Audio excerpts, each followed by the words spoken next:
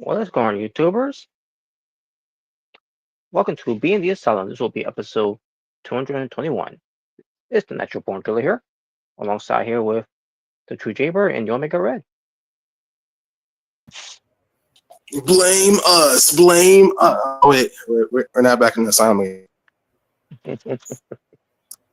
That's right. Yeah, Yes, what a fun video we did last night with that. Hell yeah. yeah.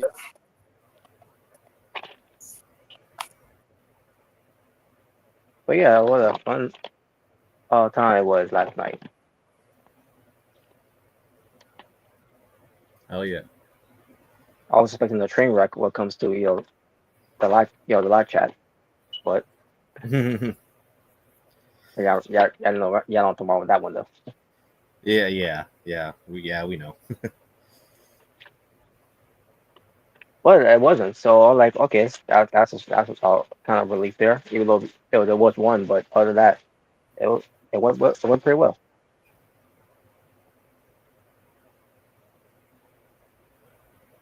Oh yeah.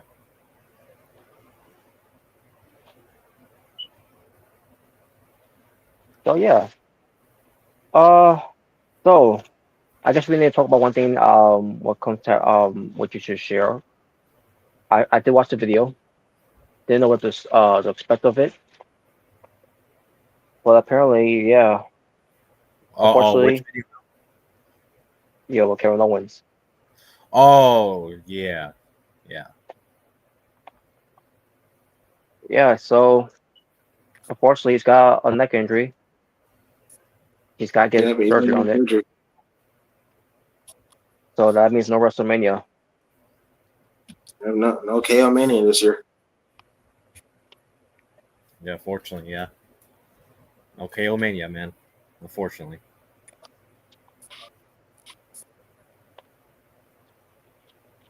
Yeah, so wishing Kevin Owens a speedy recovery. You know, Hmm. neck injuries are always scary. Oh yeah.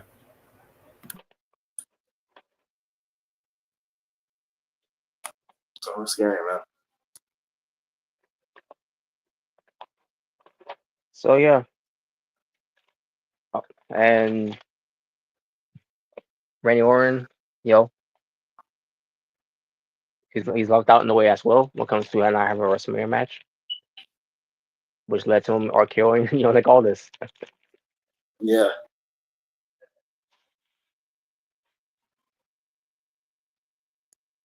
Yeah, so, I don't know if Randy will be added to something or I don't know.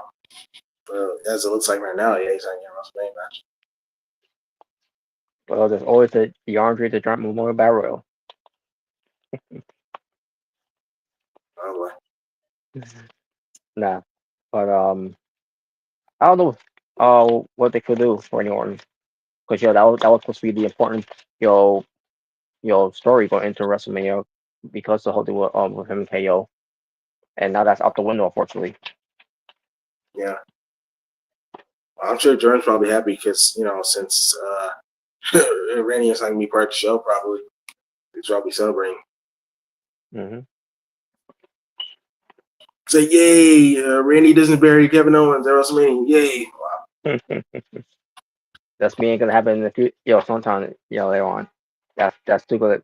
That's what will eventually will pick up when he comes back. Yeah, when Kevin Owens is healed and healthy, they're definitely going to revisit it. Hmm. So with this neck injury, people were speculating where did this happen? Some people had an idea, and even I thought of it too as well. When I read about it, I believe that neck injury happened where he took that out of bounds slam through the ladder at Royal Rumble. Probably. Because I think Kevin Owens said he was dealing with the neck for months and didn't know how serious it was until, I guess, this week or last week. Hmm. So, yeah. I mean, it's not good that he picked up on it because if he didn't, like, we don't know how badly it would have gotten worse. So Mm-hmm. And when it came to Mr. Chamber with his match against same day unsanctioned, I'm pretty sure that didn't do any better as well. yeah, But they tried, man. They really tried, because that was basically Kevin's last match until they was doing they were playing safe with him, not having any match, doing segments or whatever have you. Especially I believe we were when they tackle KO at one point, but but nothing what came to that was gonna was gonna sustain any injury on Kevin Owens' part.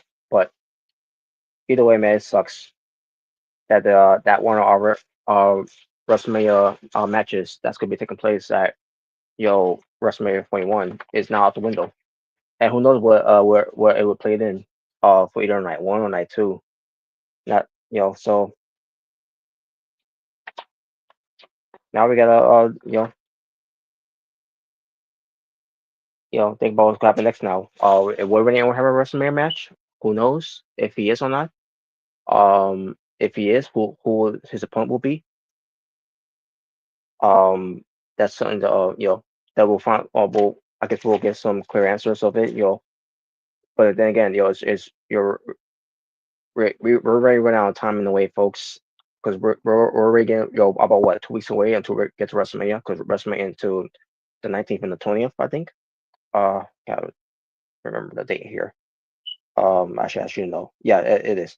So yeah, we're only like weeks away till we get to the 19th and 20th. So I don't know. Unless they plan on doing some Randy Orton versus Nick Aldis. For right, again, Randy Orton arguing Nick Aldis. I doubt that. For me, that's just me getting hopes up because I want to see Nick Aldis get in the ring. Someone who finally made it to the WWE. Who's got the role of being a general manager, which he's been doing a great job with that. Being a general manager. One of the best general managers so far. But same time, I rather see him wrestle than being a general manager. And people are thinking, well, who could possibly take the place of Nick Aldis then if you want him to see wrestle? William Regal. He's still around. I wouldn't mind him being a general manager. I won't mind that. So yeah, that's one person you could think of. Um,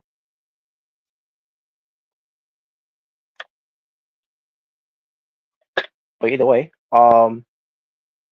or you could just have him just be a part-time wrestler, like all this, and then he could go back to his position as general manager, like they do with Kurt Angle, with him being general manager from Raw. That's again, I'm just pitching ideas what they could do.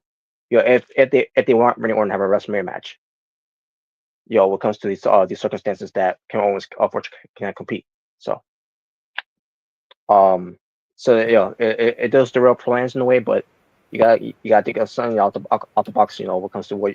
Randy Orton, he's just gonna win Andre Giant Battle Royale. There you go. Oh God. That was my suggestion too at first as well. Oh man. We're gonna, you know what? We're gonna add him to the triple threat, make it a fatal four-way now for no reason. Oh God. Yeah, can you imagine that you just put Randy Orton in there for no reason at all, no story? You just put him in there just for to put him in there. Like what the fuck? I don't know. I don't know. Yeah, that's really tough to decide what to do or now. Oh yeah.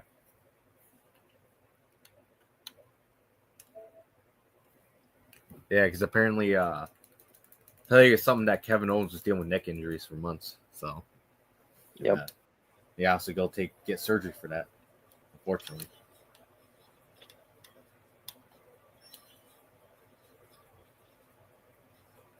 So yeah, all we could do is just wish Kevin Owens a speedy recovery of his neck injury. Now he's gonna be gone, till next year because neck injuries on that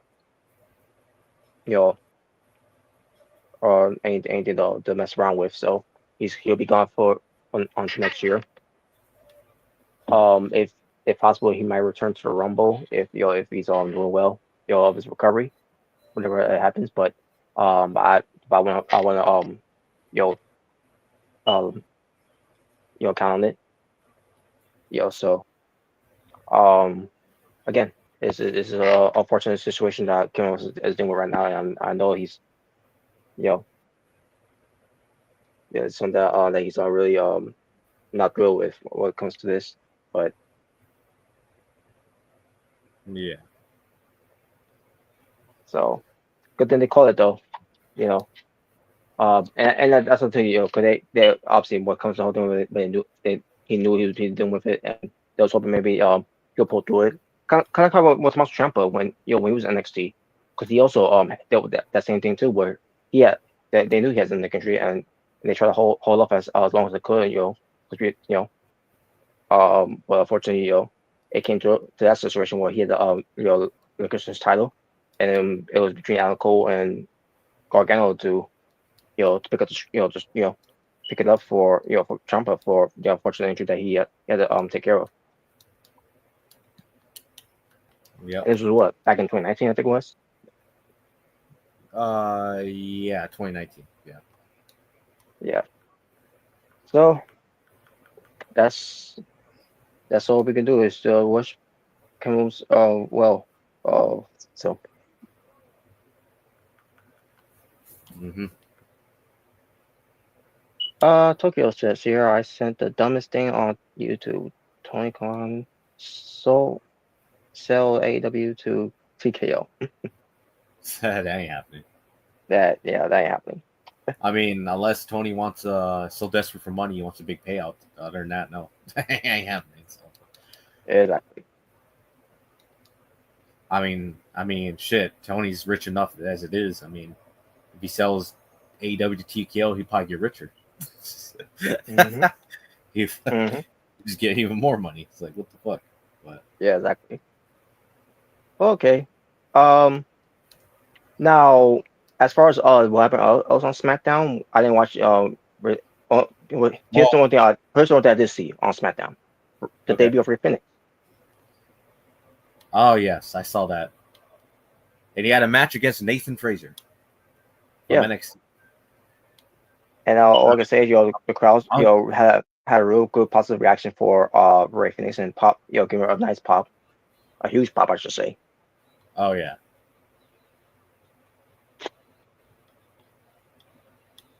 So yeah, Rey Fenix has made his debut on SmackDown, and there you go. A traitor. He's a traitor. Oh yeah, I forgot to say, yeah, the newest member of the Traitor Club. Ain't that right, Robert? Mm-hmm.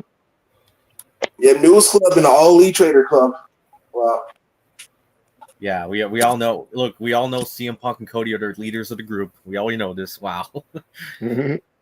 Yeah, but now Ricky Saints and the Lucha Bros are now part of it. Jay Cargill, Jay Cargill, Lexus King, Sean Spears. Yeah, Sean Spears. Oh, no, well, nobody cares about him. But anyways, Well, no one cares about him, so. Nah, he sucks. Yeah, they're all traitors. All traitors. But as far as Rey Fenix's music is, it's not as cool as Penta's. It's not cool as Penta's, to be honest with you. And I don't know what was said in the beginning. I have no idea. Did Rey Fenix ever have a catchphrase? Because I don't remember him having a catchphrase. No, he hasn't. No. Because I know it was always Penta, that Zero, Mano. Yeah, Penta was always the one with the catchphrases. So I'm assuming, because he also, Rey Fenix had cut a promo, after his match that he won. And yeah, he said the same thing when it came to the opening of his theme, and I'm like, I still don't know what was said there. I don't even know what that means, to be honest. So I take it that's probably a WB thing. You want to give him his own catchphrase. I think that's probably, yeah. At least that's what I'm assuming, that it was a WWE thing, and that's why they gave him a catchphrase all of a sudden. Mm-hmm. But yeah, his theme song kind of sounds generic. I'm not gonna lie, doesn't sound as cool as Penta's, to be honest with you. So yeah, it doesn't sound like and to be honest, I mean, well, and their entrances are kind of similar too. But then again, I'm pretty sure they probably wanted that way, you know. So when they finally become a tag team in the future, yeah, which I was fine with. You know, they did that because because eventually they will have them be a tag team. Not right away, but because right now they're all different brands. But eventually when they do all end up in the same brands, whatever it might be, and then they go capitalize on their tag team abilities, and they'll do something when it comes to having a tag team theme, and you'll blend their powers together, whatever however they want to do it. Yeah. But yeah, but I'm glad Ray Phoenix is in WWE. After being what's the word again that Urbish always says? Banished. When and exiled? tie up Toronto Bay or something like that. He called it. Who said that? Eric Bischoff. When it comes to oh God. It was something that he say when that reference was in Taya Bay or something like that. Being for not being on AEW television or something like that. I don't know. Oh, entitled, something like that. Entitled Crybaby. Is that what he's saying? No, it's talking about some place he called it. So Taya Bay. I can't remember how he said it. I have no idea what the hell you're talking about. No offense. I have no idea. So it's what people are always saying too. Shit. Can't remember exactly what they say. What they say. The hate. Yeah, obviously they say as it comes to a joke, but yeah, I have no idea. Can't remember.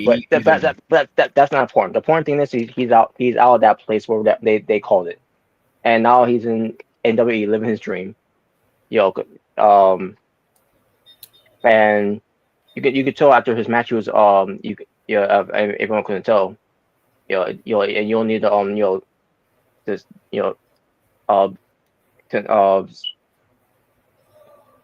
I think he was just happy that he was finally able to wrestle in front of a crowd again. That's what he was happy about. Mm-hmm. Because he showed emotion that he, after he won his match, and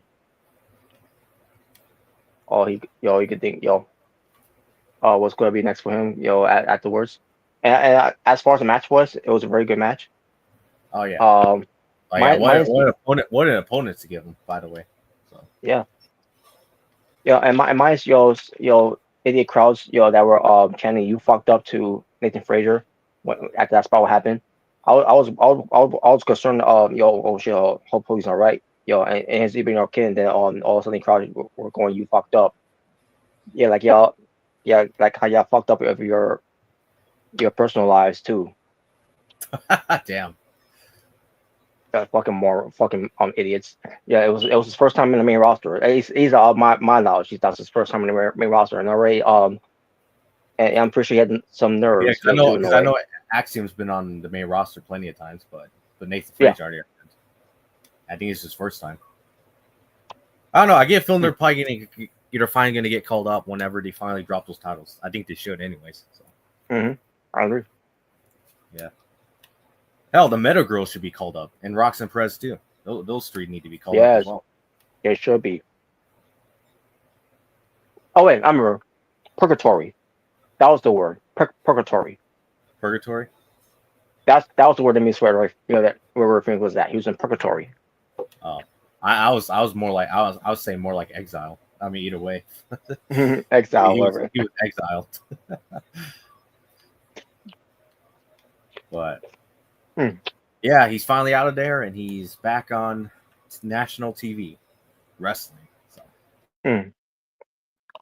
yeah, man. There you go. So yeah, unfortunately, he might be one of the only things I watch from Snooze Down, at the moment. So going forward, so there you go. Now, when it came to all things on SmackDown, I never really watched anybody else SmackDown. So the moment I saw Ray Phoenix, having a match, I'm like, okay, I'm done with SmackDown, and I'm going to go do something else now. Damn, you're just like, yeah, I'm done. Not important. And I didn't know Stan Funk came out there, but I had him on mute, so I didn't know what he was said, and I saw him out there, so Wow, you But had it on mute. You're like, yeah, I don't care about these old men. Wow. Wow.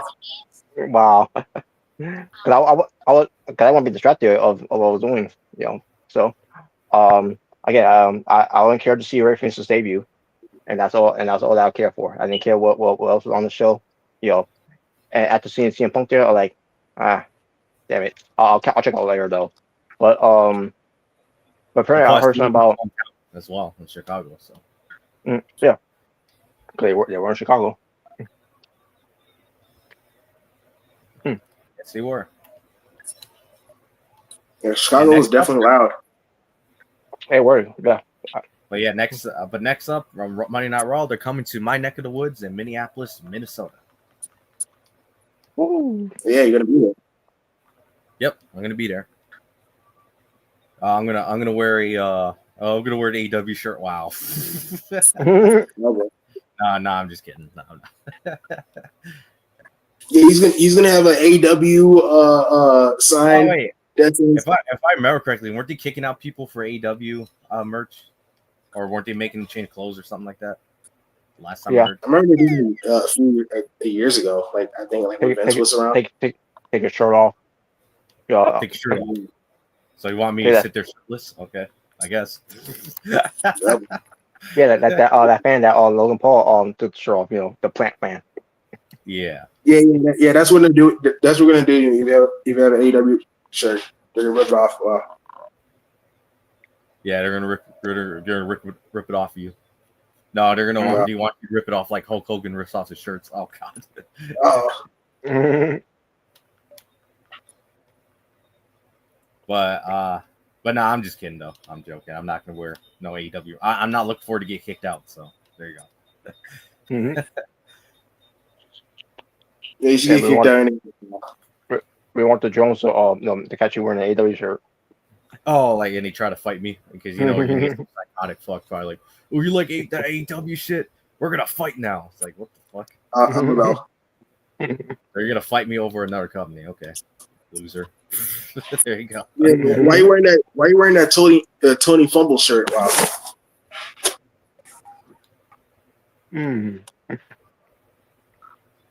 Well, Tony fumbled. And, wow. Yep. Tony fumbled. My God. But yeah, I'm gonna be at Raw, and I think from what I saw, I think Seth Rollins is gonna be there. More than likely CM Punk, probably. I think, hopefully. Yeah. And from what I heard, apparently Roman Reigns is advertised, so I actually might finally see the Tribal Chief for once, in person. So awesome. Yeah, you might actually get to acknowledge him. Awesome. Yep, pretty much. Minnesota, acknowledge me. Shit, what sucks though? The one time I didn't go to a Raw show, and this was a couple years ago. The one time I didn't go to a Raw show, that's ended up being the same Raw show Brock Lesnar returned at. I'm like, oh fuck, god damn it. Oh wow. Yeah, you remember that when Brock Lesnar returned? To I think beat up Roman Reigns. If you guys remember that? Yeah, I remember. Yeah, that was the same show I didn't go to. I'm like, god damn it. What the fuck? Oh wow. Yeah, but it is what it is, I guess. You were crying about it. Wow. No, I bet you're still crying about now going to Bad Blood. Wow. Wow. Wow. I mean, they'll be back in Georgia soon. So. Is Bad Blood next year going to be in Georgia again? Well, I don't know if it's going to be in Georgia, but I mean, whatever show it is, whether it's Raw or pay-per-view, SmackDown, whatever. I know they're doing Bad Blood next year again. So. Yeah. Oh God. I wonder how it first. Wow. What? Yeah, cause it worked out so well, in 2024. Hey, you never know. Maybe this year worked. Well, that was because Triple H wasn't cooking. I mean, he decided to be Not only that, his booking, but not only that. Let's be honest, The Rock played politics so he can be in the main event. That's why we did too. Pretty much, because Mr. Goosebumps, he always got to be in the main event.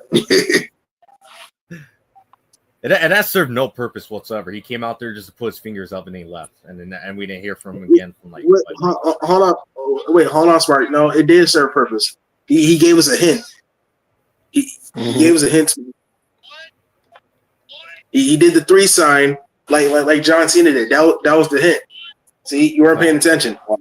Oh, see, I pay attention, Smart. Wow.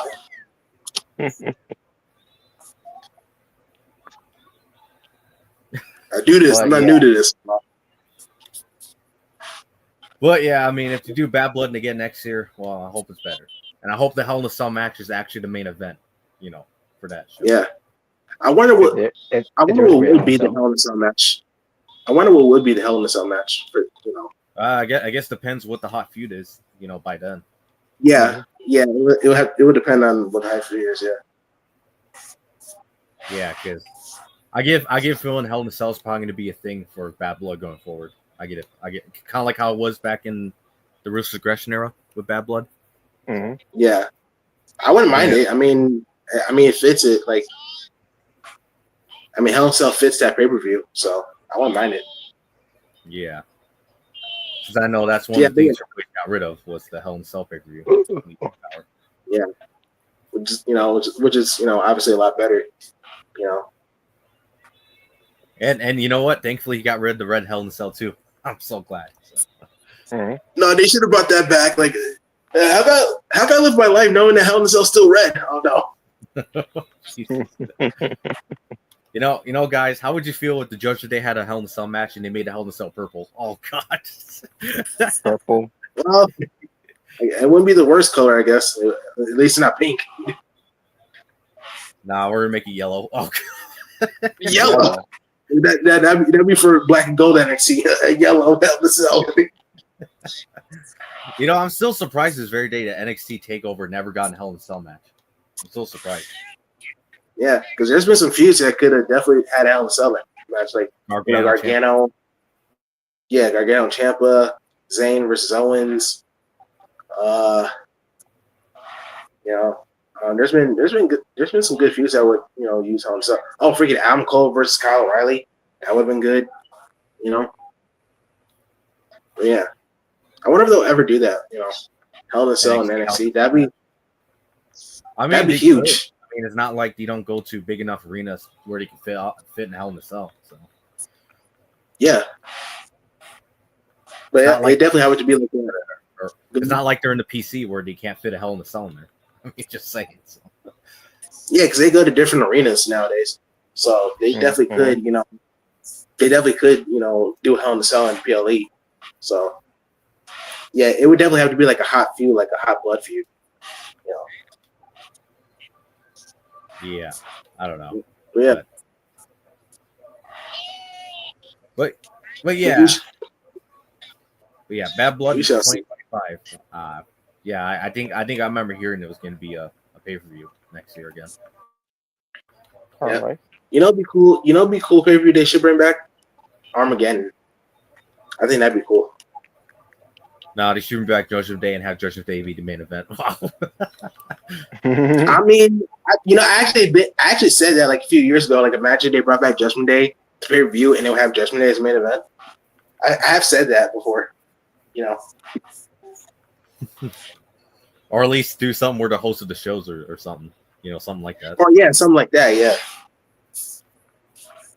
Like the posters, like Judgment Day, and you have like actual Judgment Day, like faction.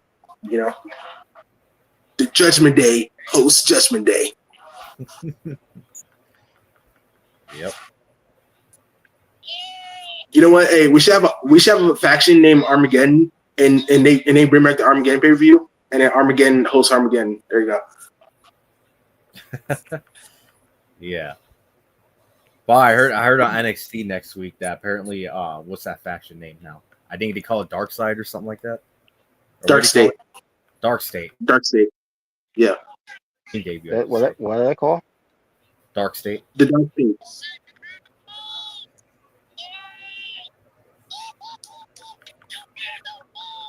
Jeremy, it's Dark State.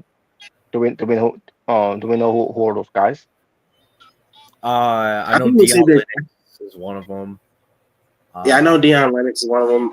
I think they say their names, but yeah, I forgot them. I don't remember these guys' names. I think they're just like guys they just signed from the Indies and they just put them in a group. I think. Yeah, they're pretty much new up and comers, pretty much. You know.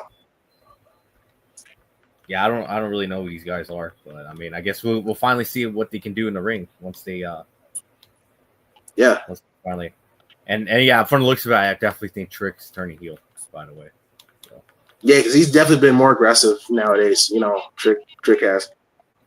Some people think he's the leader of Dark State. I mean, I don't think Dark State has attacked him. So, not that I can remember. They attacked Obafemi, they attacked Javon Evans, but I don't think they attacked Trick Williams. So, hey, maybe he is. I don't know. That'd be interesting. And hopefully it doesn't become another Retribution thing again. That's all I'm gonna say. So. Well, I mean, Retribution was dead in Arrival, to be honest, like because it looked goofy. Yeah, at least they're not making these guys destroy the same window every week, and then them and, doing all this. Yeah, and they don't have like dollar store like Bane masks, like no. Yeah, so wow, it looks more like the Shield, like how like Shield like had the mask, like you know, remember the mask that the Shield had? It's kind of like that. Yeah. Yeah. The only thing I still find funny is when that one guy, I don't know who this dude's name is, but when that one guy, when he debuted and I think he was supposed to have his mask up still, but he had it down and he pulled it back up. Yeah. That was just hilarious. Yeah, I think it was Vengeance Day, right? That happened. Yeah. You guys remember that? Yeah. When he debuted and then he had that one dude. Yeah, I think he was supposed to have his mask up the entire time, but he had it down, and then he pulled it right back up when the camera panned to him. Yeah. I remember that. Well, yeah, I mean, we'll see what this group does. I just hope they don't become another Retribution or another failure testament or anything like that. I mean, it's just hope. Yeah, they definitely got my attention. I'm definitely, interested in what they're doing. So they got me. So yeah, so let's hope they keep it up. I mean, I don't think it can get any worse than Retribution, but let's see what happens. Or Final Testament. That too, yeah. Or worse, the Core. The Core. Core. Oh Jesus. Oh God. All right, so what else are we gonna talk about? Yeah, so let's bring up. Fuck John Cena. There you go. I mean, he's a heel, and he betrayed me. So yeah. Well, we gotta bring up. I got an idea. I got an idea what to bring up. Actually, I have a good idea to bring up. Speaking of that, let's bring up Raw. Actually, let's bring up Raw since I don't think we actually talked about it yet. Oh yeah, we didn't get a chance to talk about that promo, Raw in general. So yeah, let's talk about that. So unless there's something else you want to talk about, Robert, before we get to that. Well, yeah, we'll get to that right now. Just get out of the way. Okay. But yeah. So yeah, Monday Night Raw, from London. Yep. And yeah, and the show kicked off with do do do do do do. Yep. Yeah, Robert, our favorite, Shit Factor Pro Wrestling. You guys admitted it. He's your favorite. See, caught on camera. Wow. Yeah, what do you call him, Robert? The Shit Factor Pro Wrestling, the cornballs. Or Robert said WrestleMania 31 the worst representation of America. Like yeah. The worst representative of America. He is Buckhead, the Shit Factor of professional wrestling, the cornball pinfall, the propaganda, the garbage of all trash, the worst representative of the United States of America, and John Cena. Yes. But yeah, he came out and he was going to say something, but then Cody Rhodes interrupted him. Yep. The black champion. Yep. The Negro icon. Yep. Exactly. Yeah. Yeah. So he came out in this nice, striped suit. you know. And obviously, obviously, let's look good. it looked good. That looks good. It's pretty obvious his wife bought it from him. He didn't buy it himself. Let's be honest here. But Wow. I mean, if she did, then I mean, it's whatever. Like, you know what should do next? Bring back the the Snoop Dogg theme that he had from for AEW. Oh boy, holy moly! Yeah, that was great. Bro, that song, that theme song was garbage. I'm like, what? Who the fuck thought this was a great idea? Like, what? Brandy.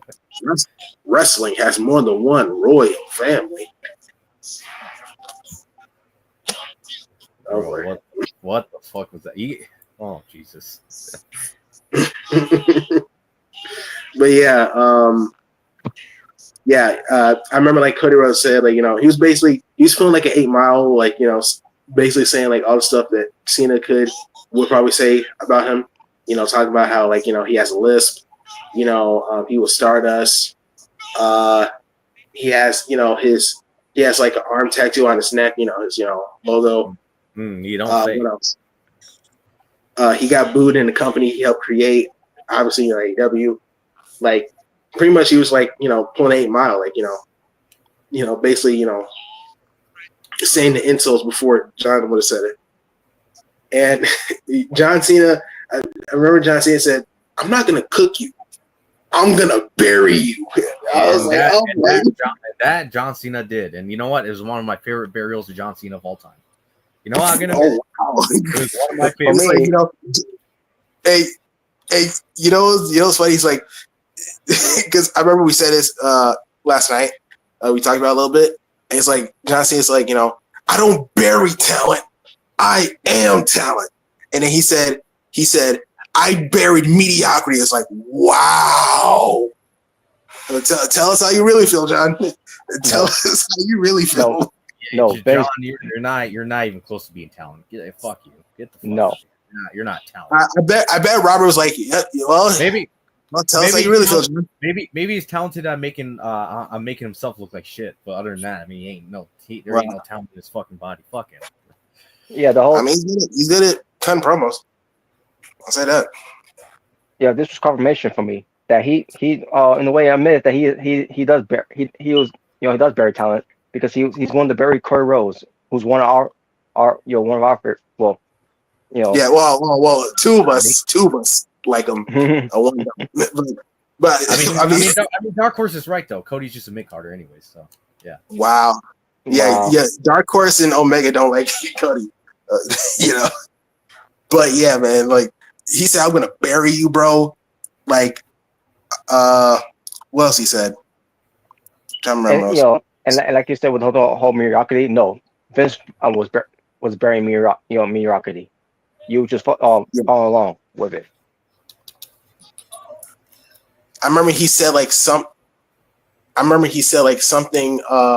with Cody Rhodes, like him like with the WWE Championship discussed him, saying like someone as I'm trying to remember what he said, like he basically called him underwhelming.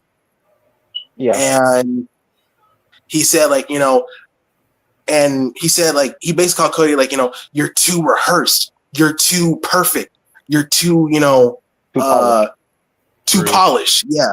And it's funny because I remember I would see some comments like, of people saying that about Cody Rhodes, like, he's too perfect, he's too like, he's too like, squeaky clean, like stuff like that. They even said that about him when he was in AEW. Yeah, so I mean that criticism has been with Cody for a while, so it was kind of cool that Cena brought that up. And the downfall of Cody begins because after that, they did. Well, Cena tried to do a cheap shot at Cody, but then Cody reversed it into a Cody cutter, or not Cody Crossroads. I meant to say. That's not until later. Oh yeah, I remember. Like he also called like. Go ahead. That's not until later though. Which I'll get to that part when they did that. I remember that John Cena called like the top guy of the WWE is my chauffeur, and I was like, wow, because obviously they used to work together. Yeah. And I was like, wow. Like, you know, he was talking about his tattoo, like, you know, he called him a Nepo baby, you know, who's so obsessed with his own gimmick, he tattooed it for the world to see. Yep. And he called him a Comet fan.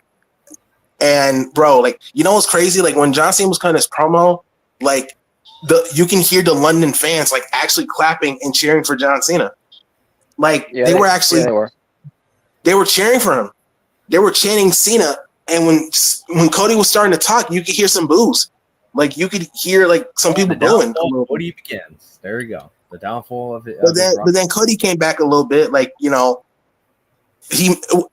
when he came back when he mentioned, like, you know, Vince, he made a Vince reference, like, you know, talking about, you know, like, who chose you? You know, a guy who, you know, used to be the, you know, the chairman, you know, that we don't talk about anymore. And obviously that got some ooh and ahs, you know.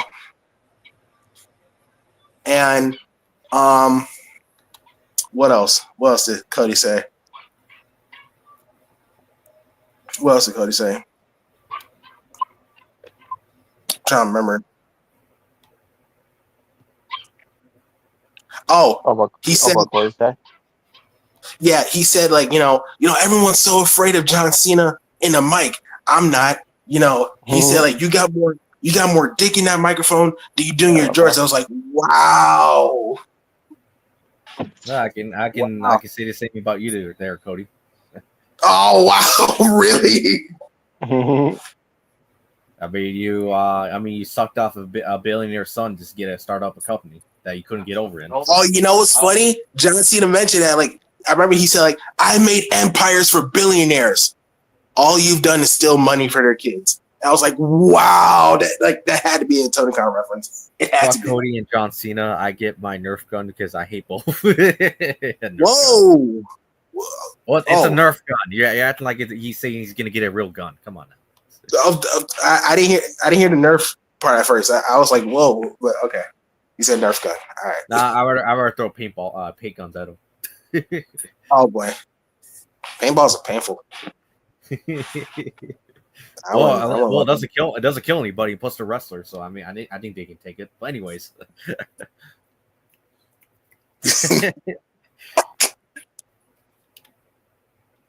but yeah, I mean, there's a lot of references to AEW. You know, Stardust. Yeah. You know, Vince McMahon, Tony Khan. I mean, you got the whole package here, pretty much. AEW. And also, when John was leaving, when he was leaving the ring, like I thought, like, Cena buried him. He did. He said what he's gonna do. He buried him. Like talking about it. And then Cody had the last mention too. Good. What? There's another thing I'm seeing mention too, but that caught my ears about what comes to they gave him some to do, and he. Oh yeah, he said, like, whatever garbage they gave me, I made it great, basically. And like, because I remember, wow. The thing I was mainly thinking about was that interview he did with Chris Van Vliet when he talked about when he said, like, how can I make this script, this crappy script, into something great? Basically that was the main thing I was thinking about that interview. So that's what I thought of. And just what I was about to say, like, Cody, like, the last thing Cody said was, like, at least with me, the crowd has never chanted, "You can't wrestle." And then the London crowd started chanting that. Which, to be fair, we haven't heard that in, like, years. Like, I want to say, like, maybe 2012, 2011. I think that was, like, the last time we really heard that chant, really. It's been a while since we heard that chant with Cena. It's funny because I remember they used to chant that for Roman, when he was the big dog, in like 2016. They would chant that to him. But then, obviously Cena came back to the ring, like, he looks like he was going to do something. And, like, he's like, man, forget it. And he tried to sneak attack Cody with the clothesline. And then Cody catches him. He got him in the crossroads and he hits it. Yeah, hits it crossroads, and the crowd actually was kind of mixed reaction for Cody. So I'm like, Yeah. I still think Cena won. The downfall of Cody Rhodes starts here. I still think Cena won that promo, but I'll say this: Cody Rhodes, he has good jabs. Like he did a good job. This is definitely their best. Like this is definitely their best back and forth. I'll say that. Yeah. Yeah, finally an actual good one they actually had between the two. And also, he referenced, yo, I didn't sell my soul to The Rock. Oh yeah, that too. Yeah, he said, which one of us sold their soul to The Rock? Yeah. But yeah, this is a really good problem. That needs to be addressed by John Cena. Like, why did he sell his soul to The Rock? Because we still haven't gotten an answer for that. Maybe I might get lucky on Monday. You never know. Maybe I could actually finally hear it. If he shows up, though. If he shows up, or to do something where The Rock attacks Cody again, like he did last year. You know. Look at you now. Oh, look at you now. If we get that again, I'm gonna pop. I'm like, yeah. I'm pretty sure last year he was like, no, Cody, but like he's like this year, yeah, you know what? Yeah, kill him. Oh, whoa. Whoa.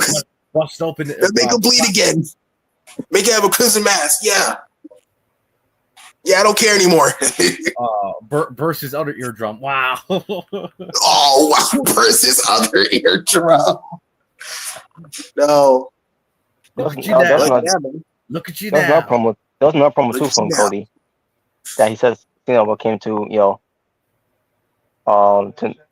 that he's got more dick in that promo than he does in his jorks. Yeah, he already knows that. And then he referenced, Cena wants to make fun of him for being basically making fun of Cody, making appearing like a 16-year-old, taking public, speaking like lessons, hang out with Zac Efron, wishing that he was 16 again. Whatever, it's not that. Damn. Now to me, I like he should have said 17. That way it will reference Zac Efron from being in the movie 17 again. Oh yeah. Well, I guess they didn't think that. Maybe I don't know. But nevertheless, all right. The promo was actually was better than the last two we heard. The second one sucked, obviously. The second one was garbage. I was just like, he's just same old shit, same shit again. Yeah. But yeah, it was decent. I liked it. So. Yeah. But here's the other thing I want to talk about besides the Cody and Cena stuff. Let's talk about Jey Uso and Gunther. I'm pretty sure you saw this, Robert. What happened? What they did on Raw? Yeah, Gunther had a finally something actually interesting between these two. Finally, something to actually talk about for once between these two. For once, yeah. Yeah, because Jimmy Uso, went against the World Heavyweight Champion Gunther. Yep. And the match itself. So, yeah. Mm-hmm. Yeah, we obviously knew about it. But yeah, they had a match and it was a good match that they had. Oh yeah. And in the end, it was a complete dominance by Gunther. Oh yeah. And at one point he could have ended the match, but he didn't. He instead in the match he pulls up Jimmy Uso, then he goes for something else to pull one punishment onto Jimmy Uso, then goes for a cover, then once again picks him up again. Yeah, that's old school. Old school heels that does that all the time. I miss stuff like that happens all the time in wrestling. Oh yeah, when he was just like, man, just end the damn match. You already done enough damage. And then finally got in the chokehold, the submission, and got one got around the choke on, then Uso, Jimmy, couldn't fight out of it. He chose not to. He chose to pass out. He chose to pass out.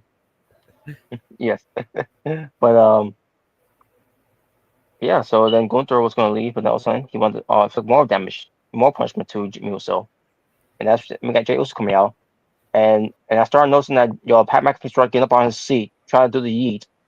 I'm like, dude, this is not the time to be doing the fucking yeet. Was he? I didn't notice that. He got up. I noticed he got up. I mean, I noticed he got excited when Jay came out, but I just knew that he just got excited that he was going to save his brother. But that was pretty much it. Yeah, he got up because he wanted. I try not, look, here's the thing. I pay attention to the two guys in the ring. I'm not paying attention to the commentators a lot of times. No, but the moment I saw him get up, like, dude, what are you getting up for? It's not. It's the time to be eating. No, it should be one of those things where, like, someone better check up on Jimmy. Get the medics out here. Something like that. I've been fine if he said something like that, because at least that's added on to the story. Mm-hmm. So Jay Uso came out for the save, and Gunther was gone. And then it was commercial, and I thought from there, okay, so that was it. And then we come out from commercial. Jimmy's still being helped by Jay, and then out of nowhere, Gunther attacks. Like, holy shit, where the fuck he came from? Yeah, he attacked both the Usos. He was gonna powerbomb Jay to like steal steps with it, and that's when security came in, and then he threw Jay out of the way, and then he powerbombed one of the security guards to steal steps. Yeah, he's probably gonna be future champion. By the way, he's probably gonna be future champion. And you never know. But anyways, pretty much. He was just beating up everybody, trying to beat up all the security guards so they'll get in the way for what he was gonna do to Jimmy. And then he got a zip line. He got a zip line and he tied up Jay. You mean a zip tie? Zip tie. Yeah. A zip line. What's the difference? But he got a zip tie. He ties Jay on the ropes. Oh yes, doing the pretty much pulled what kind of like what Randy Orton did to Triple H, in 2009, kind of in a way. Yeah, pretty much. And when I saw that, I was like, he did a better job, using the zip tie than Josh Alexander did. Oh yeah, with Bully Ray, like when he got out of it. Yeah. No, I mean, what Josh Alexander did that to Mike Santana. That one. Oh, okay. I think you're talking about the one with Bully Ray, but yeah. But yeah, pretty much he did that, and then he went back into the, went back and he threw Jimmy right back in the ring and was beating him up, pretty much just beating him up in front of Jay. And yeah, he was beating him up. And then he powerbombed him. Then he went up to Jay to taunt him. He had his title. He grabbed off the title, whacked Jimmy right in the head with it. Point blank right in the head. Whack him. And then Jimmy's getting back up, and then he still was taunting, and then he went back to taunting Jay. Then Jimmy came back in, and then you noticed in the screen, he was bloody all over. He got busted wide open. He was busted right open. Yeah, Jimmy literally did a classic blade job for that one, obviously. So, and then that's when Gunther hit him with the sleeper hold, and Jay, he can't do nothing. He can't reach him. He can't do anything. He just has to watch. And when I saw that, it's like, yeah, bro. I was just like, about damn time he finally started adding some story. I think it's official, bro. I think it's official. Gunther is the Rocky villain of WWE. That's pretty much what he is. He is the Drago of WWE. The only difference is that he didn't kill Jimmy. He didn't kill him. Yeah, if he bleeds, he bleeds. He should have said if he dies, he dies. Yeah. Have you noticed also when Gunther was doing all that, he called Jay. He called Jay. Come on, you pussy. Oh yeah, and he's even tossing him with the title, like, oh, come on, get it, and he pulled it back, just taunting Jay. I'm like, what the hell? Yeah. Now the only thing I didn't like about this, and you guys probably noticed it too, when Gunther kind of put some of the blood, Jimmy's blood in his mouth. I'm like, come on, really? Oh yeah, that was, and even the fans were chanting you sick F, they were chanting that. I noticed that, and at first when he did that, and then he called himself like, oh, I should have did that. I was spit it out, but either way, I still didn't like that. I just don't like that shit. He really should have thought twice about doing that.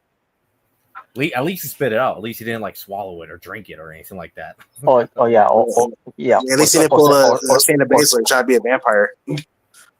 Yeah. Yeah. But yeah, man, that was definitely yeah, this is definitely what this storyline needed, because now it's even more personal. Now it's even like Jay next Monday. There should he probably gonna do some yeets, but he's gonna be like all seriousness. He's gonna just wanna. And by the way, when I'm there, Robert, I'm gonna. No. Pat McAfee's gonna be doing that. Well, no. Hold on. Let me finish real quick. Before when I'm there, Robert, I'm gonna pull out my phone, restart recording the video. I'm gonna get off my chair and I'm gonna start yeeting for you. Then I'm gonna send the video to you, and then I know you're gonna come reply to the video and you're gonna say, "Sit the fuck down, Omega." Wow. Wow. Dude, I don't care if the fans do it. It's what Pat McAfee is. What fucking annoys me. Yeah. Well, what about when Michael does it? Sometimes. Michael, he's just being a chum. A chum. Wow. Trying to blend in. That's what he's doing. Wow, Pat McAfee is doing it, just for the sake of being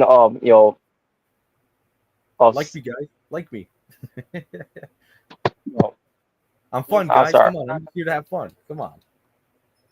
I'm sorry, you're a commentator. You're not supposed to be doing cheerleading. I'm marking out, man. This is my mark out moment. You did your job. You don't see Matt Striker doing doing a five-time WWE champion, or you don't see him doing for Big Daddy Cool Diesel on commentary for the Rumble. No, he was calling it, and yes, he did say he was marking out. Which I'm pretty sure he regrets, doing that. Because at the end of course, his commentating job. But yeah, I already had Matt Striker, doing that. Then seeing Pat McAfee, standing on a desk where he's supposed to be commentating, and then yeeting, and then also him, saying, "Oh, boo this guy, because he's, because he interrupted, us yeeting. Fuck off." Yeah, Jordan's definitely Jordan's got into your brain, bro. He got you to turn to the dark side. But the one thing I will never turn on is Randy Orton. Turn on. Well, yeah, that's true. Wait, turn on your back. But Randy Orton, I'll never turn on Randy Orton though. But yeah. Well, I mean, you've always been a Randy fan, anyways. So yeah. I don't know. But yeah. No, Robert, I'm gonna do that for you, and then I want you to reply to the video when I send it. You're gonna tell me, sit the fuck down. Stop being a mark. Oh wow, wow, really? Oh, hey, man. the fans can do what they want. So I mean, I kind of did it a little bit at Hell in the Cell, or not Hell in the Cell. Fuck, War Games. I don't know why I said Hell in the Cell. That's stupid. War Games. Yeah, War Games. Yeah, when I went there, yeah, I kind of did it a little bit. When he came out, if you remember that. But then again, the whole crowd that night went crazy when he came out. Mm-hmm. So. Yeah, they were. But yeah, man, I can't wait to see what happens on Monday when it comes to main event Jey Uso. All right. Yeah. Main event Jay, even though he's not in the main event. Okay. Yeah. Yeah. So finally got some interesting there. I will say I really liked it. I mean, I'm glad they're finally doing something with that storyline. Finally. So, I don't know why it took Triple H fucking a whole month to finally actually do something with that, but yeah, they're doing the rinse and repeat thing. Yeah, so I'm definitely excited to see what Jey Uso says, what he does next Monday.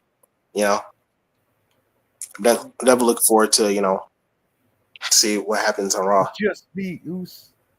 Day one, it's just yeah. You and my brother bleed Uso. I want to see some fire on Jey Uso kind of promo. To have promos other than people doubt me, Uso, because I'm a tag team guy, Uso. I'm not main eventer guy, Uso. I'm gonna say yeet, Oos. Yeet. Oh god. Yo, Oos, you made my brother bleed, Oos. I'm gonna make you bleed at WrestleMania. It's gonna be a first blood match, Oos. Oh, what? Wow. First blood. Wow. But yeah, man, I'm definitely looking forward to what happens on Raw next week. We'll definitely find out what happens on Raw for that one. Yeah. Um, I'll make sure to send you a video of that, guys, when I'm eating. Don't worry. I'm pretty sure everyone's going to be eating. Yeah, and some way, somehow, when you do record it, somehow I'm going to catch you're eating too. You know what? Maybe I should fucking record that, Pat McAfee eating, and then I should send it to you. Let everybody know when I'm leaving and y'all. And I want to see how much heat I get with Robert for doing that. Yeah, I could record that, send it to Robert, and Robert's gonna say, "Why you send me this shit? Why you send me this?" Yeah, guy, I'm already seeing there on TV. That's enough of this. In my face. Yeah. But yeah, I mean, That is the. he probably is gonna be eating. Unfortunately, when I go there, but yeah, because he can't help himself. He's got be on TV, being the So it's just like, the hogging up all the why would I TV time. Why would I join after? So Anyways. Robert, you think he's a mark, just like Excalibur? You think he's a mark? I think he's worse. Worse than Sockface? Damn, I can't believe you're actually saying that. Damn. Wait, what happened? You don't see Sock. I asked Robert. You think? No, I was asking Robert. You think Pat McAfee's worse than Sockface when it comes to being a mark on national TV? And Robert thinks he's worse. I'm like, wow. It'd be like really, Robert? Yeah, it would be like having a Sockface. You're going along with the chant of spray, spray. Oh, yeah, what? Well, I mean, the thing is, you don't see that. Well, the thing is, Excalibur doesn't have the charisma to do that. Like he don't. Not saying he he does, but because he doesn't. No. Imagine him like going out to the announce table, like, and do the "We heard people," like we heard people. Like, he does a dance or something. No. Well, the only thing closest he ever did that, when it came to the closest to the Yin thing with Pat McAfee, the closest thing to that when it comes to Sockface, I would say would be, I think Robert remembers this, when the whole "we gotta get the people what they want," that whole stupid shit used to do. Oh yeah, that whole thing. Yeah, when he always does that, that's his catchphrase. You gotta get the people what they want. Yeah, you remember that, Robert, when it came to Pockets and the Best Friends at the time? I mean, that was really the only closest thing where I could say Excalibur was, really fucking annoying with, just like, with the whole, Pat McAfee eating thing. So, but yeah, just, man, I don't know what you want to picture that. Imagine Excalibur going on and announce everyone going like yeet, yeet. Oh, fuck that. Garbage. Or hell, can you imagine freaking Tony Schiavone doing that? I would go on the announce table, go yeet. Oh god. No, I can't see that, bro. The only time he really like does anything like remotely like that is mainly like when Sting comes out, like it's Sting. Like I think that's like his mark out moment right there. Yeah, I'm fine with that. Then again, he's been doing it ever since like the days of Nitro. Back then. Well, yeah, he's been a huge like Sting supporter ever since like WCW. So yeah, I'm fine with that. But he gets past. I was saying, Robert, I think the closest thing annoying to that when it came to Sockface was the whole, we gotta give people what they want. That whole stupid shit. You remember that? Yeah. Yeah. Well, there's no more best friends anymore, so you can't. I can use that as a plug. Thankfully, not anymore. But yeah. And as far as Tony Schiavone, yeah, even that one, because you always marking out for Sting, even those W. I was gonna say that's been a thing since the Nitro days in WCW. Yeah. So yeah, I was always fine. Like care for that. And then again, it's Sting. I mean, who it's Sting. After all, it is Sting. All right. Also, we have watch someone say, "Oh, why do you hate? Why do you hate him doing that?" But you're fine with Booker T singing along Trick Williams' theme song, "Smart." Oh god. You know the difference with that? He's actually sitting on his desk, and guess what? They're not showing him. And plus, you find that he's putting over Trick. You don't think he's burying him by doing that, anyways. So, or trying to make him look like he's a comedy act. either. And on top of that, with Pat McAfee doing that, I don't need Pat McAfee to for me to or let's just say for anyone that goes to shows and seeing Jey Uso, and they want to yeet, I don't need Pat McAfee, just for me to to stamp and yeet. I can do it myself. I only someone like Pat McAfee, cheering along, cheerleading us, I should say, along for us to yeet because we have to. Well, come on, Robert. Don't you? It's not Pat McAfee doing it. It's Jey Uso. He's the one leading us, not Pat McAfee. So fuck Pat McAfee. Damn. Well, I was gonna say, Robert, would you eat for Jey Uso if you saw him right, tomorrow, like at a live event? Would you eat for him?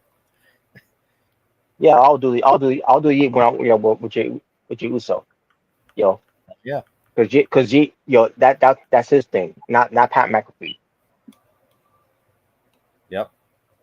And then for Jimmy Uso, would you do the whole no yeet for him? How he does that, I don't know. Well, I remember he kind of does like he kind of does like Daniel Bryan no thing, and then he goes and then he does the yeet thing, like no yeet, pretty much. That's what he does.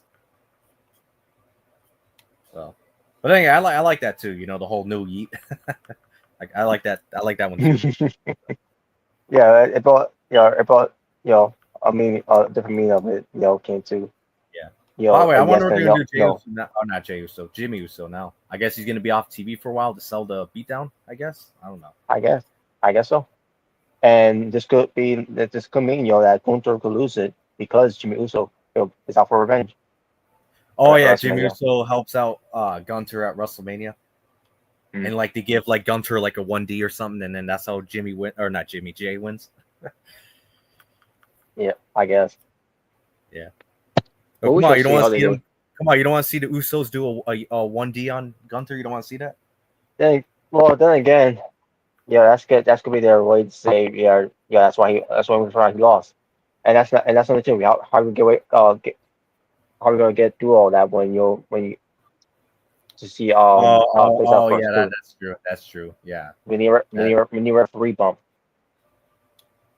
Yeah. Well, I mean, we're already gonna get a referee bump with Roman, anyways. So.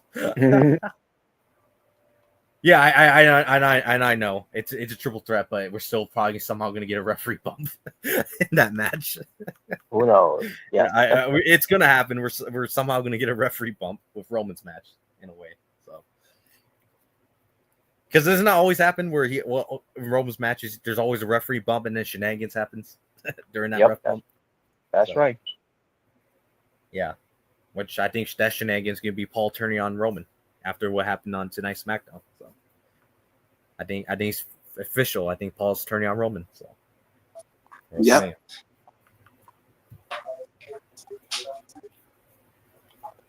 Anyway. Did you see that? Did you see that Tiffany and Charlotte promo tonight? That went from 1 to 100 real quick. I was like, holy shit. Yeah, that bro. I heard he went off script. Like both of them went off script, and I was actually throwing personal jabs at one another. I was like, holy shit. I'm not gonna lie, bro. What Charlotte said, like what she said at the end to Tiffany, I was like, whoa. I was like, ooh, yeah. You know what's crazy? But when I heard that, I was like, dang, Charlotte Savage, and I was like, wait, did I really say that? Like that. I forgot where I was for a minute. I wonder if there's some backstage heat between these two because this didn't feel like a typical wrestling promo. This felt like them actually taking jabs at each other on TV. Yeah, did you see it, Robert? Did you see what they said? No. Yeah, you gotta check it out. I don't want to spoil it. You gotta check out what they said. Like it felt like it felt like one of those like reality show like fights, arguments. Or in a way, that's kind of think of it as like back in the day with Shawn Michaels, Bret Hart, when they would throw actual personal jabs at one another in the promos. Yeah, because they were throwing personal jabs. Obviously, it's not on that level, but still, I mean. Still. Yes. Well, you gotta check it out, Robert. I obviously ain't on that level because, as far as I know, I haven't heard there's any backstage fight between those two. So I haven't heard that. So. but yeah, it was. I heard they went off script. I think that's what I heard. Apparently, they went off script or whatever. Well, unless they're told to, I guess. I don't know. I thought happened with Tiffany last time. I don't know. Yeah, damn. Kind of feel bad for Tiffany, man, because they're kind of just making Charlotte barrier for whatever reason. Well, But I'm I'll check it out. cooking. Oh God. But yeah, I'll check out when I get to it. But I know yet. But But I cooked on Raw. well, speaking of cooking on Raw, new day, new snooze day. Board day. They will they went up Yeah, against unfortunately, they're back. Yeah. yeah. They went up But against they went up against the returning New Catch Republic. yeah. And Ty Bay came back with Short hair. with short hair. And he, All right, and it all looked right. like he kind of brought back his mustache look from the UK Yeah, he tournament did. as well. Yeah, he did. So the match But yeah, happened. New Catch Republic returns, and they still have that shitty ass theme song. Oh yeah, That theme yeah. song, It's that theme it's song is awful. garbage. It's Yeah, awful. it's awful. It sucks too because their solo themes are good, but their tag team theme just sucks. Yeah. Wait, who are you talking about? New Catch Republics. Oh yeah, the New Catch Republic. Yeah, I was like, that theme song's garbage. I hate that theme song. dude, that is such a meme. Like them just chanting New Catch Republic. I don't know, but yeah, it was good to see Tyler Bate, man. I'm glad he's back from injury. It looks like they're teasing a breakup. I think that's what they do because it doesn't make sense for Pete Dunne to be a babyface, just randomly. Yeah, because obviously because they lost the match. So, and we saw the backstage interview, obviously Pete wasn't happy, and and Tyler Bate was trying to trim him. I was like, hey man, at least people ain't calling you Butch right now. And Pete Dunne was like, fair point. But yeah, so I definitely think we're gonna get a match soon, and hey, I think this would be good for both men. I mean they have a lot of history with each other, especially in the UK. So yeah, Hey, I look forward to that. Who doesn't want to see them go 1-on-1 again, anyways? So. Oh yeah, I still in my opinion their takeover match, and I think it was Chicago, the first Chicago takeover. Great. That match was great. That was, in my opinion, that was one of the best matches of the year during that time. That was one of the best matches of the year. I love that match. Oh yeah. So yeah, man, I can't wait to see them build up the breakup and have them have a match. So yeah. But no, they did win. Yeah. As I thought they would. And now they're up in the line for tag team titles. Yeah, War Raiders came out, and yeah, so we're most likely gonna get War Raiders versus New Day, probably at WrestleMania. Most likely. So yeah. So yeah. But of course, I gotta mention this. Because Wade Barrett was our commentary. And I know what you're talking about. I know. Because I think you said in the Asylum video, yeah, because when came to because Wade Barrett saying when I heard that on Raw, I'm just like, yo, I already know Robert's gonna talk about this. Yeah, because I figured behind Wade Barrett, okay, you got Wade Barrett say and have Pat McAfee shut the fuck up, which he didn't. Because I know Wade. That's the one thing Wade Barrett would always say. When War Raiders are on SmackDown, or when they were on SmackDown, or whatever. But yeah. No, I mean when Barrett's on Raw. Because remember, on Raw or whatever. They were clear. Or we're as Raw. Oh, we're changed on Raw. We came to do that whole thing, and it was Wade Barrett who's getting them over with the whole thing, on commentary. And then they move him from SmackDown, and who's gonna be the guy? Who's gonna be on to say this time? It's gonna be Michael Cole. No, it ends up being worse. It was Pat McAfee. Oh boy.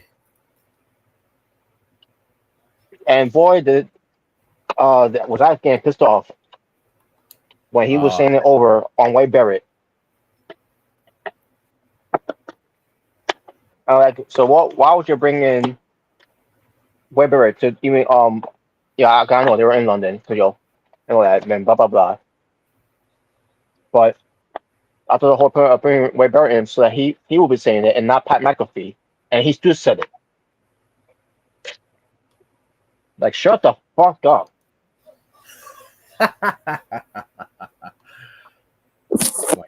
Like, seriously, do you ever shut the fuck up?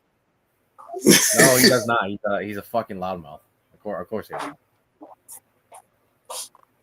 Come on, Robert. He's kind of like that guy in high school. You guys might know where I'm getting at this. That guy in high school that just talks too much and that just such a fucking loudmouth in class or whatever, or in the cafeteria. Yeah. You're just like, man, do you ever shut the fuck up? Yeah, that's Pat McAfee pretty much. That is my Pat McAfee. Yeah. Isn't that just a good analogy to think of it as Pat McAfee pretty much? Isn't that just a good analogy? Like you guys are just haters. You guys jealous. I don't give a shit. Yeah, Robert just doesn't like fun. That's what it is. He hates fun. Yeah, sure. Yeah. Robert's the Grinch. We all know this. He's the Grinch of life. Wow. The Grinch of life. Yeah, you never want to have fun, man. You just always want to be too serious. You're just you know what? You hate him, but you're so much in common with Triple H, where he's always so serious and never funny and never relaxes. Oh wow. Wow. Well, we got another match happening. When I heard that, I'm just like, I already know Robert's going to be talking about this. I already do that. Yeah, he wasn't saved from me, so there you go. But just be glad Bronson Reed wasn't there, because I get a feeling Pat McAfee would try to steal the tsunami thing from Wade Barrett as well. Mm-hmm. The only thing I will say, he does a better call of one big son of a bitch. Oh, for Braun Strowman, yeah. Roman. Yeah. That's one big son of a bitch. Yeah. He does it good. He does it good. See, there you go. There was a positive thing about that. So there you go. And I even enjoy watching that. You hate everything about I think I know what would piss off Robert. If Adam Cole was still in WWE and you just hear Pat McAfee always bury him. Oh gosh. He would be the heel for against Adam Cole. Like he'd just be trashing him. Like, kind of like how Corey Graves was with Enzo and stuff like that. Like, that's basically what Pat McAfee would be doing. It depends. Adam Cole's soft. He's so soft. He couldn't handle me. Calling him a gremlin. Yeah, you're soft, and you couldn't handle. You decided to be a bitch and apologize for something you didn't really mean. So fuck you. There you go. Yeah. Yeah. Well, by the way, Robert, you remember that apology he did? That when it comes to Canada, you already knew he wasn't sincere with that shit. Yeah, of course, he wasn't. Yeah. He was forced to, I guess, by the company. Yeah, he was forced to, but at the same time, man, stick to your guns. Like, come on, man. Stop being a bitch. Stick to your guns. Mm-hmm. Yeah. But anyways. I bet that's the problem you had with that too, when you heard about that. So. Well, he could do it on his own show. But when you're at work in WWE, sit your ass down and shut the fuck up. What comes to, something that you're not good at. Wow. But anyways. but we had another tag team match here with Penta teaming up with the Intercontinental Champion Braun Breaker against Finn Balor and Dominic Mysterio. But fun match. Better than the other tag team match, Nothing against the Cash Republics, but I don't care about Snooze Day that much. Yeah, just the Boar Day. Yeah, I know the Boar Day killed it for you. But yeah, it was a fun match. Yeah, they did here. Judgment Day is a winning, with Finn Balor getting the win. Now in the match, obviously, Braun Breaker went for a spear, but he caught Penta instead. Swerve need to sit down and shut the fuck up. Oh God. Swerve. What did he say? Oh, What's I that? think you might be talking about that Vlad TV interview that Swerve did. Oh yeah, I saw that whole thing with Boogie C and Swerve. Oh, Yeah. okay. I haven't really listened to it about Well, what that about Vlad that whole thing, TV but guy is fucking petty. Like that guy's petty as fuck. Though. oh yeah. Then again, he's garbage anyways. Mhm. That guy's garbage. The only reason I watch his videos is to see just because I want to hear the rappers, he interviews. That's about it. I'll watch it for him. Mhm.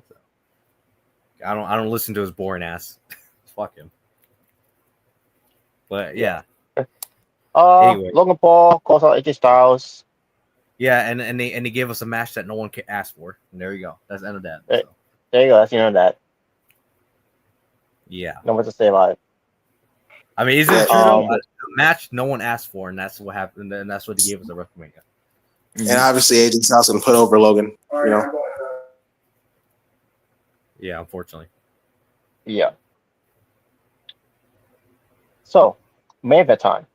And there's other things that happen on the show too. I'm like, there's really not much to talk about deals other than maybe the Judgment Day are stirring the pot in the way. Oh, it's more like Liv Morgan stirring the pot with Finn Balor and Dominic. Pretty much. Yeah. That makes you wonder it was Liv Morgan. if Liv Morgan was playing both sides the entire time when she did that revenge tour back a couple months ago. Maybe. Well, and we'll see how it will turn out to be. Because Yeah. it's going to lead to obviously a 4-way match for the Intercontinental title at WrestleMania. And Balor's going to be upset with that. Oh, be worse. Make finally have Finn Balor reach his breaking point. No pun intended to Braun Breaker, but finally make Finn Balor break his, get his breaking point. And to have Dominic ends up winning the Intercontinental title from him or something like that in the match. Oh yeah. Probably. Oh, he would probably lose his mind. Yeah. Yep. Yeah, come on, guys. You want to see Dominic's Intercontinental champion? You don't want to see that? I would love to see. I wouldn't mind that. I wouldn't mind that. Want to see how he does. Should I rather have Dominic as the WWE champion over Cody Rhodes at this point? Oh come on! Okay. Let's not get too carried away.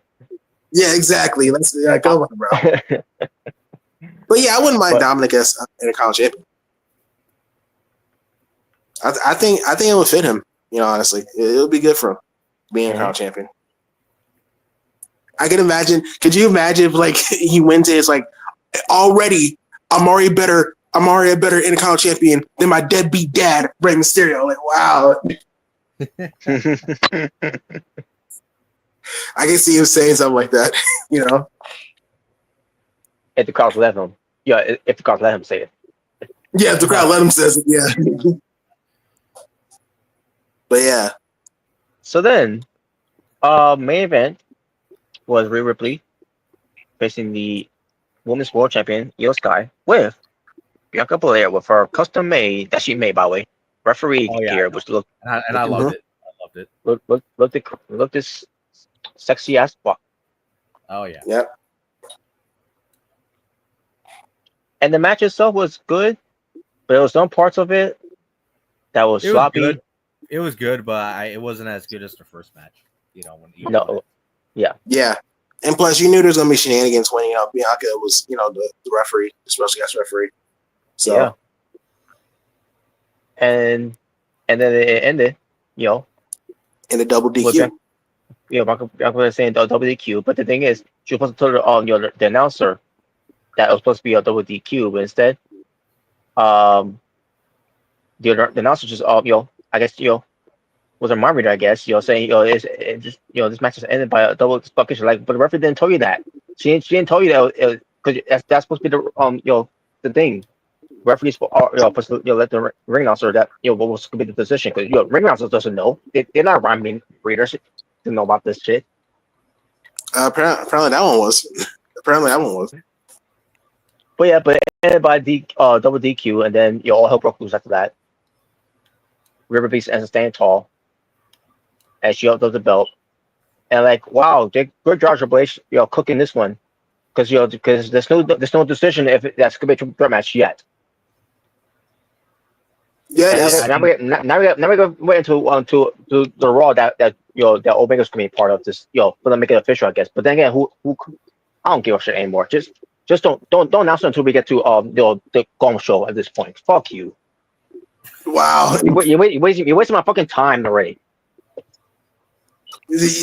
Robert will find any excuse to just say F Triple H. That's what it is. Seriously, how long are we gonna wait till we not make that announcement? Oh my god, guys, my cereal tipped over. Fuck Triple H. What? my ice cream melted. Thanks a lot, Triple H. Wow. Oh wow. God damn it. I dropped my phone in the road and then a car drove by. Thanks a lot, Triple H. What? Oh my god. I'm so angry that Triple H that I forgot my phone at my house. Fuck you, Triple H. See, there you go. Oh boy. My God, just admit it, Robert. You will go that far. Just admit it. Wow. Yeah, it's kind of like Brett. He gets he gets disappointed with someone. Comes to not getting his way, and then he brings up Goldberg. Where like he disappointed me where he's supposed to protect me, and then he ended my career. Or Shawn Michaels sometimes. Yeah. Oh my God, man. That's why I don't care more. Just wait till we get to the Golden Show edition to announce the match. I don't care anymore. Just cancel the whole match. Wow. Or just cancel the whole match. Yeah, before I care. What? No. I want to see this match. Wow. Obviously we will, but come on, man. How are we? I was waiting patiently to let it play out, and then at this point now, seriously, man, honestly, just announce it already. Honestly, I was waiting when Bianca made a whole double disqualification. I was waiting for Adam Pearce to come out and say, you know what, I had enough of this. You know what, you three have been on each other's throats for weeks now. You know what? Guess what? It's gonna be official now. We're gonna have Rhea. We're gonna have Io Sky versus Bianca Belair versus Rhea Ripley in a triple threat match at WrestleMania. Now stop this. End this right now. You know what? Yeah, so unfortunately we didn't get that at the Raw ended, but I'm hoping that next Raw we get that should be the opener.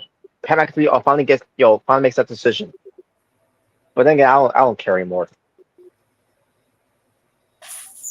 Yeah, you do. Like I want to care about this so much, when it comes to these three great talents, that with leading up to WrestleMania. But holy shit, man! Like all this backstage fighting, all the pie facing, to Io Sky, showing more respect to her, and Rhea being like a child, that she, Yeah, they're being racist towards her. Nah, you secretly love her, Robert. It makes you feel something. Wow. They're being racist towards Io. That's what it is. Wow. Oh, by the way, this is a little off topic, but did y'all hear about the name of the Spider-Man movie for the MCU that's gonna happen? I forgot what it was called. I don't know. We were talking about it last night, but I just don't remember what it's called. It's called Spider-Man. No. We're done with the home. We're done with the home thing. There's no more home. It's called Spider-Man: A Brand New Day. That's what it's called. It's a brand new day. It's a brand new day. Yesterday. It's a new day. It's a new generation. It's a new generation. It's a new generation. It's a new day. Yeah. And I've been hearing rumors that some of the villains, a villain they're gonna have. Again, it's just rumors. I heard it's gonna be like Mr. Negative from Spider-Man PS4. That's what I'm hearing. Negative. Yeah. Again, it's just rumors, but hey, I wouldn't mind if it was Mr. Negative. Yeah, because I really did like him in PS4. PS4 game. So yeah, so I wouldn't mind that. Him being the villain for Spider-Man. No one cares what you like. Wow. Wow. Yeah, no one cares about your relevant opinions. Wow. I think it's great. Okay, no one cares about your glazing. Shut up. Wow. Wow. No What the kids are you hell? glazing. Wow. All right. It's no more the home stuff, Yeah, the home trilogy. Yeah, that's it's Come over. on, Robert. You didn't. Come on, Robert. You don't love the home stuff. You don't love Homecoming, home this, home that, Home Depot. You don't love it. Wow. Home Depot. Home, Homesick. Homesick. homesick, yeah. Can you imagine they call it that new Spider movie? Oh, we're gonna call it Spider-Man Homesick. Oh god. Home Alone. Wow. Home Alone. Stay, But yeah, but stay at home. stay at home. But yeah, Anyways, I'm looking forward to this, man. I'm excited to see what they do with this new Spider-Man movie. So hell yeah. yeah. It's gonna be bad. But Oh god. but Oh speaking boy. of That's so bad. speaking of movies, I want to bring this up because I think it needs to be addressed when it comes to the Academy Awards that we have. And yeah, I know it was months ago. And, Or and it's what? and it's rigged, by the way, Robert. It's rigged. And yes, Yeah, it is. it is. Which is why I want to get to this. I want this. Why I want to get to it because um, cause I'm pretty sure if you go on Peacock or something else that they'll do as well. What comes to Peacock ads? Um, and the one thing that comes to mind is Wicked Wicked. because yes, because Oh wait, are you talking about? I think I know what you're talking about. Ariana Grande and I think what was her name? What's her name again? Cynthia Erivo. Excuse me. Okay, yeah, they performed the Wicked, the song they sang in Wicked at the Grammys, right? Or the Oscars, somewhere around there, They something like that. they were the openers for the Oscars, which they did a great job by the way. But and Well, oh, is that what you're talking about, or is it something else? oh no, it was that was what I want to talk about because Are you talking about that? There was detractors when it came to that whole thing. So I think I heard about that. the detractors Well, not really any specific people. It's just people that apparently didn't like the whole performance or whatever. oh no, I'm not talking about that. Oh, I don't know what people said. I don't know what people said anything like about the performance. I thought the performance was great. What they did there. When it came to Underground singing Over the Rainbow, what comes to with the Vaz, and then when it came to Cynthia Erivo to sing Home from The Wiz, or to go to the performance of Defying Gravity from the movie Wicked, which um what comes to the movie Wicked, 'cause I heard me constantly talk about it before. Now, when it comes to Wicked, I completely forgot where Wicked came from when it comes to them making this movie, because obviously when you see this movie is a musical in a way too as well, and it plus was it's on. also is There's a documentary on it. I think on Peacock as well. So yeah there is, which I'm gonna check it out when I can, um and basically it's influenced by by the musical Wicked, which I completely forgot all about. Back I believe it was like in 2004 today. That's when they did when they did Wicked. okay. The musical. You By the know, way, Robert, just letting you know, I have yet to watch this movie to this very day. I still haven't watched yeah, it. but I'm not gonna say anything much of it. But yeah, Unless and you just want us to do a live reaction to it. I don't know. But, but 'cause I I haven't mean, if I watched want it. to, I mean, if I want to, I don't mind seeing it again. I've been seeing like about maybe at this point 5 times already. I can't get enough of this movie. Holy shit! 5 times? What? God damn. Hey, and I know you're gonna say, well, what makes you? Why would you watch other movies then? Like, I'm trying to right now. I'm catching up. I'm trying to catch up with some movies I'm trying to watch right now. But I'll tell you, man, Wicked, is has become one of my favorite movies so far. I can't get enough of it. Um, but eventually, I'm getting close to watching some more movies as well. That I'm catching, I'm trying to catch up with. But now, what I was going to bring up with the whole thing with the Oscars, because we all obviously we already know about the whole thing is rigged and everything and all, which it is. Oh yeah. Without a So doubt. But why I bring this up because again, if you're going Peacock and you see Wicked on there, you just go in there and then you see next to it says Academy Award winner. Like, oh, okay, it has won an Academy Award. But here's the thing with that: just because it says it won an Academy Award, does not make it out to be a what Academy Awards they give it to Wicked.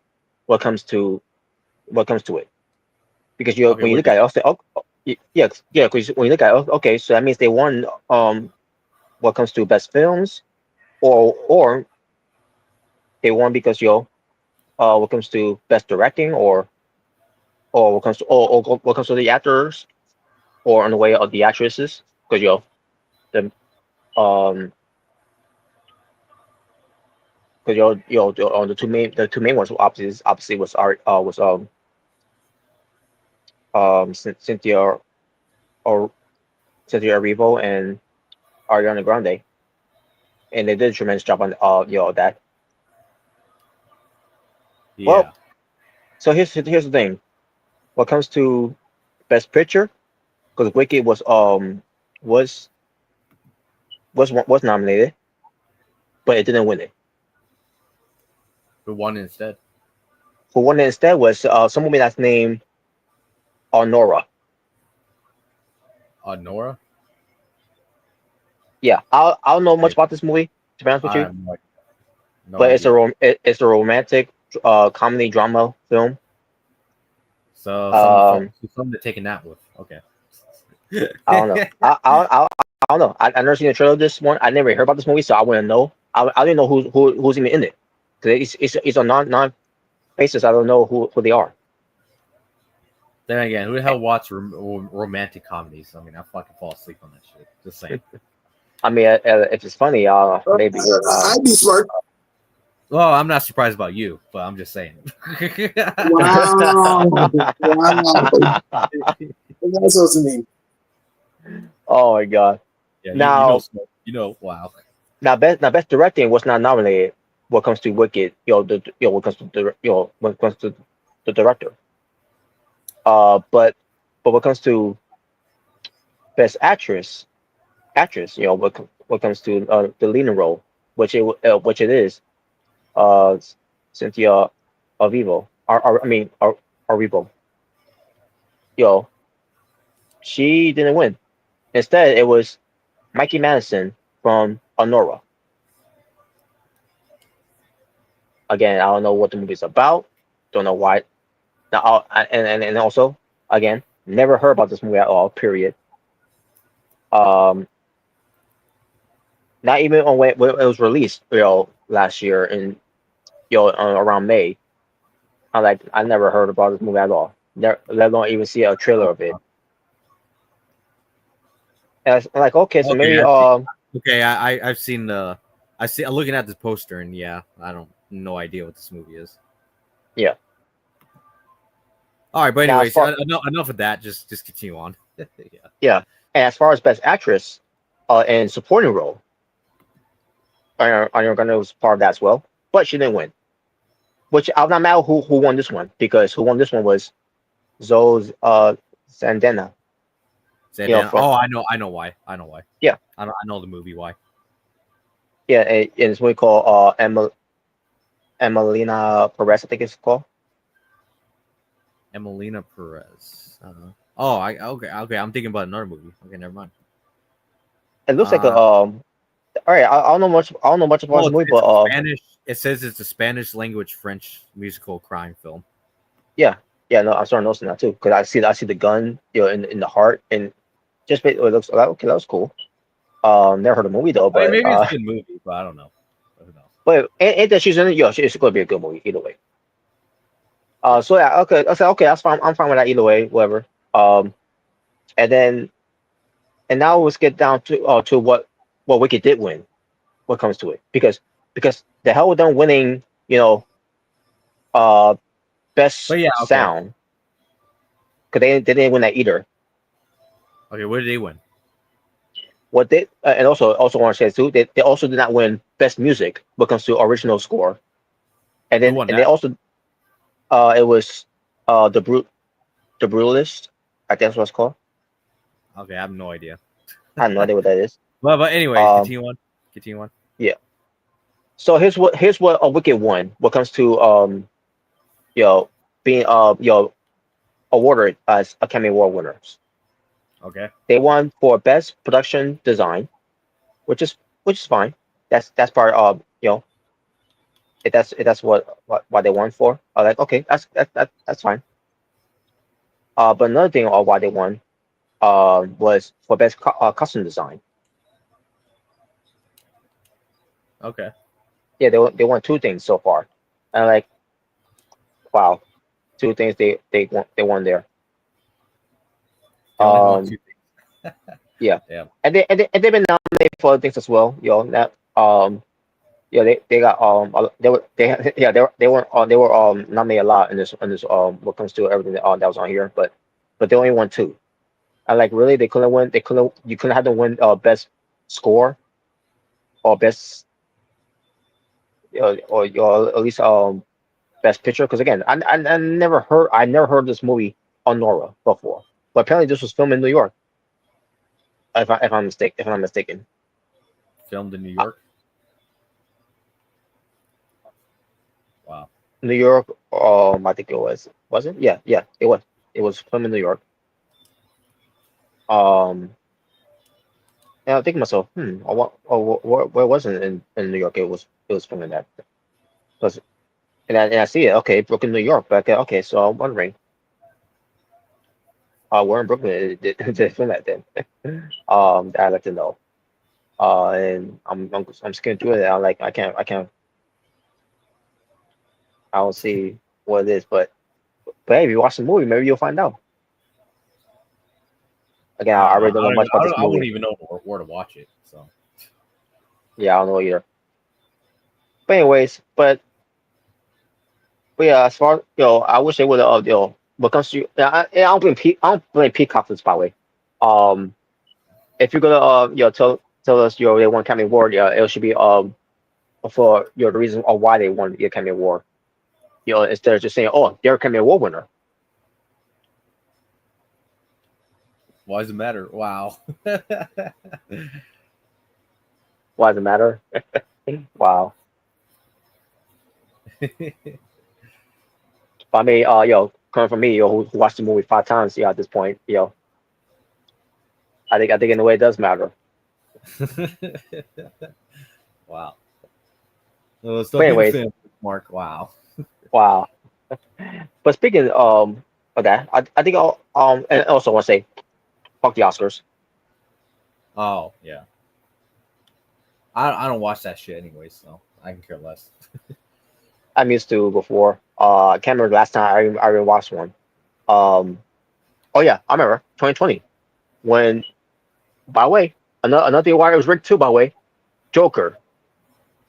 Oh boy. The only award that Joker won, of my knowledge, was what Joaquin Phoenix win for at your best actor award, and like it couldn't win best picture, and like really and other movies I never heard of before they win it, but Joker, like what the fuck that this is I was getting pissed watching the Oscars at that time. Like how the fuck Dang. Joker ain't winning anything? Because it didn't deserve it, Mark. Wow. Wow. But and I like okay, and it was at this point okay, Joaquin Phoenix is next. So if he ain't winning an award, I'm like that's it, I'm done. This whole thing is fucking rigged. I mean, it's But always been rigged. I mean, obviously yeah, but I like this. I like this is fucking bullshit. Like like how Joker ain't winning anything. I don't know. And then until finally finally Joker did win because Joaquin Phoenix won on the Academy Award. I'm like thank God, man. Like seriously. Did anybody get slapped? Oh God. Oh my God. Ridiculous, man. Ridiculous. Yeah, there's a reason why I don't pay attention to the Oscars. To be honest with you, there's a Yeah. reason why. So But hey, it's not really about can what they deserve, what comes to winning awards. You know that as long as they did a tremendous job and and yeah, and they know they did a good job. Either way, Ariana Grande and Cynthia Erivo, or Ariba, they they credit each other and all Yeah. that, and they at least got to perform on at the Oscars. I think Ariana Grande has performed the Oscars before, but I can't remember when it was. But I think she I remember probably the week. has. Yeah, I remember the weekend did. Oh, I was gonna say, didn't her in the weekend perform there? I could have sworn he did. I remember the weekend did. When it came to the movie 50 Shades of Grey, and his one of the songs, he saying earned it. In fact, it was Ariana Grande was there, but she was there to welcome him on stage. When it comes to that, to perform. Oh, okay. Yeah, I think that's when I remember seeing that. So, um, but yeah, that's pretty much all I'm gonna say from there. What comes to that. So you're pissed that you didn't win more awards. That's pretty much what it is. Yeah, I am pissed by the way. I am pissed that Wicked didn't win. Because the music was great. The songs today was great too and all. Everyone does. Everyone did a great job with that. So yeah, I am pissed. I am pissed with that. I am pissed with that. No, Smart. That movie sucked. Oh God. Wow. Well, I guess you're not dancing through life. You're not dancing That's to life. but Wow. that's the name of the song. That's one of the names of the song, by the way, for Wicked. Dancing through life. But anyways, all right. Mickie James. Oh boy. Here we go. Here we go. Hardcore country. Now, before I was like, okay, this is a Nuttenberger and all that, but after watching back at it or what she said, I'm like, okay, let's make a big deal of this now. Oh boy. I hate you. 'Cause- Wow. No, Oh, no, it's not that. So Mickie James, Yeah, you deserve the trash bag. Wow. wow. Now, when it comes to WWE doing the show, legends, future greats. Yeah. Yeah. Let's see I what don't. was it. I haven't really watched it, to be honest with you. I haven't. So. I have, it's it's all right. Yeah. I mean, I the only thing I really like I said, last night was that, the whole feud between BJ and Bully Ray. That's one of the most entertaining things on there. So I mean, yeah, obviously. yeah. So Mickie James, basically talk about Zeta. I believe that was that was who it was. Let me Oh, double yeah. check. Yeah, Zeta. It was Zeta. Zeta. Yeah, the Stringly. chick that always gets bullied on that show by everybody. Yeah. I think you kind of have to feel bad for her. It's like, damn, and apparently nobody likes her. God damn, like what the hell? Yeah, and I ain't BJ. But Yeah. and even Gunther, even said something about her looking at Barbie. Yeah, I remember seeing that. I'm like, damn. Yes.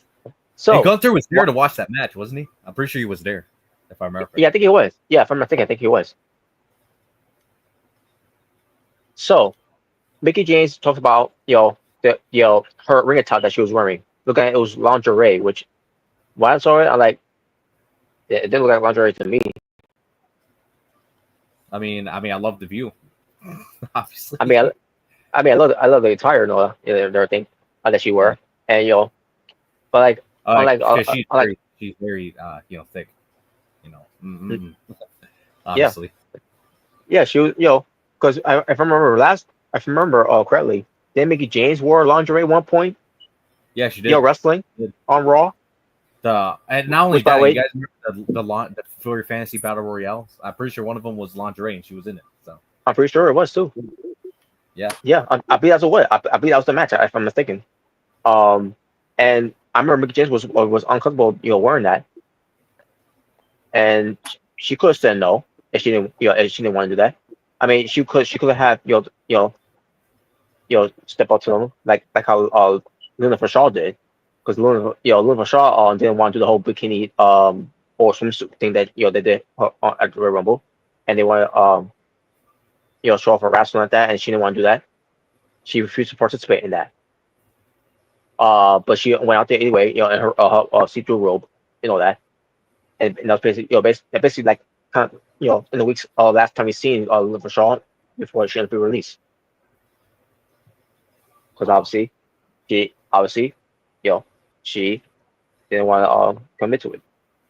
So you can understand Mickie James, want to keep her job and all that and everything. But at the same time, Mickie James talking about, look at she's wearing lingerie and everything. And then, she's talking about, and this is during the time where she's, women are finding hard, to not, to be, doing that, all that and show up their ass. Which, by the way, Mickie James has shown a lot of ass when she was wearing that skirt. Yeah. Yep. And not only that, some certain female wrestlers current day still do. So yes. Yeah. And not only that, I remember she had like I think it was like an indie match. And I remember like some chick like gave her a hip attack and then gave her a stink face, and then she like asked for more pretty much. So and Mickie, you did porn before wrestling. Oh yeah. That's true. Mickie James showed her whole ass and grabbed Trish by the crotch. Yeah, she did. Yeah. She did do that. Honestly, like Mickie James, she honestly can't be the one to really say anything. Basically, No. Which Vince was not happy about that. The whole crotch, grabbing the crotch. Yeah, that's crazy. Yeah, that's crazy to think that. Yeah, Vince didn't like that. That's crazy. Freaky Vince actually didn't like that. I guess that was too. I guess that was too far. I didn't like you. She refused to do it to me. Yeah. Oh no. Oh no! Yeah, it's like, hey, only I do that to her. Whoa! Wow. and we just recently just saw Tony Storm and so before had a match where when they were the office they were in, they looked like they were wearing lingerie in the way, especially put them before. Oh yeah. Which I didn't mind either way, but we're guys, we don't mind that. Mm-hmm. But for whatever reason, Mickie James, went after her for that, and she did, and she also said on there like this is coming, she said, and I quote, and this is coming from me who show a lot of ass, because she does say that too, though. I like, but still, man, like it's like she went after her, for that and everything, and then I think Velvet Sky has said something about that. She she said something. Yeah, like she told her, hey man, let the pigeons loose. Absolutely, catchphrase that Taz would say. Like pretty much Velvet Sky was fine with it. It's like, bro, it's okay, man. And plus, that's what people want to see, man. Like, that. And now every woman's gonna be be wearing towels like that.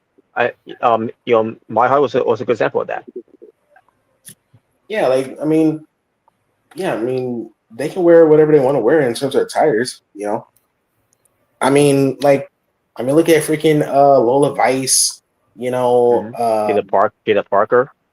Which, by the way, Mickie James was Mickie James did a segment with Jada Parker, if I'm not mistaken. Yeah, she did. I think it was in Roblox, if I'm not mistaken. I think it was Roblox. I think so, yeah, Roblox. You tell me she couldn't say anything to her about that? Yeah, you guys are just complainers. Shut up. Wow. Like, she couldn't went to Jada Parker for the same thing that she went to Zeta. Why are you saying about only Zeta? Zeta, like Zeta is gonna be the it's gonna be like a troublemaker or because of doing something like that. Oh yeah. I kind of feel bad for her. I felt like people on the show are out to get her. I kind of feel bad for her, to be honest. And by the way, she's the youngest of everyone there. When it comes to training on them. 21. 21. Oh, she's the same age as me then. Holy shit. Mm-hmm. Literally the same age. That's crazy. But so yeah. And I think because of this, Mickie James, there's other things also because of Mickie James, on there that that's I guess in the way that some people um feel like they're rubbing her the wrong way in a way, which I can kind of see that, but I don't think it's like I don't think it's in mean spirit. I think it's more of annoyance than anything, which is why she's not gonna be in the next season. Oh yeah, she's getting replaced by Michelle McCool. Yeah. Yeah, Yeah, Undertaker's wife. yeah. The dead man. But yeah, that's basically what's going on with Mickie James there. What comes to that, so. Yeah, she needs to give. She deserves to be fired. Wow. Nowadays she's just fired. Come on, it's like let's not go there. Because we got Nick Aldis worked so hard to finally get to the company. That just from the Plus, Mickie James signed a Legends deal too, didn't she? For America? yeah, she did. Yeah, she did. Yeah, it's crazy. But yeah, we'll see what happens with that whole thing. But yeah, that's basically all the gist of that. When it comes to it. Yeah, I mean, it was like I said, it was pretty hypocritical of her to say. I mean, I can't even lie about that. So. Mm-hmm. Yeah. All right. Then we get to talking about Athena finally showing up to AEW TV Oh, on Collision. on Collision. Did No one watched. Oh boy. Come on, guys. At least it's a Rampage. I guess. Rampage is not even a thing anymore. Anyway, Rampage, so. Rampage Exactly. and Collision are the same thing at this point now, except Rampage's not around anymore. Rampage's not around anymore. Come on, no, it's not. Come on, guys. No, it's not. Saturday night's all right for fighting. Come on. Oh wow. So I guess it's official. Robert's official. So I guess it's official. Robert's official Collision hater then. Who cares? Collision got their theme song back. I mean, yeah, they did, but it doesn't make a difference. As long as the still format the same way that they did with Rampage.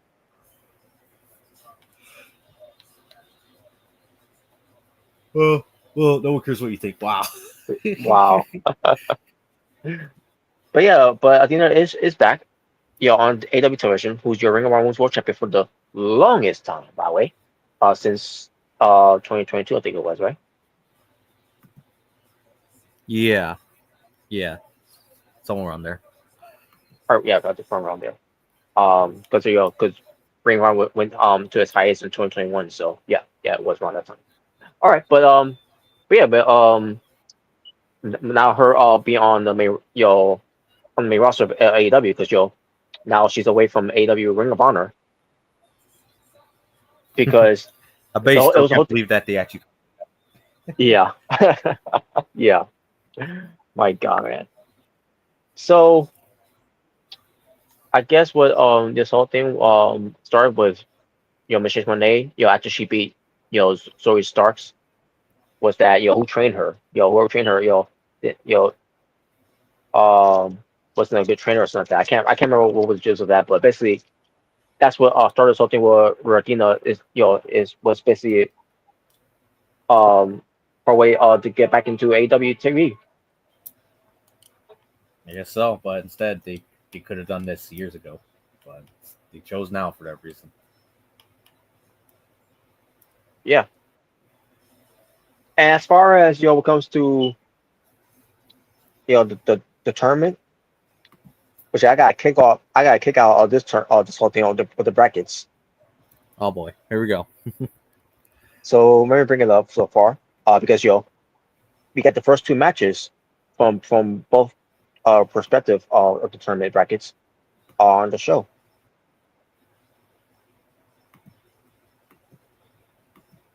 So let me bring it up right now. The tournament. Let's see, is this the one? Yes, this is the one. Okay. Now, for the men's, we'll get to the women's last. But for the men's, originally there was gonna be Switchblade Jay White, who did compete on Collision against Kevin Knight. Oh yeah, I know about this. Yeah, I heard about Yeah. this. Mm-hmm. Unfortunately for Jay White, who did declare himself to be in the Owen Hart Cup tournament, is fortunately no longer in it because He I don't got think they really explained it unless you know. But apparently he's he got apparently he somehow got injured. And now he's gonna have to get surgery for something.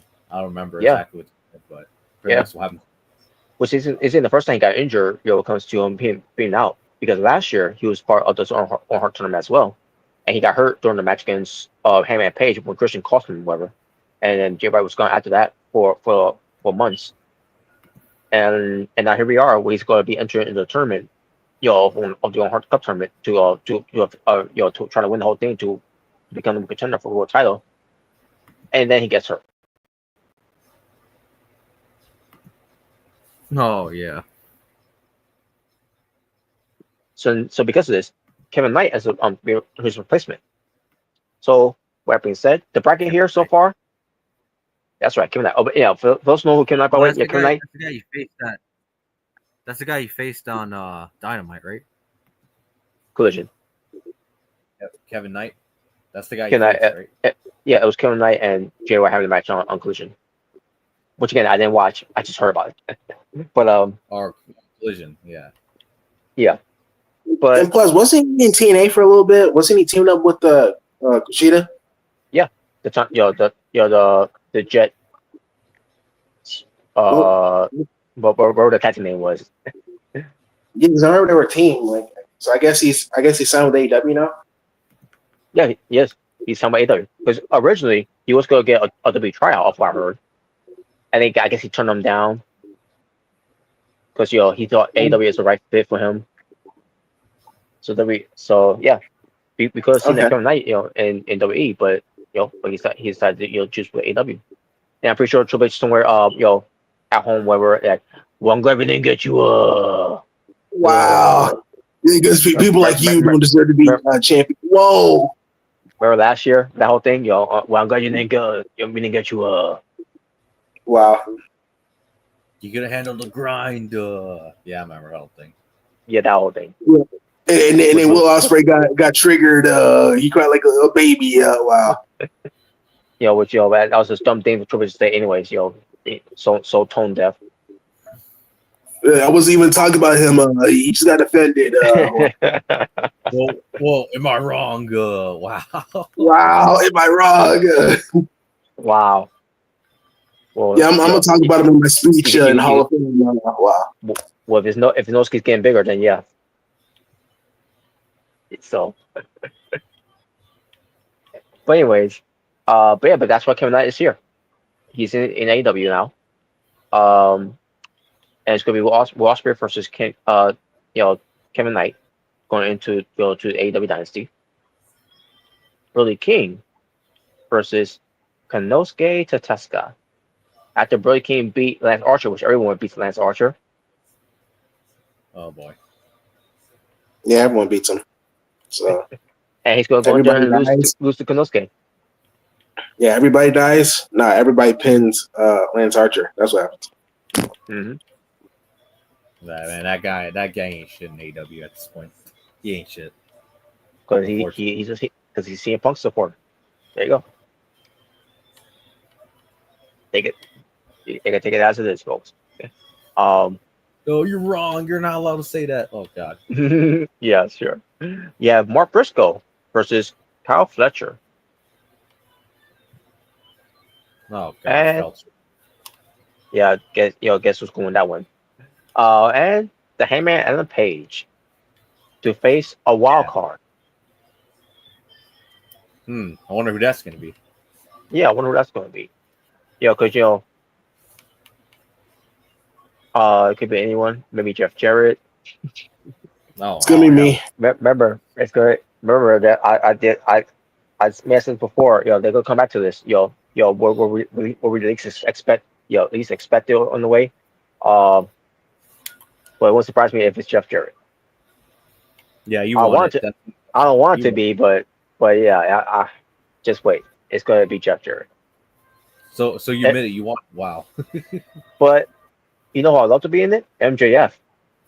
Because remember, he wants his Triple B back, so why not be in the tournament? I don't know. Well, we don't want to beat him, but you had him lose to the Hangman at Revolution. That's different. Oh God. So what this could be his way to get his win back to against the Hangman. But then again, here's the thing: I want Hangman to win. Well, he's not, and we're gonna make you cry about it. Oh wow. Wow. But anyways, that's your bracket so far when it comes to the men's tournament. As far as the women's tournament, Jimmy Hayter, which by the way she came back at Collision.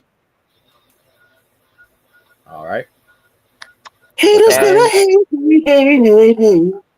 Yeah, she's going to be facing Billy Starks. And if I remember, folks, Big Billy Stars. Oh Big God. Billy Starks. Yes, big. And if I remember, folks, of what I heard from people, these two had wrestled each other on Collision, which that was Jimmy Hayter's return to the Yeah, show. and I believe that was the main event, if I remember. And apparently, yeah, it was the main event. Yeah. So I guess Tony still can't get it through his mind that people are talking about how they wanted that just Tony and Mariah made the main event. They're not talking about women matches in general. It's all main event, all shows. Stupid fuck. Wow, I cannot believe it. Is Tony? I am baffled. Like, is Tony just really stupid? I'm starting to think he's just really stupid. Is he stupid or he's dumb? What's the difference? Oh my god! But oh my god, man! Like, Wait, you guys ever thought about some of the times with some of Tony's decisions? You guys just wonder, like, is he just stupid? Like, is he just not? Does he just not get it through his mind that, like, what? I don't understand his mind. It's like, bro, are you just stupid? Like, you gotta be serious. My god, man! What the hell? Like, have you ever thought about it, Robert? Where you're just like, did his dad just put this idiot in charge, and this guy's literally just an idiot? Like, he doesn't even know what he's doing half the time. Half the time, I don't understand. It's like, this dude's an idiot. Like, he's kind of just stupid. Like, what? Like, I don't understand. He misunderstood what the point we were making. What came to one show, Revolution, the match that Moxley and Cope sucked, and no one cared about that match. No one cared about the program about that. The Death Rider storyline is a flop. And Cope, I'm sorry, Cope is washed too. No, you're washed. Wow. He has not been the same, especially him coming back from that injury. Yeah, from that cage match against Malachi. Yeah, I really haven't been feeling Cope, to be honest. Like, I mean, I want to, but like, it's just, I don't know. When it comes ever to since you, this, if it comes when it comes to you, if you went back to WWE, oh yeah, he's great again. Oh yeah, we all know. well, that's not true because like his first run to AEW, like I was enjoying it. Like his rivalry with Christian, like I was loving it. But yeah, and hell, even when he became TNT champion, the second time, I was looking forward to his reign, and then obviously he got injured and he had to relinquish it. But yeah, ever since he came back, just I don't know, he just hasn't really done it for me. And the match again with Claudio, because I'm seeing this like, oh my god, we're doing again. These guys wrestling again. Like we just seen them wrestle a month ago. Like why were we having them wrestle again on Dynamite? And then sure enough, I didn't care about this match. Even though they tried to make me care about it, like I still didn't care about this match at all. No, we didn't care about you. Wow. and then Cope Hogan won. Cope Hogan. Wow, you're calling him Cope Hogan? Damn. Don't work for me, brother. If I lose to this guy, doesn't work for me. Oh, come on, I want to go that far. He's not like Hogan. He's not even close like Hogan. Oh my god, man! Like really, we couldn't have Claudio win because Cope cannot take a loss. It's gonna for a guy who's been a fan of him since he was Edge in WWF during those times in 1998. Yeah. Oh my god, man! But anyways, Now No, Oh, you're just jealous, Robert. Just admit it. You're jealous of him. wow, yeah. You want even though, that's why even you're though, jealous. even though I've been supportive of him, against John Cena, but okay. Wow. But what we're talking about again? Oh yeah, the women's tournament. So yeah, so Jamie Hayter versus Billy Stark. So and Jamie Hayter did win the match from Collision, which probably worries me that she's going to lose to Billy Starks. She shouldn't be losing. I'm sorry. Which she shouldn't. Yeah, which she shouldn't be. I like Billy Starks, but come on, she ain't ready for no main event world title push. Not even close. Not even close by the slightest. Mm-hmm. I mean, I must be honest here. I mean, I like Billy Starks, but you really think she's ready for a main event freaking world title push against Toni Storm? Because I don't believe she is. No, I don't think she was ready to be a main eventer or a Ring of Honor. Yeah. But anyways, and then we got Thunder Rosa versus Chris Stanlander. Very interesting there, I guess. Yeah, it's very interesting. I like it. I like it on this side of the bracket. When it comes to that, is unpredictable. Who could possibly win here? She's not winning, so nothing to worry about. Yeah, obviously she ain't, but I'm just saying. Yeah. I think he's talking about like if she beats Jamie Hayter, in the second round. I think that's what he's talking about. Or in the first round, not second round. I don't know why I said second. First round. First round, yeah. However, the other bracket side, Julia Hart versus Mickie Monet. The moment I saw Mickie Monet's name on there, because she put herself in it. I'm like, you fucking serious? Yeah, the more I saw her name on there, and I saw who she was wrestling, like, well, it didn't matter who was gonna be, facing Mickie Monet. The more I saw her name on there, I'm like, she ain't losing. Who's Mercedes Monet facing? You said Julia Hart. Really, Tony? Are you fucking idiot? Are you fucking stupid? Is it? But then, why would you do that? But then it gets better. Because because whoever all win between Mickie Monet and Julia Hart, which is going to Mickie Monet, will be facing whoever wins this first round tournament between Holly Cameron and Athena.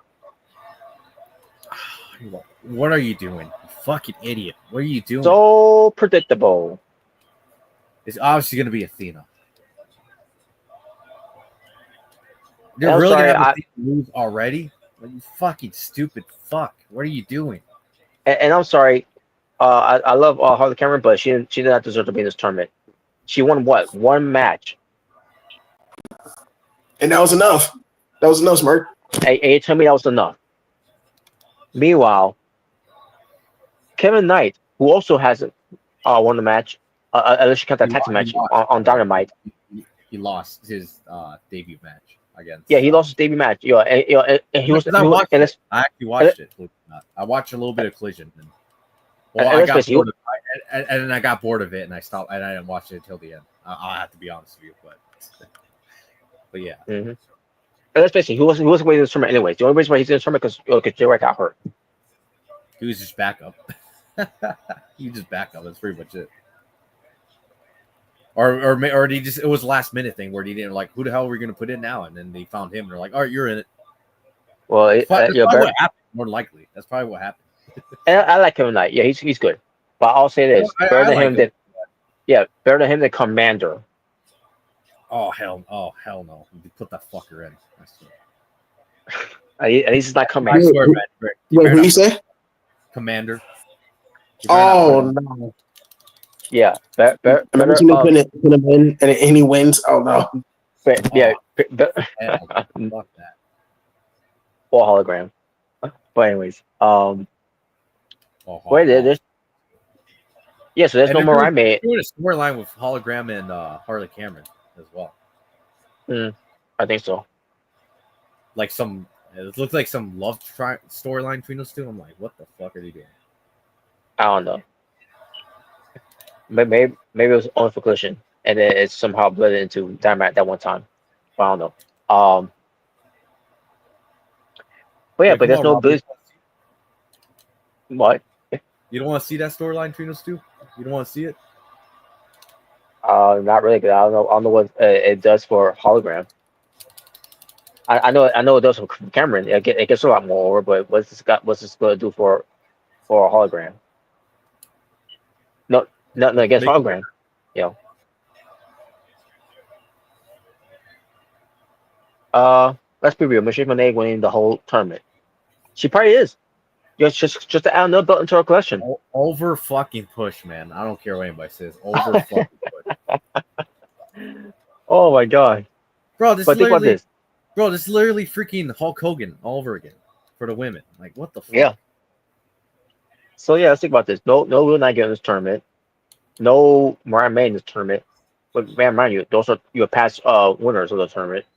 And then I mean, but Bliss Starks, who has won a match in AW, is in it. And Holly Cameron, who won only one match, and had other matches that she didn't win, she's in it too.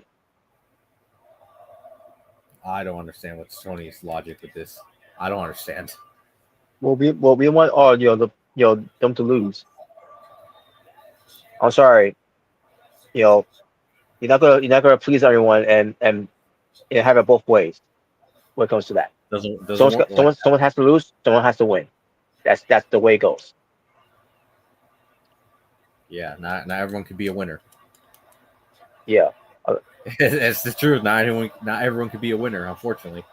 As much as you want it, that's never going to happen. So Exactly. But I'm still bad for that MJF is not even in this tournament. The same MJF who wants, the same MJF who wants the Triple B back, who's not even in this tournament. Because again, winner of this prospective tournament gets to back to the world champion at All in Texas. Yeah. Yeah, exactly. But speaking of when it comes to to that whole thing, we will talk about it now. AEW Dynasty was probably we just had a revolution about what 3 weeks ago, and already we're getting into another review for AEW. Yeah, something like that. Yeah. It was 3 or 4 weeks ago. Who knows? Who's counting? Who cares? The point is, we're getting the show here. And everybody had the go home show on Wednesday, which by the way, it wasn't really a strong go home show because let's face it, there was not really anything great about this go home show other than maybe Swerve, and that's it. Oh my god, man! No, But here are the matches. Why are you such a hater, man? Yeah, I guess I'm a hater. But here are the matches that's gonna happen on there. Kyle Fletcher versus Mark Briscoe, the first round tournament of the men's of the Owen Hart Cup. Kyle Fletcher. Unfortunately. Yeah. Well, not fortunately, but still. Wow. Kinda, really? Because I'm not thinking he's going to win this tournament, but at the same time, I know they want Mark Briscoe. I never give a fuck about him. Oh, you like white or cosplay? I just don't really care about him, honestly. I don't. He doesn't. Maybe he doesn't hear too much voices in his head, I guess. I don't know. He just doesn't do it for me. But he's just gonna be another one of these one-hit wonder guys in AEW anyway. So one-hit wonder. Just like Hook, one-hit wonder. Oh yeah. Look up at that. By the way, it's just the. Hey, Robert, I know how much you love Hook, but even you can't deny it at this point. I'm right about that. He's literally a one-hit wonder. Well, speaking of that too, by the way, Hook. I don't even know where the fuck he is. That's how you know how much they care about Hook when you don't even know where the hell he is at this point. Oh, we're not going to be where he's going to be now, because on Dynamite, Samoa Joe mentioned this. The ops will be at Dynasty, like they did at Revolution, where they were just sitting at the balcony and watching the show. Okay. Oh man. God. You gotta love it. You gotta love it. Anyways, Mickie Monet versus Julia Hart.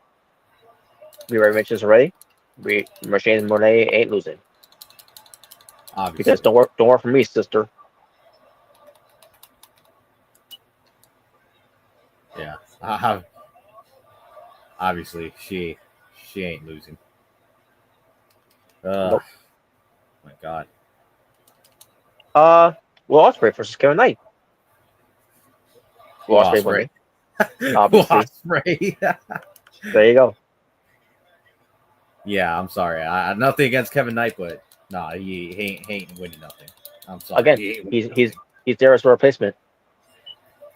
So Yep, pretty much. Yep. there you go. Kyle But I'm Fletcher pretty is sure. him stopping. Sorry, he's just a one-hit wonder. He's a one-hit wonder type of wrestler. Wait, okay, I see. But I was gonna say, Felcher. That's what he's talking about. yeah. But I was gonna say, Will Ospreay and Kevin Knight. I'm looking forward to that match though. It's a new match. I don't know if they wrestled before, but to me, when it comes to watching AEW here, it's gonna be the first time to see how these two can deliver. So, Yeah. the AEW World Tag Team Championship is on the line. The Hurt Syndicate, Bobby Lashley, Sean Benjamin will defend against the Learning Tree. Big Bill and Brian Keith. The Hurt Herb Syndicate. Syndicate. Oh man, why can't this just be on Dynamite?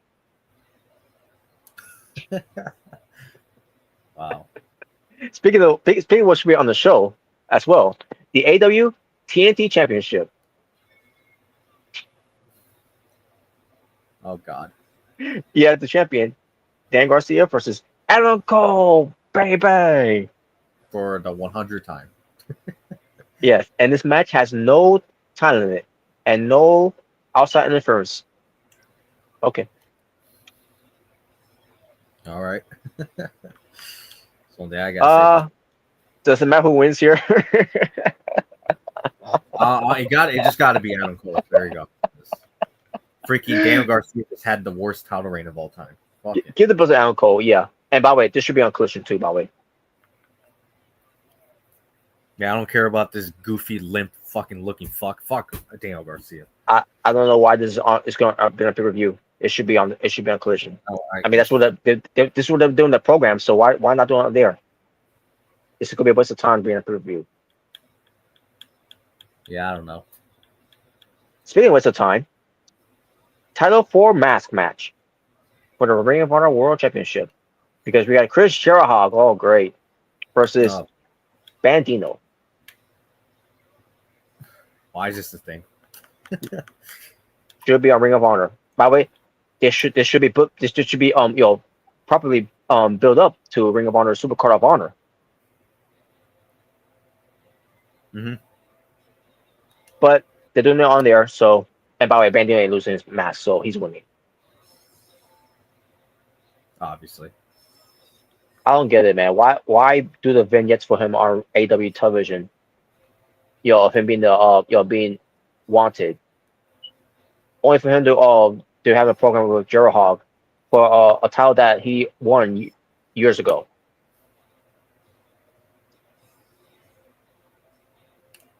Yeah, I don't know. If anything, he should be in the Owen Hart Cup tournament instead of wasting his time with Jericho. Yeah, I wish I could tell you, man. I wish. Oh man.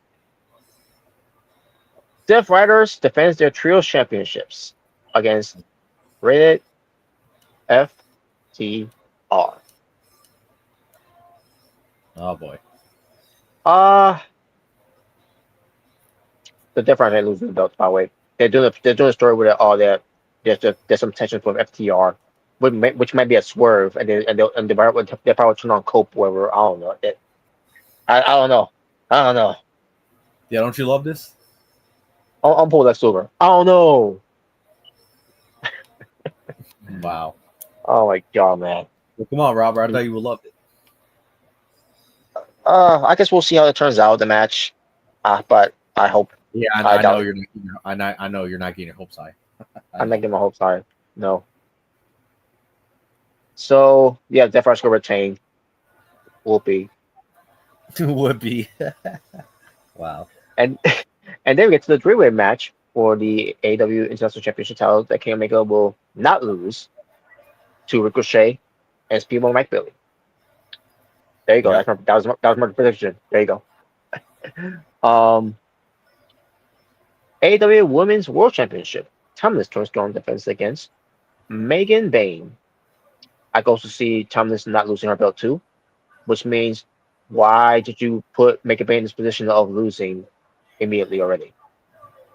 Because I feel like Tony wants. My problem is Tony, because Tony wants to rush everything too fast. That's the problem. Well, we're punishing her for what happened with the Thunder Rosa. That's why. That might be it too. So, but then again, yes, I said AEW don't give a shit about Thunder Rosa either. No, they don't. Thunder Rosa.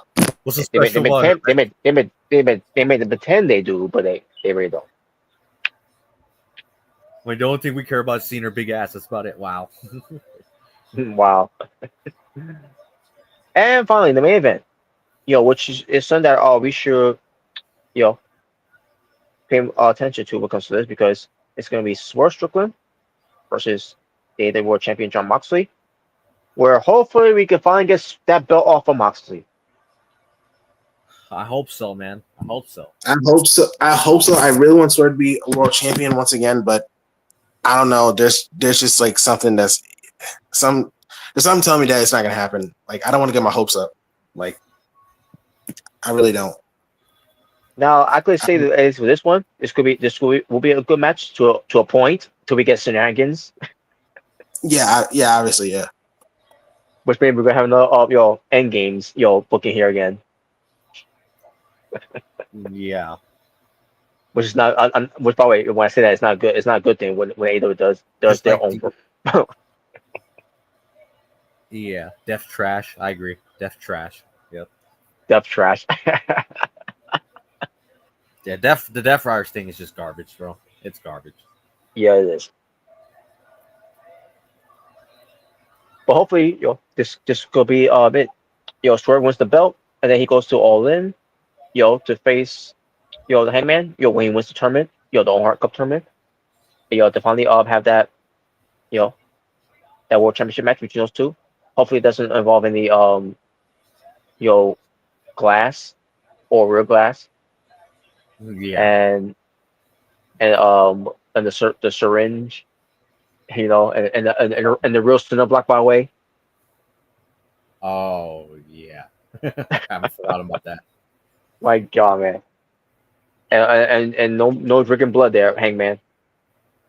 Yeah, Def Riders is the reason why nobody cares to watch AEW. I would say the Def Riders and that whole Elite storyline from last year.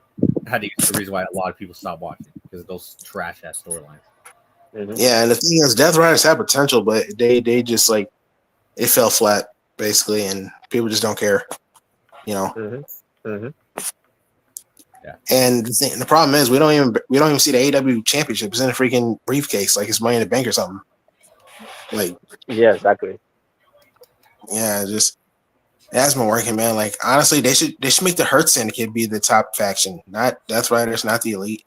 It should be the Hurt Syndicate being the top faction. Well, is the Elite even a thing? Because I haven't even seen any members of the Elite in a long time. Anyways. Well, I mean, it's been a while, yeah, but I'm just saying, like, Hurt Syndicate should be the top faction.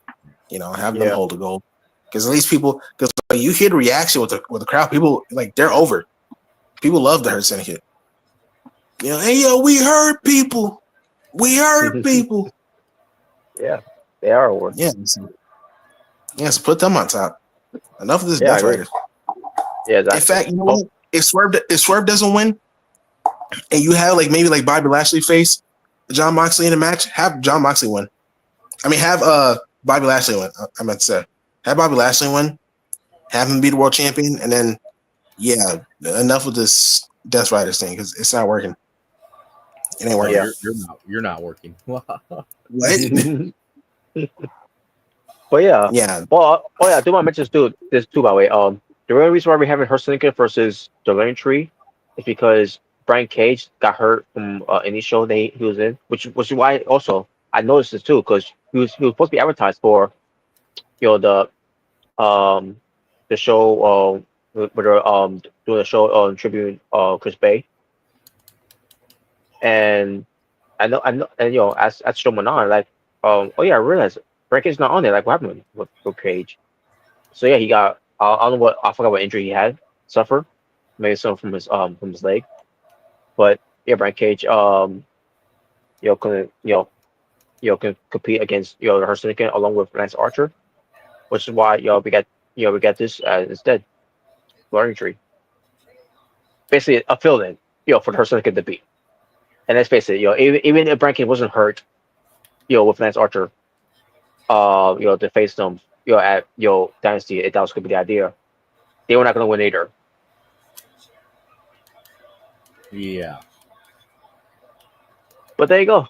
Those are your 10 matches for AW Dynasty. Don't worry, there's gonna be another 5 with the pre-shows. Because remember, we're not done yet because we still got Collision coming up on and they're gonna be announcing some matches on there, and pretty sure there could be some pre-show matches added as well. And notice there's no Kazuchika Okada, who's your AW Continental Champion. Oh, Cody! Wow. Old Cody. Basically Continental Cody. The old Cody. Yeah, come on, isn't he your favorite, Robert?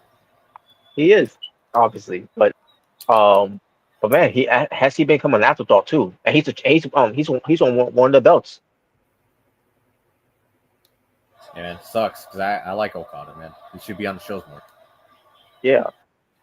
Obviously, they're saving it for All in London, not London, All in Texas, so they can have him versus Omega.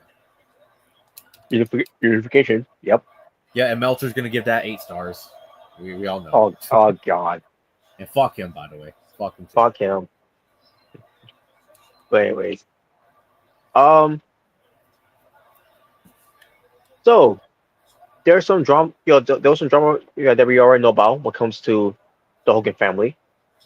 Because of the whole bizarre video by Linda Hogan. Oh yeah. And basically, the gist of it is that she was basically burying Hulk Hogan being responsible for the marriage being ruined. Which, were you the one who filed for divorce? Yeah. Exactly. Yeah, that's exactly. And then she'll be bipolar in the video. But I didn't watch the video. I just heard from people, doing their reviews on it on their podcast, whatever. And basically that's basically all where I'm getting these information from. But but basically, talk about she reached her make them the family get back to where it was, that and everything. But again, you filed for divorce, and on top of that, what you did after that to make Hogan get back at Hogan, whatever, in a way, you decided to date a young blonde guy. His friend, from what I heard. Well, I think it was Nick's friend, and Brooke Hogan knew who he was, but didn't think anything of him. And she finds it very creepy that that her mom will date someone like that. I mean, it is fucking creepy. Because what was she like in like 40s or something like that at the time, 50s? And Nick's friend at the time was like what, 19? Like 19 or something like that. Like, holy shit! Like what the? That's just fucking creepy. Like what the fuck? I don't know what she was doing. I don't know what the. But then again, she screwed up in the head. I'm gonna say she's a piece of shit, and she's a junkie. So I'm not surprised that really that much, anyways. But still, yeah. And then she complimented her son Nick. Such a good boy. Yeah, the same Nick who was responsible for putting his friend in in the vegetative state. But he's a good boy. Get out of here.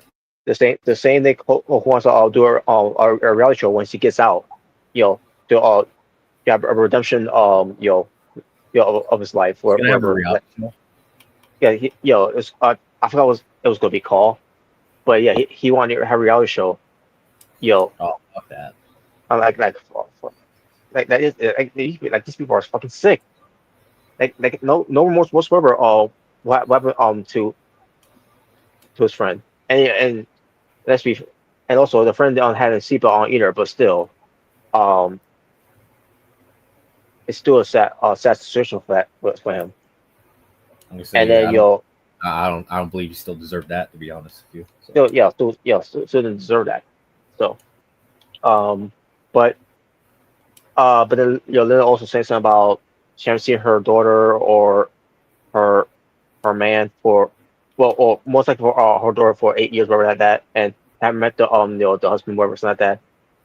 Even though and when it comes to that, the husband, what, I think he played hockey. I think that was his thing. I can't remember. I have But no idea. I gotta look it up still. But he talked about we met before. And and like now Little Hogan's taking the page of Hogan's page now online, Oh God, here we go. and embellishing some stories now. Even on Brooke talks about we seen each other during when we had lunch like that. It was some lunch they had with her or something like that. Like that's just she's out of her mind. Like, and it's about she couldn't get her Botox done with something like that. Like, oh my god, Yeah, it was so weird. And then something wrong with those people, man. There is something wrong. yeah, but she's talking about Hogan is a a sexist. That's not I can't remember I just how she said it. But then she said that he's a liar, which I think everyone under the sun knows that about Hogan. Yeah, That ain't no secret. Um, and then it's about the rumor, and then she finds a way to unplug his rumor and beer and all that, and then oh God. like what, like she's something else, Yeah, like she's getting any of the money. yeah. My God, man. And then and then Brooke, after all that was done, Brooke Hogan, I think she wrote on Instagram, because she hasn't really been that much active, unless she posted photos, whatever, when it comes to her family. And then she basically talks about her experience growing up with them. She didn't really get into too much into it, but when it comes to abusive in a way.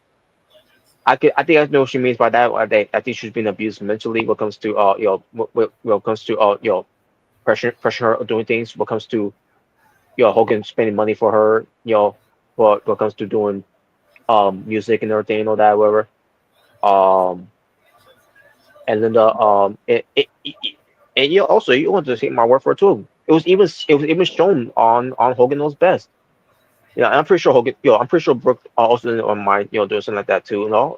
It's just sort of for just and everything. But at the same time, I think you could also tell, behind the fake smile that she was having, she was feeling like she was being abused and all that.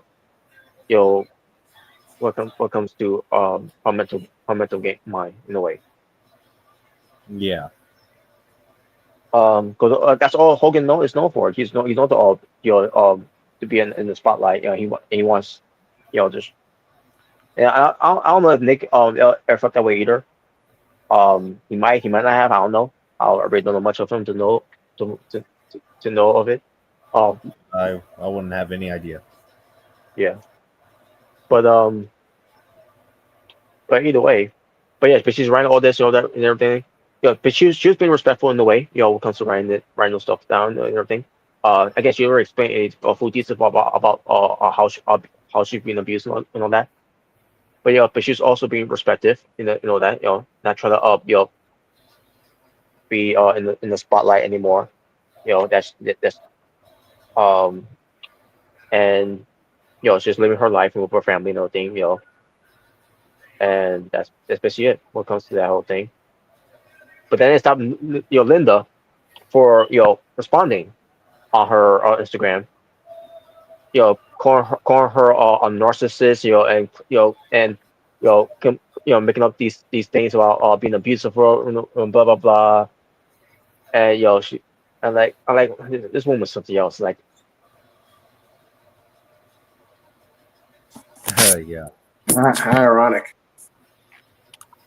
I like, really, the narciss, you think your daughter's narcissist? No, I think you all you need to look at yourself in the mirror there. But then again, you're looking at yourself in the mirror ain't gonna be enough with your Botox or your Oh, just the makeup you had. Yeah, yeah.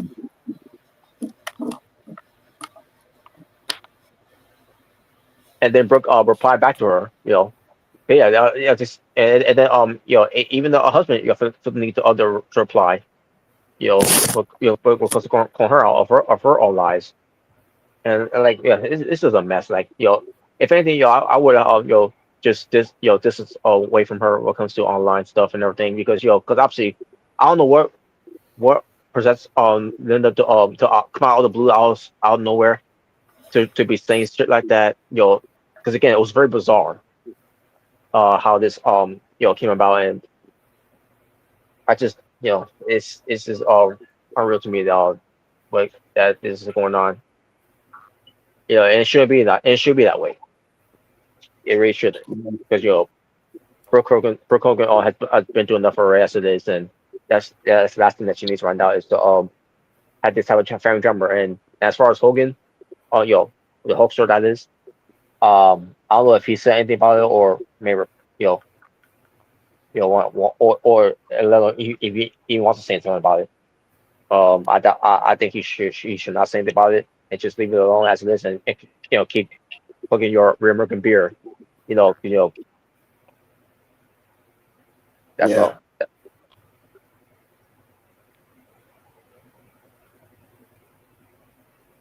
Uh,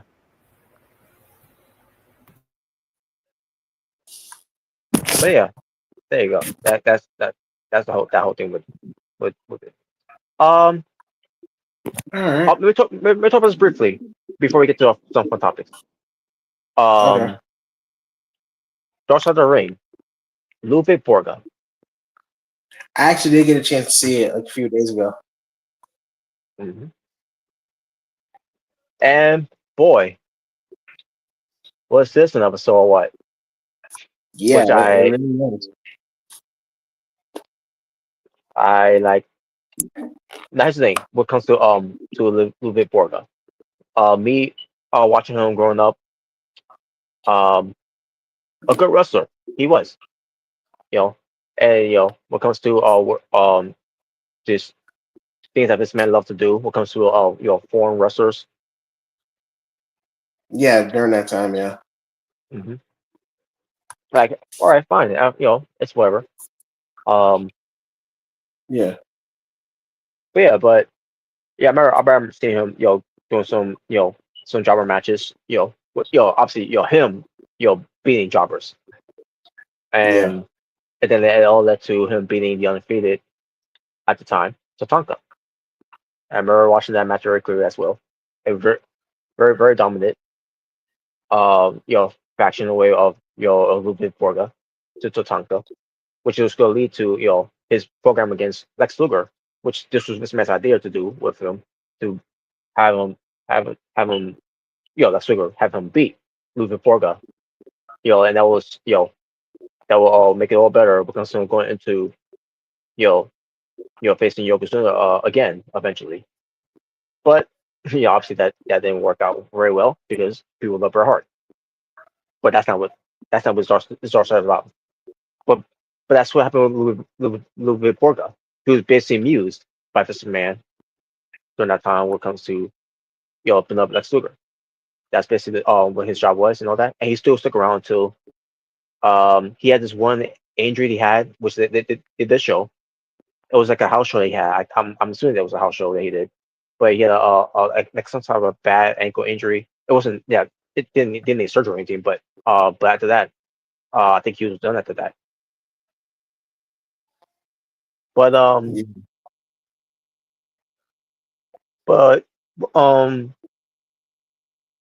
what comes to him behind the scenes of the as behind the character, he was an asshole.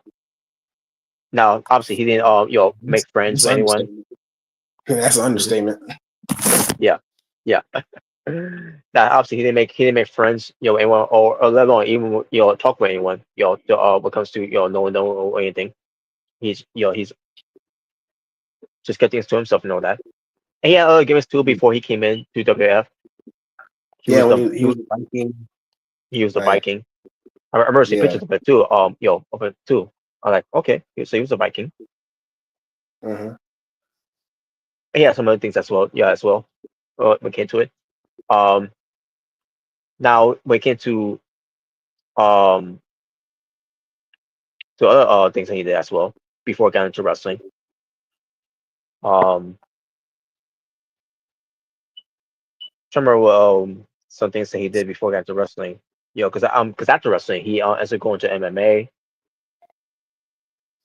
but unfortunately Yeah, he lost one fight and never came back. yeah. It was against Randy Couture, Mm. the same Randy Couture that this man wanted to take down. During that time where Mickey Rourke came in. When they tried to build a partner with him and Jericho for WrestleMania, which obviously that never happened. But they did have a segment. Yeah, they have a segment, yeah. But but either way. So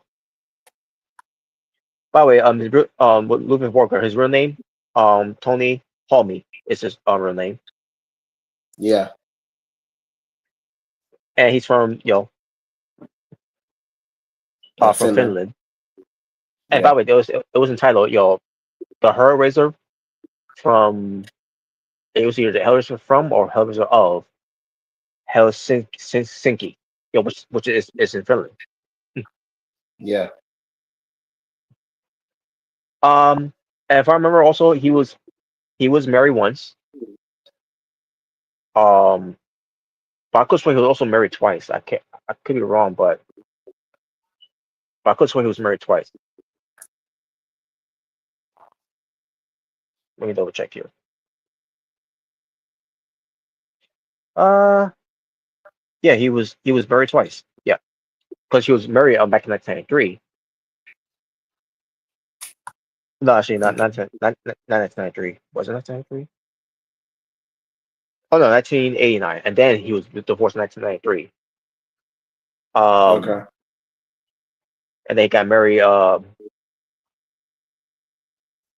I believe, in 2000, in 1998, I should say. He got married again in 2008, but then got divorced in 2005. And I'll say he's never been abusive to his spouse. You know, No. in fact, I don't think I don't think he's been abusive you know to even his coworkers. Unless you're Scott Norton, which that was in the story by the way. Scott Norton, against the fight they had at a bar, Yeah, they had a fight, yeah. Yeah, I remember hearing about which I never heard about that story by the way, with that whole thing. yeah. And that's when the time when he was wrestling in Japan. Both of them. Yeah. So for the fact that happened, it was something. Um, but again, I think Ludwig Borga also did boxing. If I'm not mistaken, I could swear he also did boxing. Yeah, here it is, boxing. He also did boxing. Yeah. And then he got into World Pro Wrestling, and then obviously versus history. Now we get to the part where they mention his tattoo, Yep. the tattoo that has SS and some logo. What comes to have wings. What I remember it was some type of wings that they have on as well. Yeah, I think it was But like an eagle or something. something like that, and it simplify what comes to what that means. Yeah. Yeah, So we know that. yeah, I think we all know what that means. Yeah.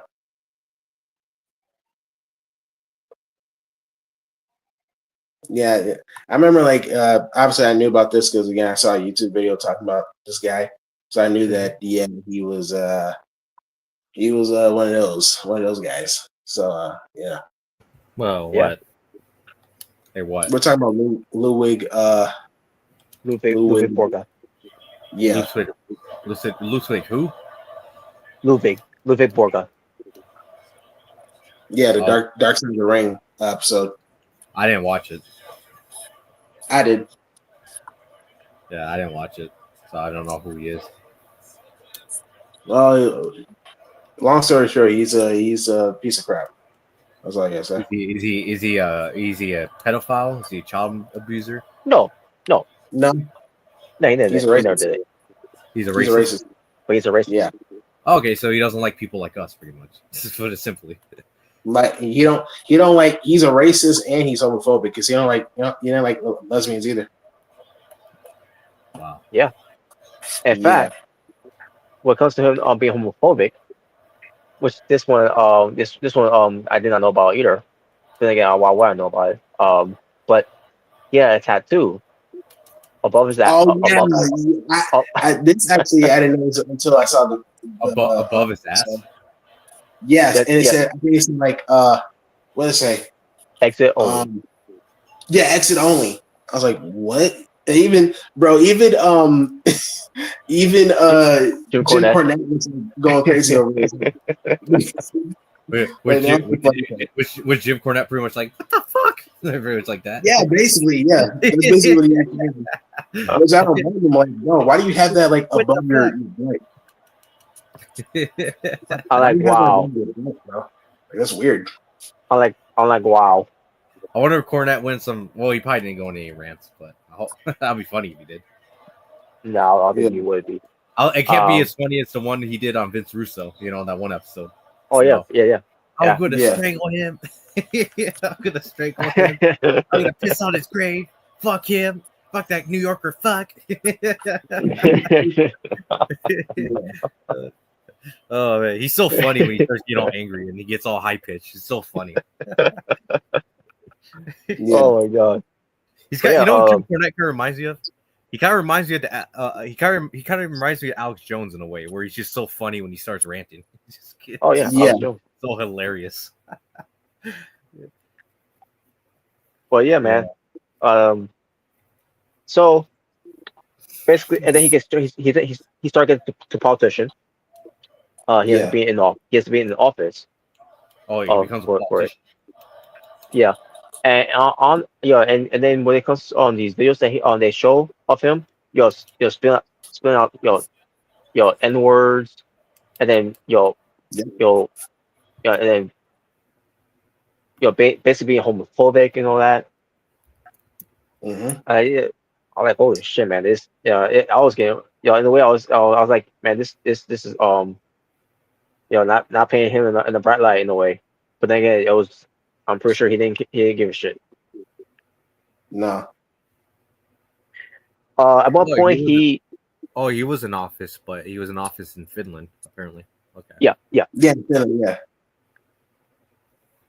And then he would do a lot of drinking, and taking a lot of pills. Mm-hmm. All right, it says here he called the president of Finland a lesbian apparently. Yeah, he did.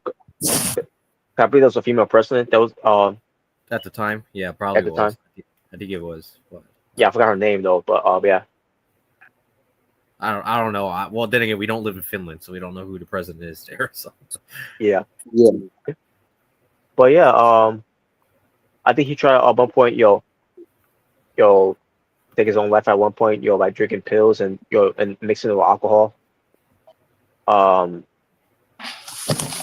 Yeah, he was just I don't know, man. He was just a mess in a way. That he also did some films too as well. Like with in Die Hard with a Vengeance, Lionheart. yeah, he was in Lionheart. Yep, he was Lionheart. He was security guard. I must have missed that because I love Lionheart. That's one of my favorite Jean-Claude Van Damme movies. Oh yeah. Wow, I gotta look back at it. But he's I remember they show that he's had some roles in Hollywood, basically background roles, pretty much. Yeah, pretty much. But yeah, after Ludwig Braga, apparently the next episode is Big Van Vader. So That's right. Big Van. It's time. It's time. It's Vader time. And finally, Ludvig Borga, January 8th, 2010. 2 days after his 71st, 47th birthday. Excuse me, I was to say 47. 47th birthday. Yeah. He died. How did he die? You ask?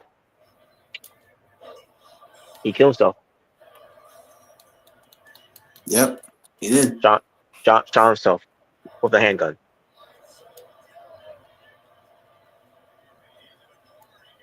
Yeah. And he wasn't found. He was found until 2 days. 2 days later, basically, because I guess a friend, camera, and that was also the shows too. Because of the reactions.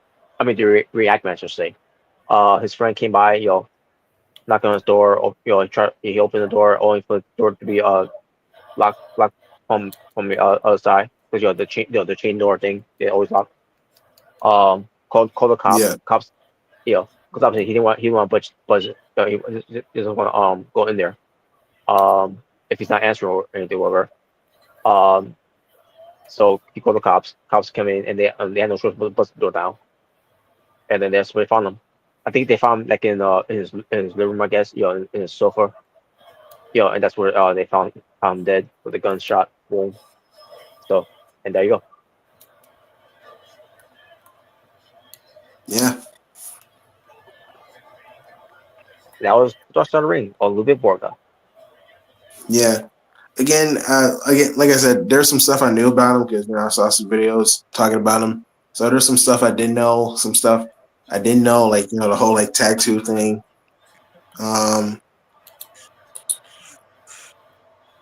So yeah, And yeah, tattoo I got a represents chance to watch it. It was definitely interesting. yeah, and tattoo represents Nazis, by the way.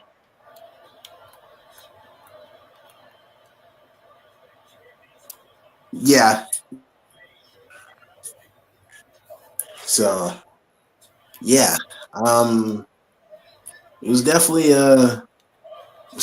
something that Dark Side of the Ring episode. Mm-hmm.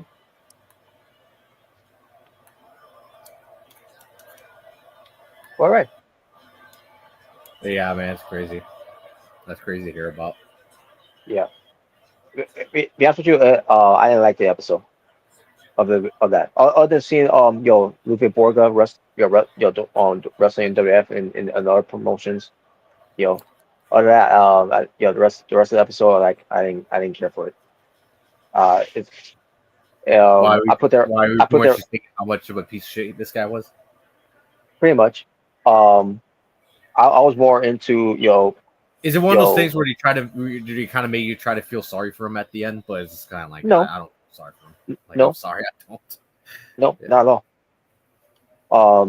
Yeah. I think also because of that he had a childhood where his dad was abusive to his mother, whatever. I don't know. Okay. Yeah, of all the episodes, of all the things of Josh of the Ring, next to New Jack, even though New Jack was very interesting when it comes to because obviously he was still in the wrestling business, Yeah.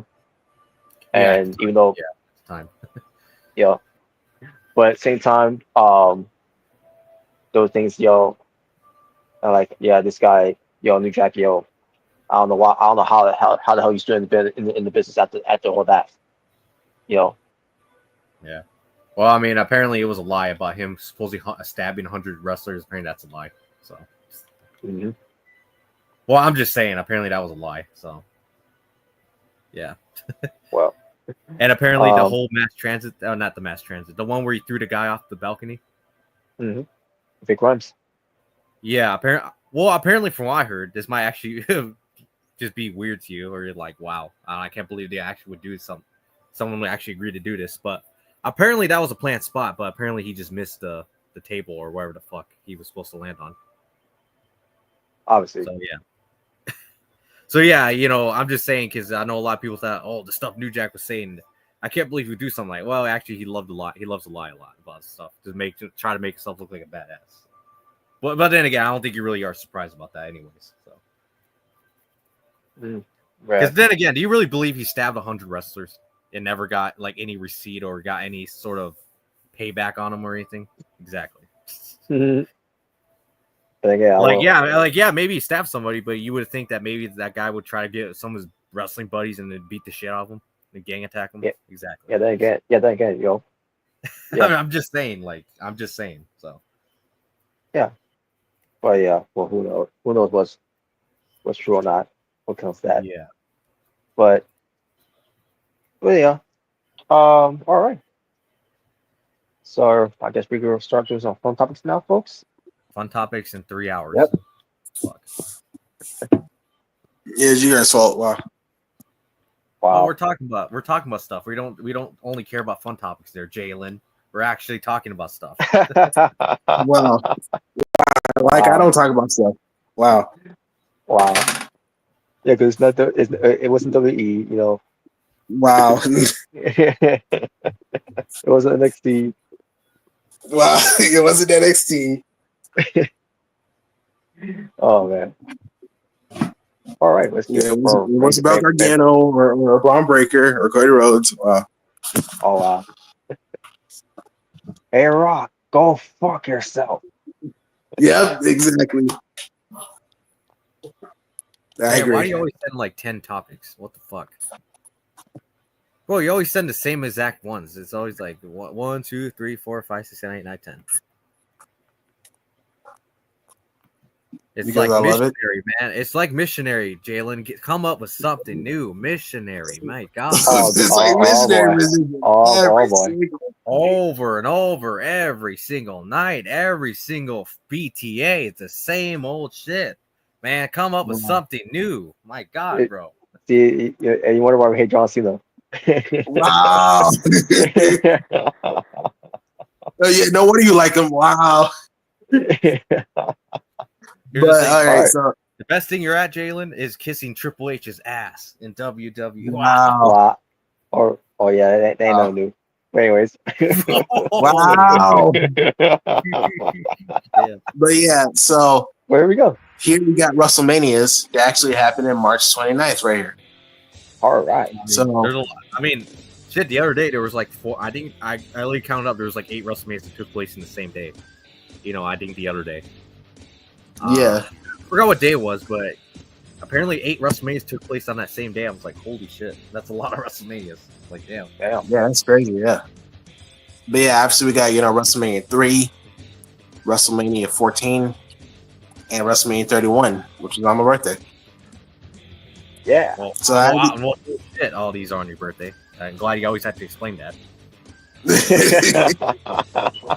Yeah, so pretty much out of these WrestleManias. Jalen, we get it. It's on your birthday. Shut up. Oh, wow. Jealous. Yeah, jealous. Exactly. He's jealous. That's right. Man, I don't care. Wow.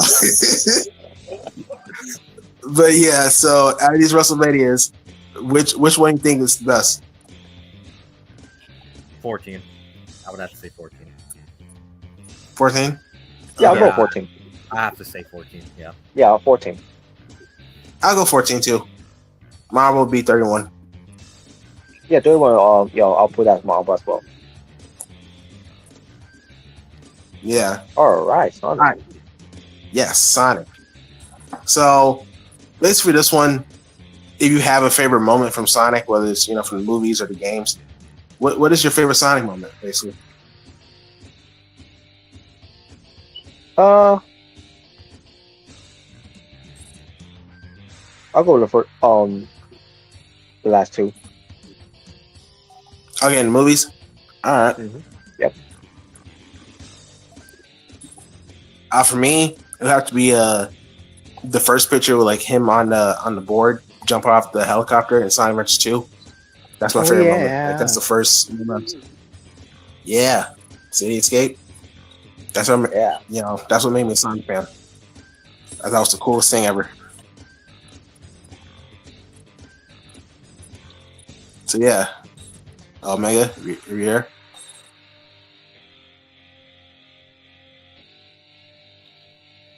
He's probably getting he's mute. He's probably getting Sparky snacks.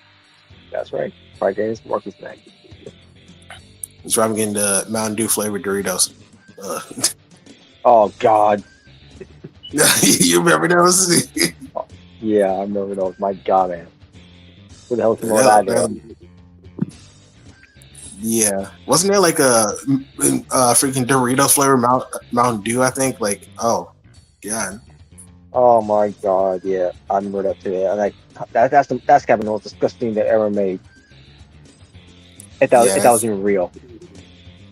If that was real, then oh God, like sickening. Yeah, sickening. My God, man. It makes you want, yo, makes you want, make you about to get sick. Yes, yeah, that just I'll sounds go with gross. the Werepy. There you go. Doorhawk, okay, All right. Werepy, Hog, whatever. Same thing. yeah. All right, here we got AEW World Title belts right here. Like pretty much all the I designs. see this picture. Hey, Dempsey, get off. Dempsey. God damn it, cat. You running Wait, what's your everything. cat's name? Wow, What was that? what's your cat's name? Yeah, what's the guy's Dempsey. name? Dempsey. Okay. Yeah, You said Pepsi? No, Dempsey. Oh, Pepsi. I thought you said Pepsi for a minute. Like you cat Pepsi. Like, You're like, No, oh, no, he jumped on something. I didn't want him to jump on. That's why I said that. I was like, no, get off. you know, like Bull Okay. Dempsey. Yeah. You remember them? Yeah, kind of like Bull Oh. Dempsey. yeah, I remember. But yeah, so pretty much out of these like AEW World Championship designs, which three are your top favorites right here? Hold on. Let me go full. Okay, you said top 3, right? Yeah, top 3.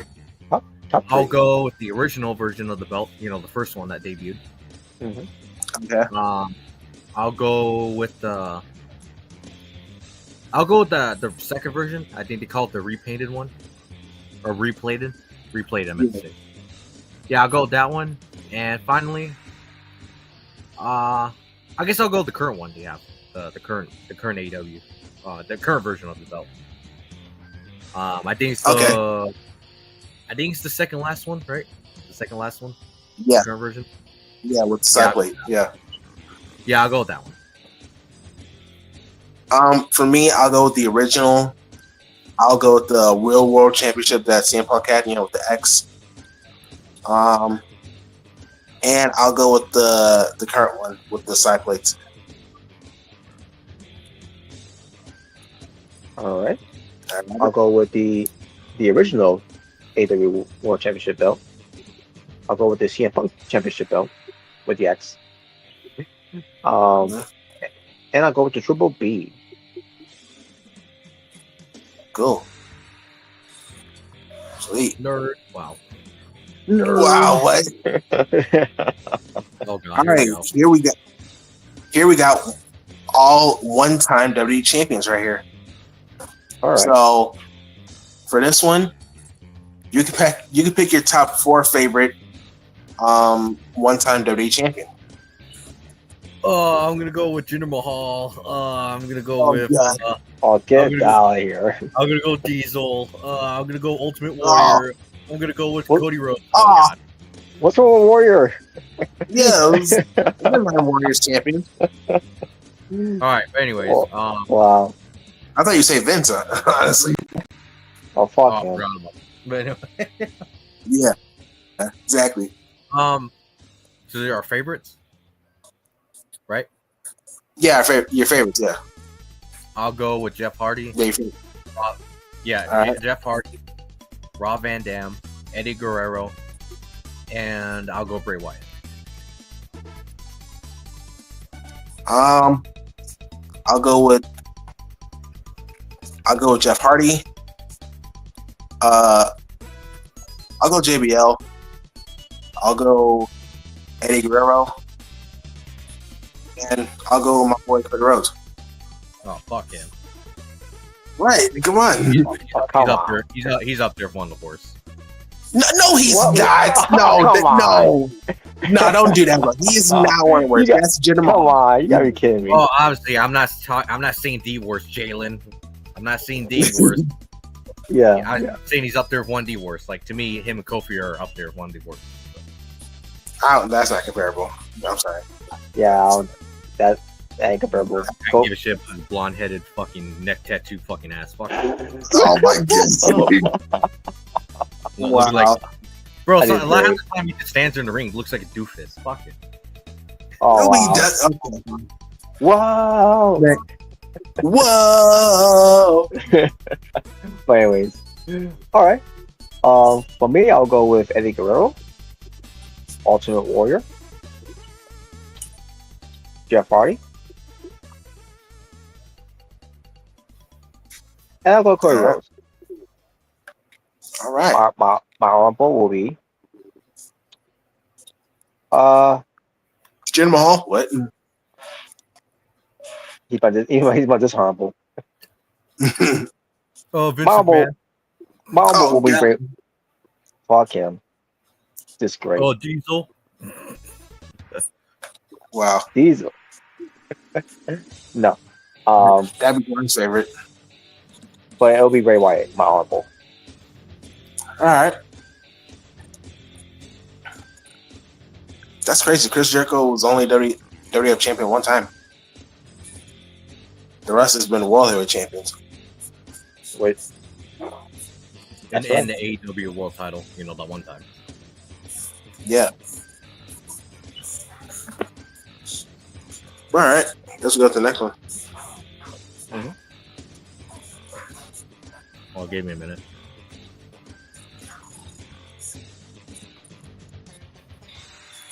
All right. Here we got actors that was supposed to play Spider-Man right here.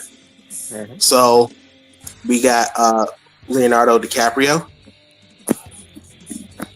We got Jake Gyllenhaal. He was actually supposed to replace Tom Maguire in Spider-Man 2. That was actually supposed to happen. Oh wow. Yeah. Really?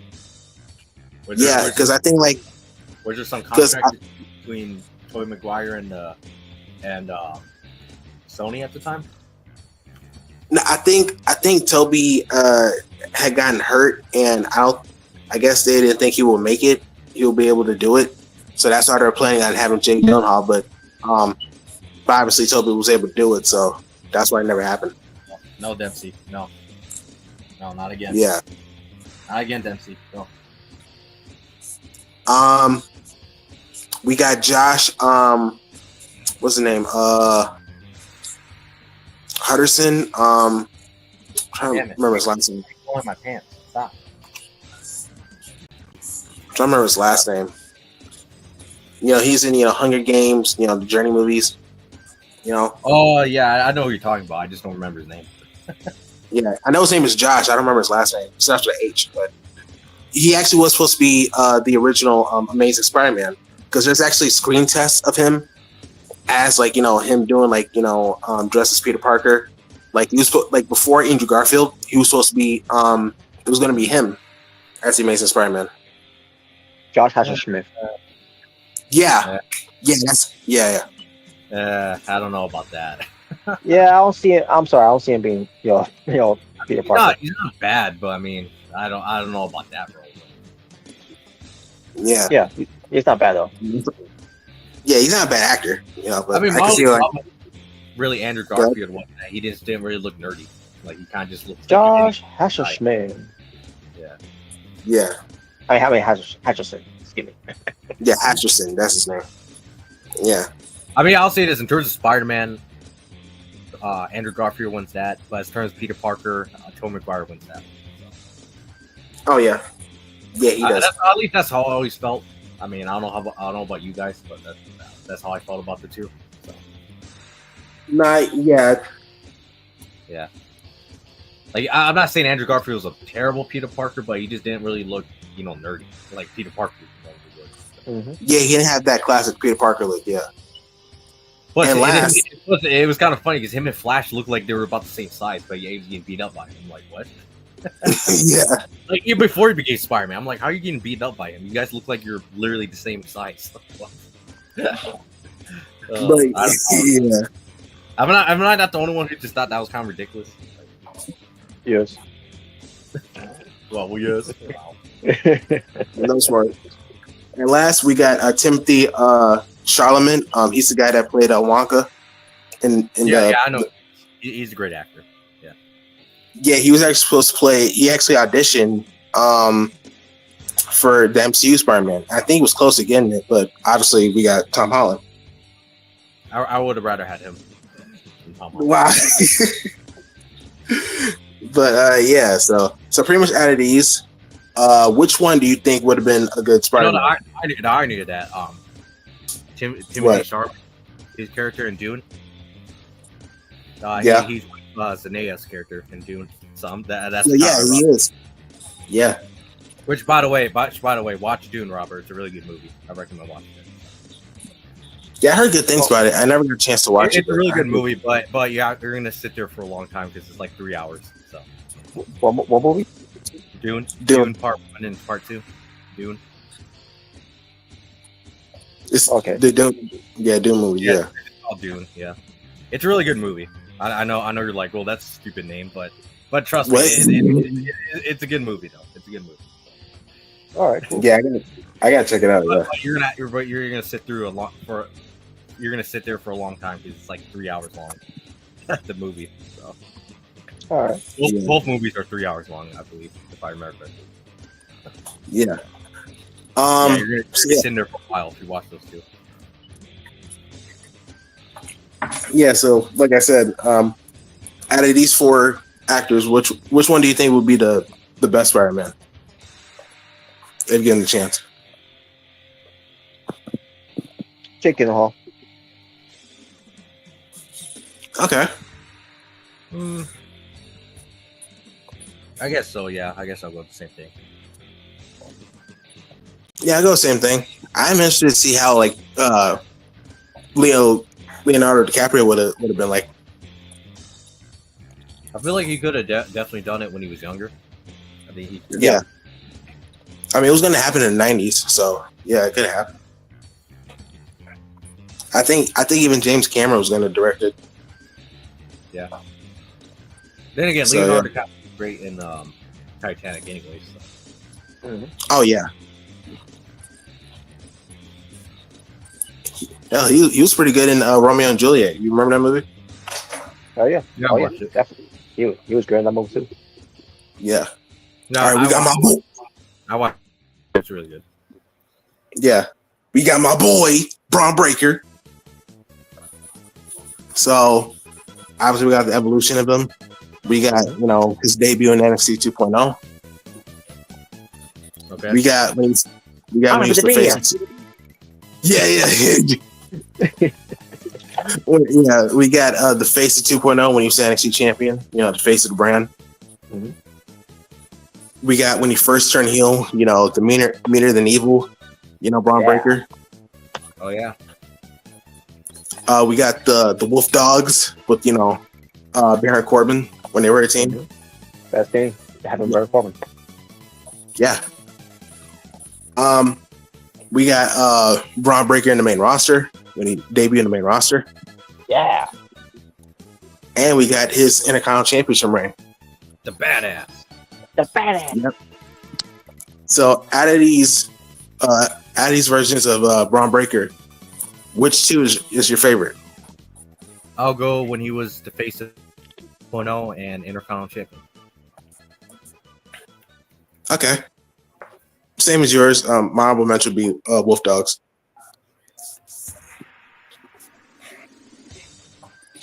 All right. I'll go with him being the NXT champion, and I'll go with him being the Intercontinental champion. My honorable will be, when he turned heel. What's it? Meaner than evil. Yeah. Meaner than evil. Yeah. There you go. You want to why, Robert? Because he's the badass. That's why. The badass. Yep. And he's a genetic freak. My second honorable will also be the Wolf Dogs that he did. That was a good tag. I wish it lasted longer, but It was good. Yeah, I was. Yeah, that's one right there. Yeah. Puika. All right. We got Rey Mysterio's mask based off, of the media. So we got obviously, the Kiss, mask, based on the band. Wow, thank We you. got- Like I didn't know what Kiss was. Thank you. Wow. Well, I mean, there's some people, there's some kids out here that don't know what Kiss is. So That's true. Wow, so you assume I'm one of those kids? Wow. wow, Yes. I see how it is. I see wow. We got the Avatar attire. They had WrestleMania 26. Are you talking about like Avatar the movie or Avatar last year? But The Avatar the movie, with the aliens.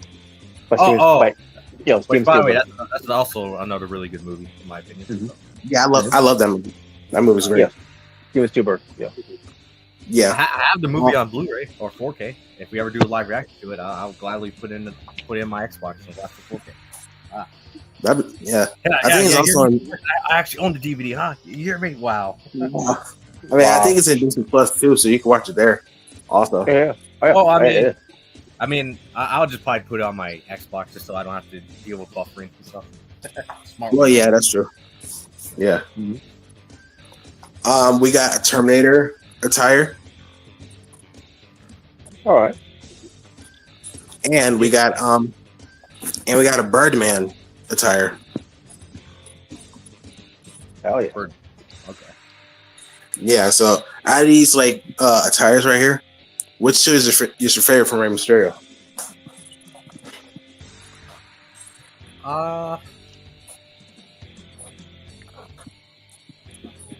I'll go with Terminator, and I guess I'll go with Birdman. All right, I'll go with Terminator and Avatar. All right. I'll go with Kiss and Avatar. All right.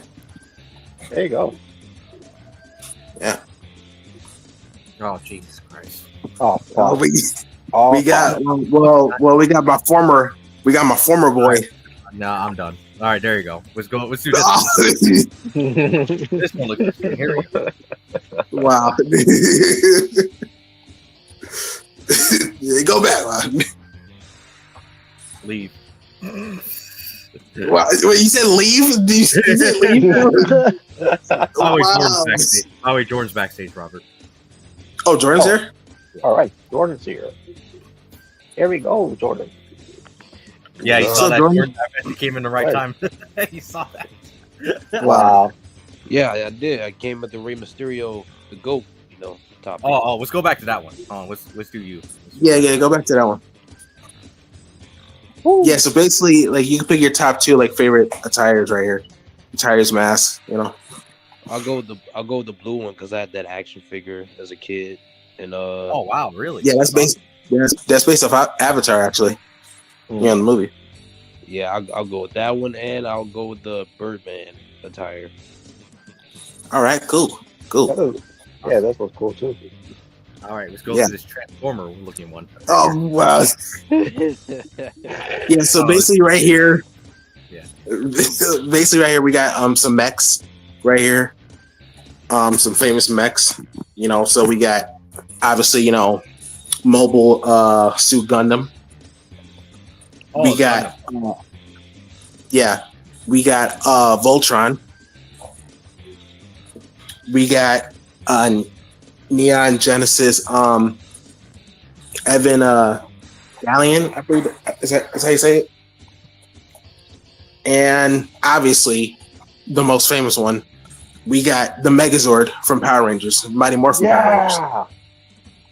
Yeah, so out of these mechs right here, which two is your absolute favorites? I'll go with the Gundam and the metaphor, or the what was it called? Megazord? The Yeah, Megazord. Megazord. It sounds like you almost said metaphor. Like what? When you sound like fashion. That's what it sounds like.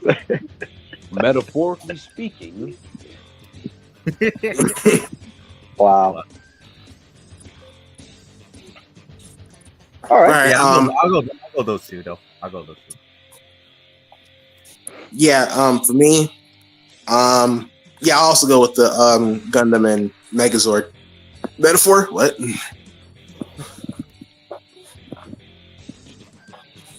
Right. All Who's right. next? Well, yeah, same here as well. Yeah, and obviously I love the Megazord. So Yeah. Same. All right. My humble would be Voltron because I love did like have Voltron look. I love the White Tiger Zord. oh hell yeah. Yep. Oh my. All right. Oh, We got my God. boy. Oh, We got my boy. What Johnny happened? Gargano. Wait a minute. Wait. Hold up. Did we just do What? this? This one we just did this like 2 days, like a couple of BTAs ago. No, we did Tommaso Ciampa. That's what we did. We did Tommaso Ciampa and we did DIY. We didn't do Gargano. Oh Jesus fuck! All right, whatever. Go on, I guess. yeah. Don't skip this one. Yeah. God, fuck. So I'll make it quick. So basically, you pick like your top 4 favorite versions of my boy Gargano. I'll go with when he got beat up by Ciampa. I'll go with when he. Oh my god! I'll go with when Okay. Ciampa put a crutch through his back. I'll go with when he got beat up by The Miz, and finally I'll go. Wow! I'll go with when he lost his Street Profits. Wow! Okay, well Wow. that was your turn. All right, so I'll go. For me, I'll go with the original DIY from NXT, Gargano. I'll go with this rebel heart. You know, when he was, the heart and soul of NXT at the time. Then stop. What? Taking the Freaking Omega, like, you snored. Oh, okay. He's taking a page out of my book, like when I do with Randy Orton. Wow. Yeah, pretty much. I mean, Randy. I love Randy Orton, but I hate Johnny Saintface though. Oh my god, he's not same face anyway. Said DIY Rebel Heart. I'll go when he's a heel in 2018. You know, he was like the delusional heel. That's still that was babyface. You know, the Venom Heart. Oh, that was great when Alice Black Master won the match. Oh yeah, of course. The delusional baby. And I'll go with the way, Johnny Gargano. Because I did like. The only time he was tolerable, in my opinion. Wow. Wow, I really? mean, Yeah. I still hate what they did with him. But then again, selling Austin Theory and Indy Hartwell made it funny. So he barely. Yeah, they were great. They were great together. Especially Austin Theory being an idiot. Yeah, he was. It was funny though. He was like the dumb jock. Like he was like. You remember that battle royal? This dumbass is on his. Oh yeah, like trying to he did a kip up and he got eliminated. He was funny though. Like he was funny though. He was hilarious. The funny one I remember is when that segment he had with Scarlett. He was like Scarlett. Yeah, it's like it's like, are they real? They got to be real. Like, he was like, even like William Reed was like, whoa, what's he talking about? Yeah, because Triple H, there's that similar storyline with E Torres. Oh wow! Oh, he did. I forgot about that. Are those real? Wow! Are those real ones? Wow. Think of it like this, Robert. It was funnier with Austin Theory than it was Triple H. So. You know what? Yeah, it was. Talking about I didn't even know Triple H did it. To be honest. Oh yeah, he did. Actually, I don't even remember that until Robert brought it up. Funny enough. But anyways, go on, Jordan. Go on. Yeah. I didn't mean to interrupt. Sorry. He did. Wow.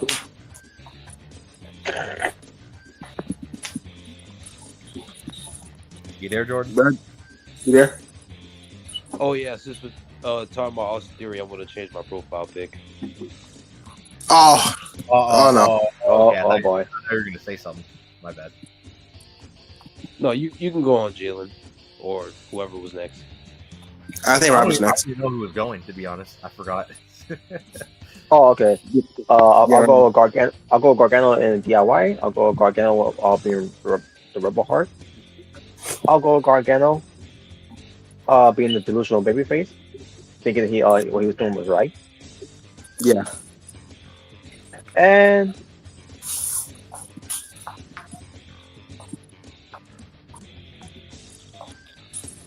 I'll go with DIY on the main roster. With the baby faces. Okay. All right. Jordan.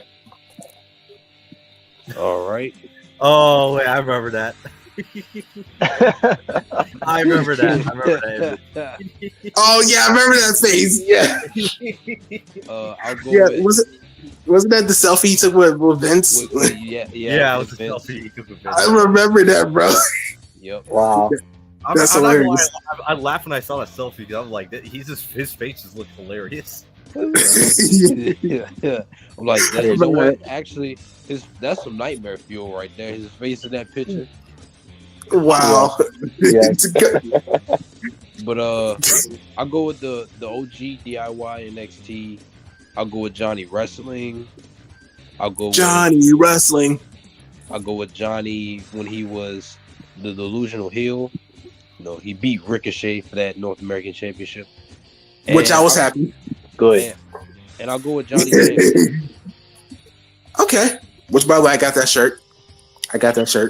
Oh yeah, when he was champion for 10 days and lost it. Yeah. Oh. Yeah. My God, bro. But people are saying, "Oh, Dale Bryan had the worst one." Actually, that goes to Johnny Gargano, in my opinion. Wow. Talk about a paper champion. Wow. At least Daniel Bryan defended it once successfully, but unlike Johnny Gargano. And his guy, and he had to relinquish it. I think All right, this. now it's my turn. All right, here we go. All right, so there's going to be multiple images. So pretty much these are matches that never happened. So first off, we have Bray Wyatt versus Bobby Lashley. That was originally supposed to happen in WrestleMania 39. But due to health issues at the time, and unfortunately, that led to his death. That match never took place. Rest in peace. Yeah. Rest in peace. Rest in peace. This is one I don't remember. Apparently, Becky Lynch and Alexa Bliss was originally supposed to have a match in No Mercy, but I don't know what happened with Becky Lynch at the time. I don't remember, but It was probably injured. I remember the story that she had an abortion. It was some weird story I heard at the time. an abortion. With her ex. That's what I heard at the time. An abortion. Oh, that's weird. Yeah. Because apparently she got pregnant, and then I don't know. I guess her her ex didn't want to have a kid yet. I don't know. It was a weird story at the time. That's what I heard. Oh wow. May have been a rumor, but who knows if that was true or not. I didn't even know that, to be honest. I didn't even know she was pregnant before. That's crazy. Yeah. But yeah, apparently that Naomi replaced her, so that's what happened. Mm-hmm. Yeah. This one, okay, I remember this one. This one I do remember. Day one. Hold on, Yeah. my bad. Which changed everything. But yes, but- originally it was supposed to be Roman Reigns versus Brock Lesnar, which thank God, maybe it was for a blessing in disguise. I don't know, maybe not, but who knows? But yeah, It definitely changed a lot of things. But yeah, it was originally supposed to happen at for the Universal Championship, but apparently Roman got COVID, so decided to add Brock to the Fatal 4-Way at the time, and obviously Brock won that match and became WWE champion. That's right. Ooh. Yeah, if I'm correct, I think Seth was supposed to win that match. Against Big E. Yeah, Seth. I think Seth was supposed to win. It was either way. Wow. Yeah, Wow. I remember that's what I heard. Wow. Yeah. Well, you want to know why he's gonna lose? Because he's black. Whoa, what the hell? Well, that's so Well, sad. maybe it's because he has that fruitcake ass gimmick. Yeah. Oh, well, I mean, I like that gimmick. Wow. Well, of course you do, Vince. But yeah, obviously you guys remember this one. Yeah. Roman Goldberg. But I'm not even wasting time on that. Yeah. They both This sucked. one, you guys remember, not wasting time. Yeah, that sucked. Okay, apparently this was supposed to be an actual match, but apparently they just turned Brock Lesnar heel, I guess, allegedly. Yeah. And then that started the rivalry between Yeah, him by and Cody. the way, was that when the Vince came back for a little while? Yeah, that's when Vince came back. Yeah, that's when Vince came back for a little while. And you can tell. Which I'm pretty sure, looking back at it, I'm sure Omega loved that beatdown. Yeah, I can't. It was great anyway. So. Oh, I mean, it was a good beatdown, but like, I know where I was like, I know like Omega was like, yeah, kill him. Oh, wow. But yeah, apparently it was actually supposed to be just an actual match, but I guess because Vince changed the plans on the Raw after Mania that year. So. I mean, it was definitely the biggest moment of that Raw after Mania. Yep. And finally, this is Jordan's favorite. And finally, yeah, Jordan's favorite. Apparently, it was originally supposed to be Randy Orton versus Roman Reigns at Survivor Series 2020, but instead he got changed to Drew McIntyre, I guess. Thank God. What was? I don't even know. I don't even remember the story of what happened. To be honest, with this one. I think this is when Randy Orton won that Hell in a Cell, and then and then McIntyre won it back though. Yeah, he did. He won it back. I think a few weeks ago, and then that's how he faced Roman at Survivor Series. Well, yeah, apparently it was originally supposed to be Randy Orton and Roman Reigns, but it got changed to, Drew McIntyre and Roman Reigns at the time. Which was a pretty good match that they had. Oh yeah. So, anyways, the point of this is, out of all these matches that never happened, which two would you wish you could have saw? All these matches never happened. I'll go with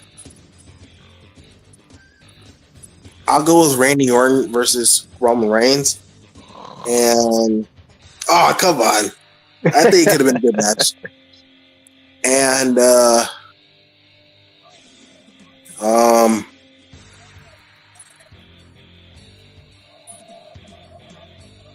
I guess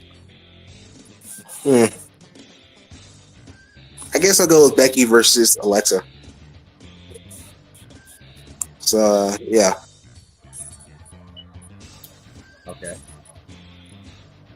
I'll go with Ray versus Bobby, and I'll go with Randy versus Roman. Cool. It's kind of crazy because, like that picture said, apparently we never gotten a Roman Reigns versus Randy Orton match. Roman Reigns was Triple G.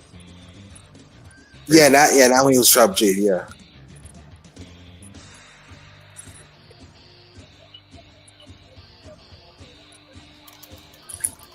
But yeah, those are the two I'll pick. So whoever's next.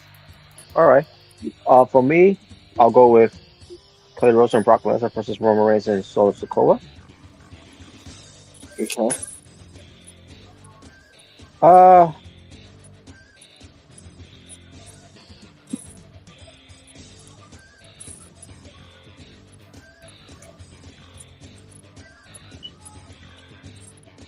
I guess I'll go with Goldberg versus Roman Reigns for the Universal title at WrestleMania. Okay. And there you go. All right. Jordan? I'll go with Bray Wyatt and Bobby Lashley. And I'll go with Cody and Brock versus Roman and Solo. All right.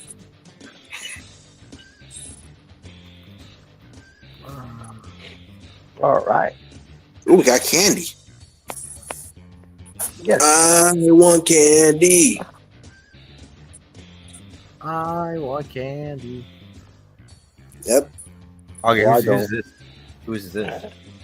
It's probably Jordan's. Yeah. But Jordan, it's Jordan. Pick Man, three candy.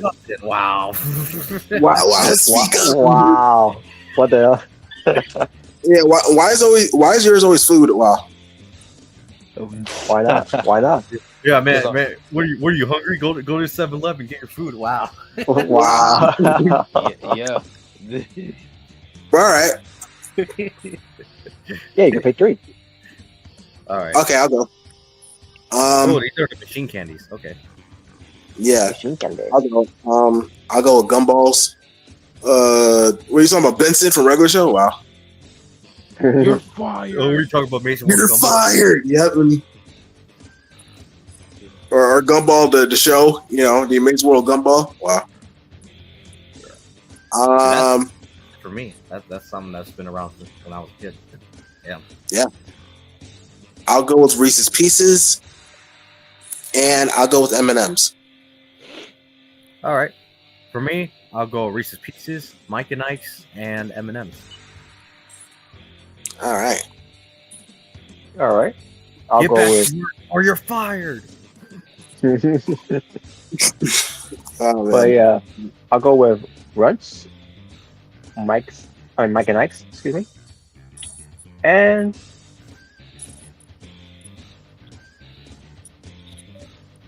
I'll go with M&M's. There you go. What about Boston baked potatoes? Oh God. Oh no, Baked baked beans? beans. Those are No. disgusting. No, I never never- even heard, but even that picture. They- I'm sorry. They look disgusting. That's candy. Yeah. Who the hell would even put those in candy machines? Who the fuck thought that was a great idea? Oh yeah, baked beans. Like what the Ugh. fuck? I bet it was John Cena. What? Well, he is from Massachusetts, so I mean, I don't know if he likes them. I don't know. But, wow. Oh man. I mean, hell, maybe it was Mercedes Monet. Isn't she from Boston? Oh man. maybe. But it seems more like something a West Newberry guy would do. Oh my God. Or Randy Orton. I Randy thought he was- Randy I thought Orton's he from St. Louis. was- Yeah. He's from Well, I'm just saying he probably would have them in a candy machine. Because yeah, he's evil. Well, he No, your voice you is- make a candy called Viper Candy and then put in the candy machine. Viper candy. a Viper candy. You know, maybe Randy Orton's favorite candy is probably those gummy snakes or whatever the hell they call them. Oh yeah, those gummy worms. Yeah, the gummy worms. Yeah. That's probably his favorite. I like gummy probably worms. yeah. Well, no, I'm not saying they're bad. I mean, I like them too, but I'm just saying. I hate candy corn. Candy corn is disgusting. I don't mind candy corn too much. I don't mind. I like candy corn. I don't I mind. don't like it. It's not. I'm not saying it's my favorite. But I mean, I don't mind it. But, I want candy corn. For me, I I'll don't. go with Runts, I'll go with Gumballs, and I'll go with Mike and Ike's. All right, Mike and Ike. All right. All right, sweet. Delete It's delicious. sandwich forever. Yeah, there we go. Yep, delete one sandwich forever. We got Club, BLT, grilled cheese, and ham and cheese. So you gotta delete okay. This one. is actually pretty hard. Holy shit! You gotta delete one. Delete. Sandwich. This is easy for me. I'll go with ham and cheese. What? What? Yo, I don't eat ham. I don't eat ham. Oh wow. Yeah. So. I'm not surprised from John Cena fan. But anyway, Why is everything gonna be the John Cena? What the- wait, Cena's like ham too? I don't know. Like, Because I know John it's Cena favorite food. fans, they never do anything that involves getting some hair on your chest. wow. I'll take a grilled cheese any day. Grilled cheese. Oh yeah, Mm-hmm. same. I might go with BLT. I might go with that one. Yeah, I'll actually go with BLT too. I don't love BLTs. Man. BLTs are great, but I might have to go with that one, unfortunately. Bacon, lettuce, tomato. I'm going with club. You don't like club sandwiches? I had before. Like, not impressed. If it was called Bullet Club, you eat it. What? What? Wow. If It's not the Romo burger. Oh, it's not the Royal Rumble burger. Yep. You know what? It's not a Blackpool Combat Club burger, so I don't want it. Oh man. All right, pick 3 sides and 1 drink. Okay. Holy shit, I can All right. barely see that shit. Ooh. Okay.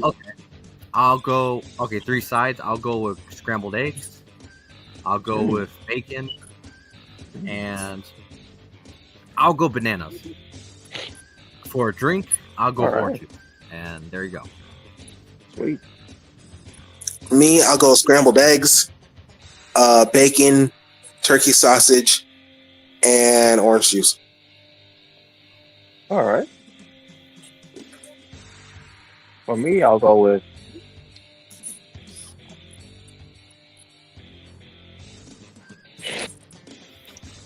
pancakes. I'll go with Well, I mean, that's the main dish. I mean, pancakes. Yeah, you get pancakes anyway. you already have pancakes. I'll go It's pick 3 sides and 1 drink. All right. I'll go scrambled eggs. I'll go with bacon, and I'll go with berries. And for the drink, I'll go orange juice. All right. And fuck you, Orange Cassidy. What? Oh yeah, I agree. I agree. Robert, was your orange juice not freshly squeezed enough? Oh wow! You can't squeeze me. Oh no. What? Oh no! You can't squeeze me. You imagine Orange Cassidy starts doing that? You can't squeeze me. Oh God! I don't want to squeeze you. And he's gonna wear some denim jorts. Oh boy! I mean, wears jeans. His new game is gonna be Orange Life, the basic squeezenomics. Oh God! Basic squeezenomics. What the fuck? Oh yeah, you can't peel me. Like what? You can't peel me. Oh God! No. Well, I mean, Orange Cassidy is pretty much the John Cena of AEW. So I mean, I'm surprised he hasn't done that yet. I don't know if I'm gonna say all that, but I would go at this point. But for me, I'll go with scrambled eggs, bacon, berries, and I'll be drinking apple juice. Apple juice. all right. Pick 10 sides. $10 worth of side. Oh, why does yours always gotta be food? Because I'm a big bat. It's All fat. Wow. He's a fat son of a bitch. Oh God. All right. I'll go. Okay. Let's see. I'll go with macaroni and cheese. I'll go with chili. I'll go with fries. Yeah, put my sauce on the fries. Oh God. Oh God, no. and last I'll go with green beans. Oh my God. Yeah, put my special sauce in that too. Oh no. Oh my God. yeah, and put my special white sauce in it. I ain't talking mayonnaise. All right. So I'll go with mac and cheese. I'll go with chili. I'll go with French fries, and finally, I'll go with salad. I'll go with salad. Sweet. All right. Hey, I like to eat healthy, Jalen. I don't eat junk food all day. Wow, I didn't say anything. You were thinking it. Wow. Wow. All right. Who's next? All right. I'll go with mac and cheese. I'll go with onion rings, and I go with fries. Fries. $10 of sizes. All right. All right. For me, I'll go with mac and cheese. I'll go with fried okra. I'll go with fries. Fries. And I'll go with green beans. Yeah. You know, like Broken Matt Hardy says, green beans. Yep, green beans. Oh, yes. Who would have made a goated tag team? Who would have made a goated tag team? We got the legends, Undertaker and Sting. Yeah. We got 2 of the shit factors of pro wrestling. Oh, no. No. Well, that version of Roman, I agree, but not Charles. Well, that version of Roman, yeah. Yeah, that version of Roman. We also got 2 other legends, The Rock and Stone Cold. Yeah. That Remington hates. And other, you could basically pick 2 other people that will be a dream tag team for you. Mm-hmm. Okay. I'll go. There you go. Undertaker and Sting. I'll go with those. All right. I'm gonna go with other, and for that, I'll go with Kurt Angle and Chad Gable. Nice. Yeah. No, Thank you. I'll go Roman Reigns, John Cena would bury the whole roster. Oh, I bet they would. Oh boy. Wow. It's gonna be like John Cena, Randy Orton all over again for just the Raw roster. Oh, for the Oh whole boy. Raw. I remember that. This was like 2008. Yeah. I remember that. Yeah, Jordan's favorite moment. No, I remember the advertisers. They're finding the whole Raw roster. Yeah, not the whole Raw roster was even there. There was only like fucking 10 guys out there. Yeah, it's like what? Yeah, I remember correctly. They advertised Shawn Michaels to be a part of that, but he wasn't even there. He wasn't even there. It was mostly jobbers. Yeah, that was kind of a letdown. I was like, oh, well, but you know what? Maybe not because they buried all of them anyway. So they buried the whole Raw roster. Mm-hmm. Well, I mean, they were jobbers anyway, so like, You know, Yeah, we're gonna pretty do much. that current day with Cody Rhodes and Roman Reigns versus the whole SmackDown Raw roster. Oh well, they would bury everybody. oh no. Yeah.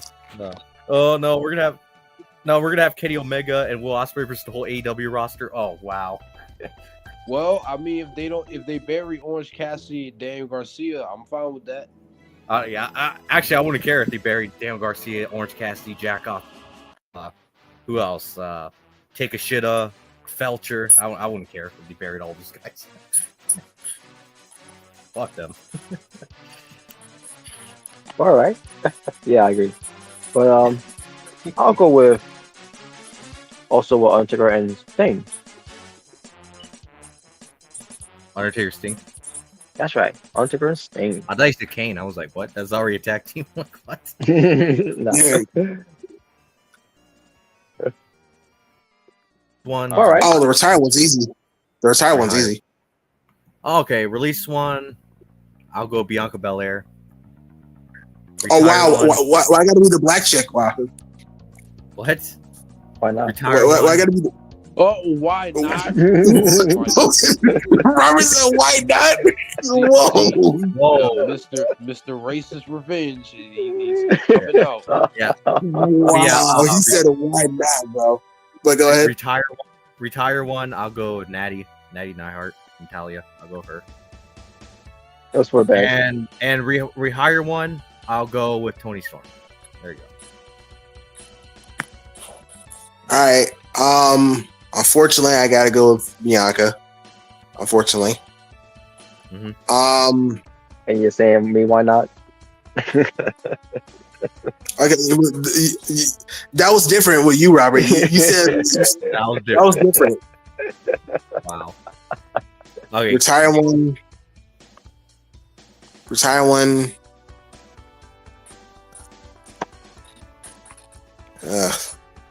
Yeah, I mean, you know, I'm gonna spare her. I'll go with Natalia. I'm gonna spare Charlotte. Wow. Yeah. All right. I mean, Natalia is not really doing anything, so. Yeah. I just don't want to see Charlotte on my TV screen. But anyway, Yes, you do. not really. And rehire one. I'll go with Timeless Toni Storm. The Timeless one. Yep. All right, Robert, your turn.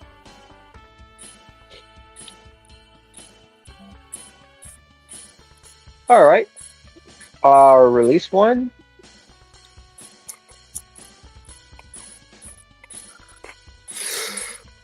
Man. Well, I'm sorry, Bianca Blair. You had to be released. Wow. You have to take one for the team.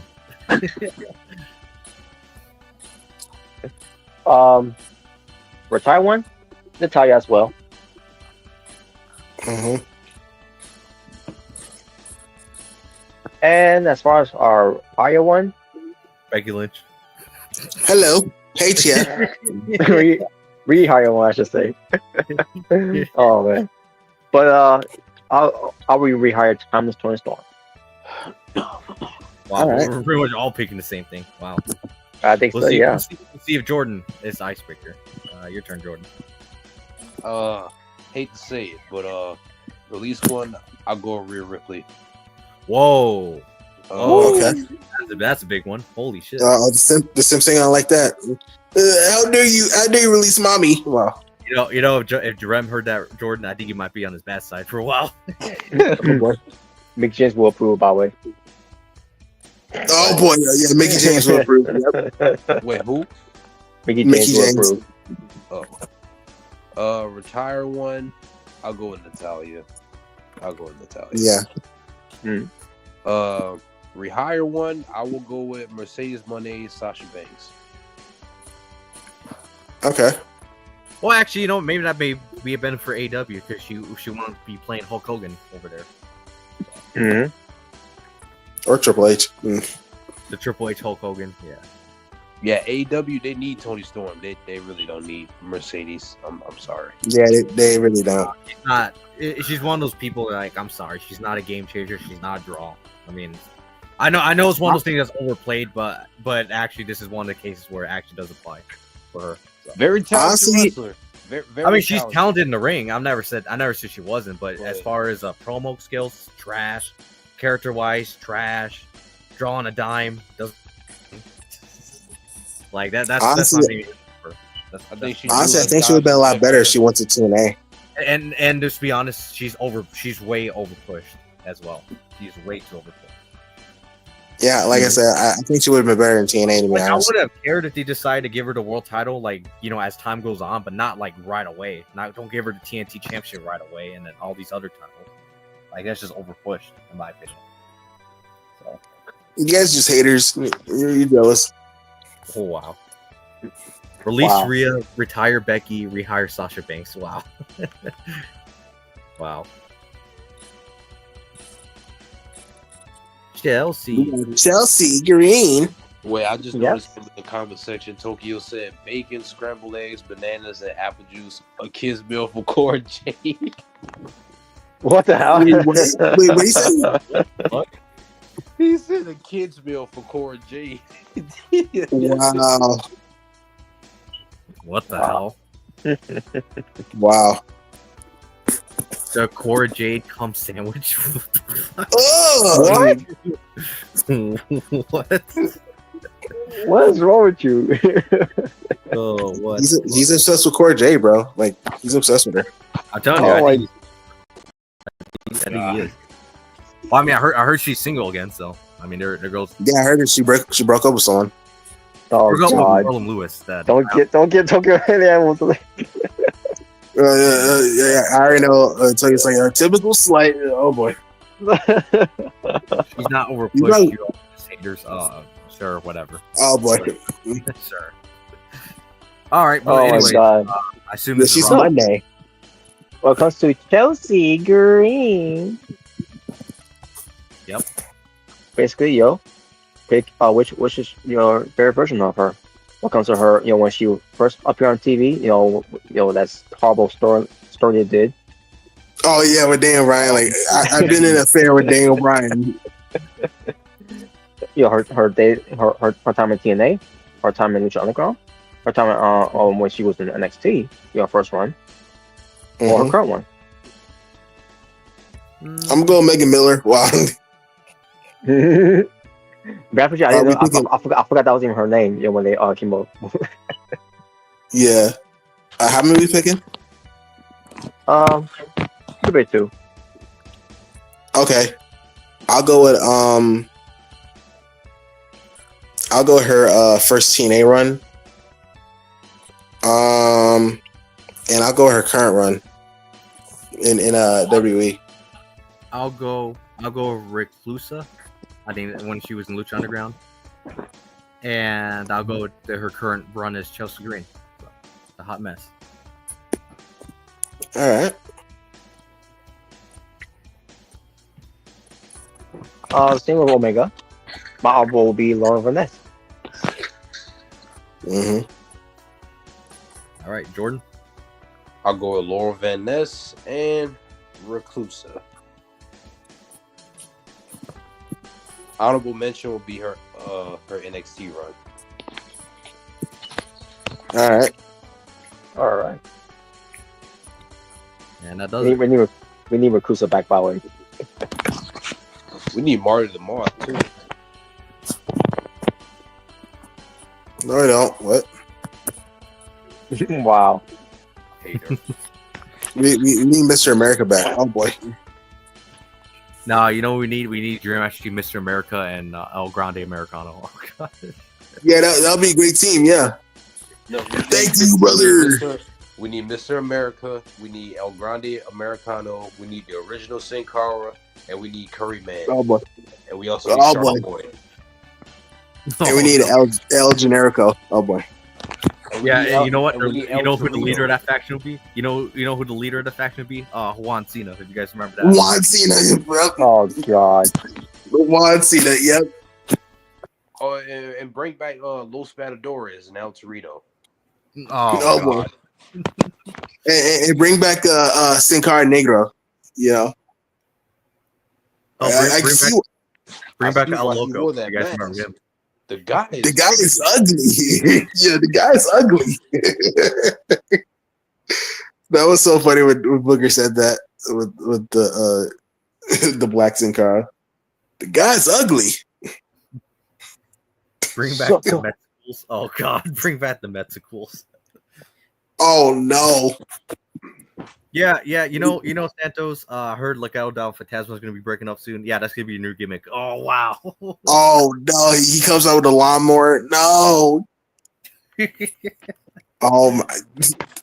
The fact they were able to get away with that in 2000s is wild. I mean, it was a different time. You know, it was a different time. All the Metsicals.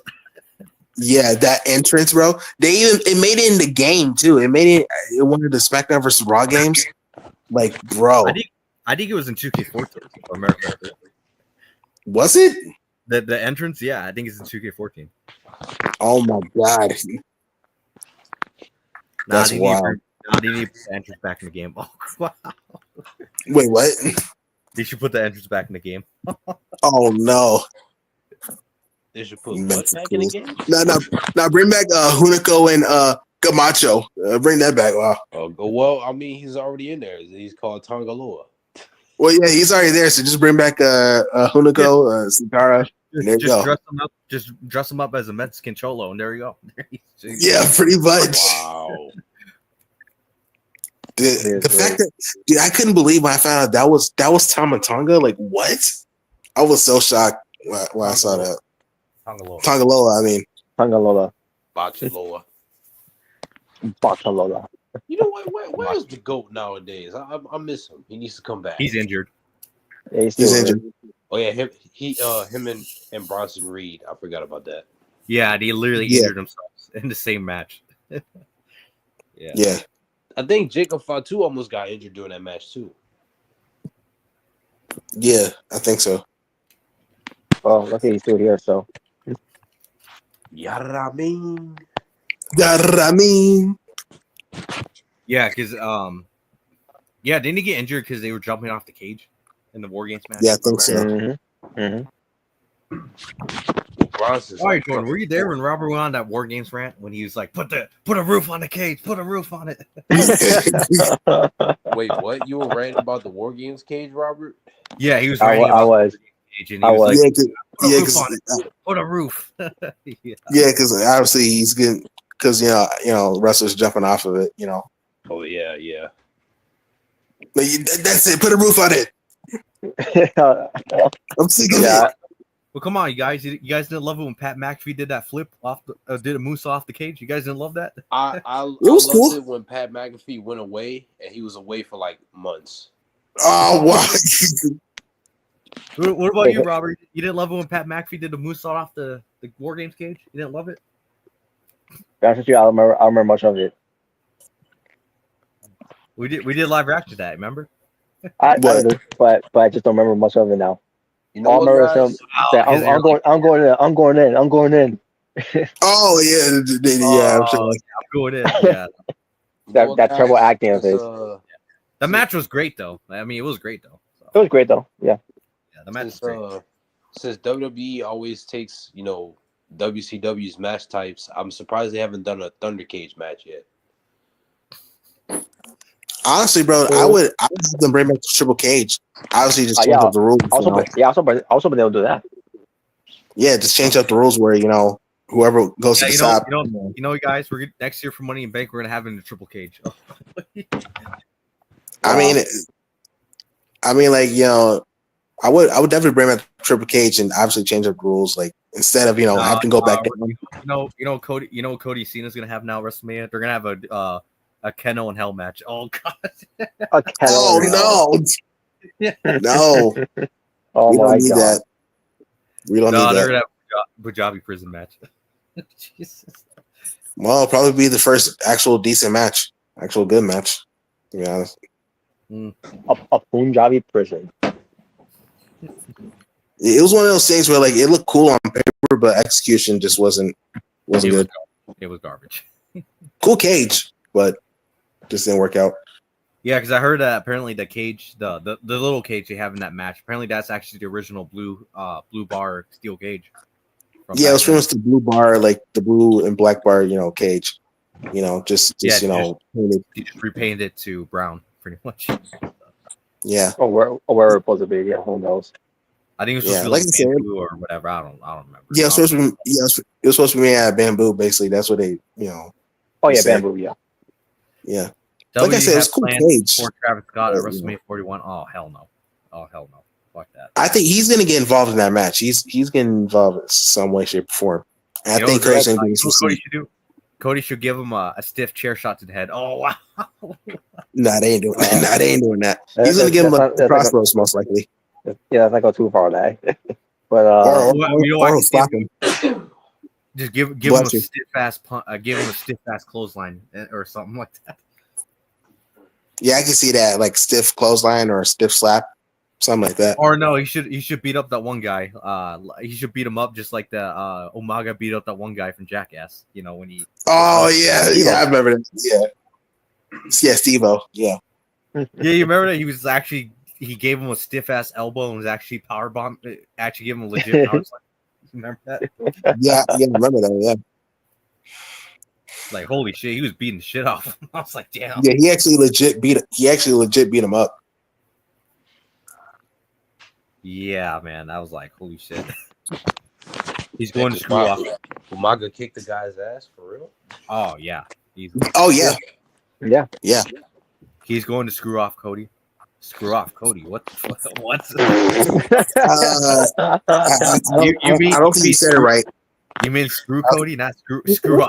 Screw over. Screw over Cody. Did that remind you? Like you remember that promo that Mustafa Ali did to Nick Nemeth?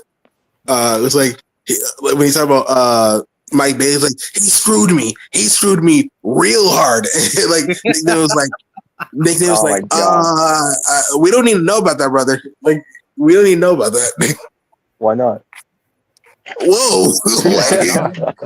Well, I mean, if you guys remember some Stop Ali's old thief song, I'm gonna go hard. Oh no! Oh my god! Now it makes sense. Wow, I think it's great.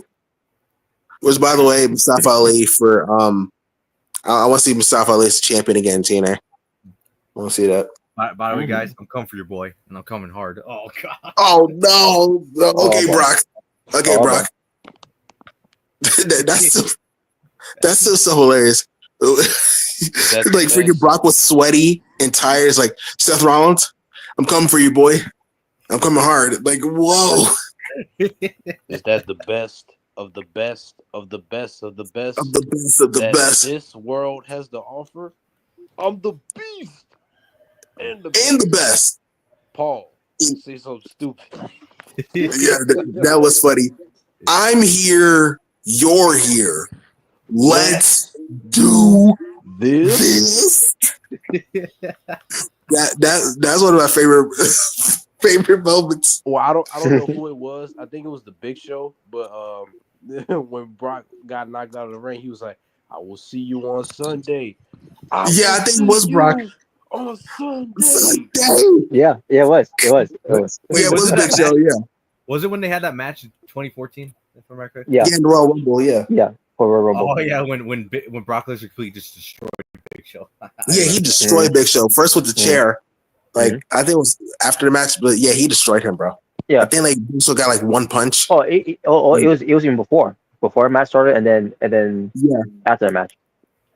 Yeah, and I think Big Show only got like one punch and a few more moves in, but like he destroyed Big Show, bro. Yeah, he did. You But see, it was everybody talks about everybody just their pants over 2009 Randy and shit, but nobody ever talks about 2014 Brock.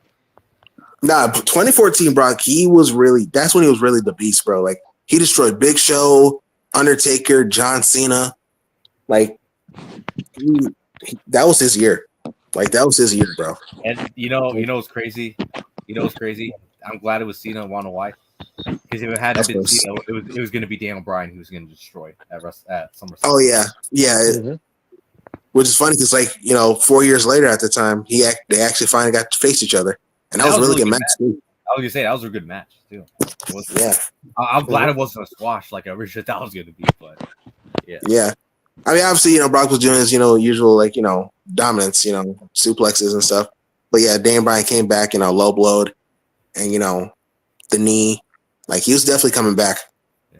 The one I thought was a really good match, surprisingly, was AJ Styles and Brock. That one I thought was really good. Oh, yeah, that was really good. The last year, 2017, that was really good.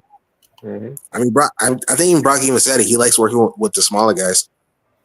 Yeah. Yep, that's why he handpicked Finn Balor. Yeah, and they had a good match too in the Royal Rumble. I think it was 2019 that he had the match. Right. 2019, that was really, it was really underrated. It was really good.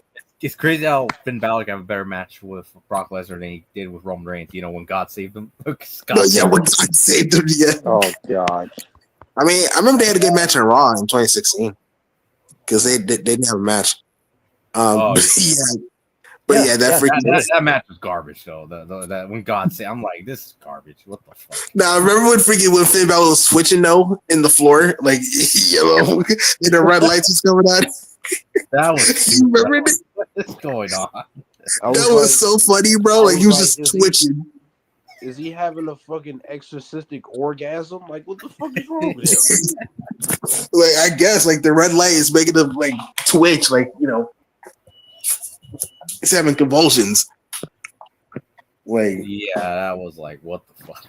It was one of those. It's so bad. It's funny. Things.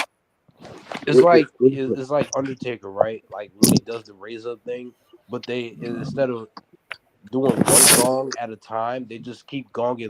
They keep going gong, gong, yeah. And Undertaker keeps raising up. Eventually, it becomes cringe. Like, what the fuck? That thing is great. But yeah, that was hilarious, bro. Mm-hmm. God save Roman Reigns. I remember watching that. I was looking forward to the match. I'm like, oh, this is gonna be a good match. And then when I saw it, I'm like, this is what the fuck was this? I don't know if we reacted to it or we just saw it and we just talked about it, but I think at the time we just saw it and we talked about it. I think it was just one of those. Yeah. No, I remember. Yeah, we reacted to the next year when it was Finn Balor versus Edge, and that was really good. That was a really good match. That was really good. I'm surprised.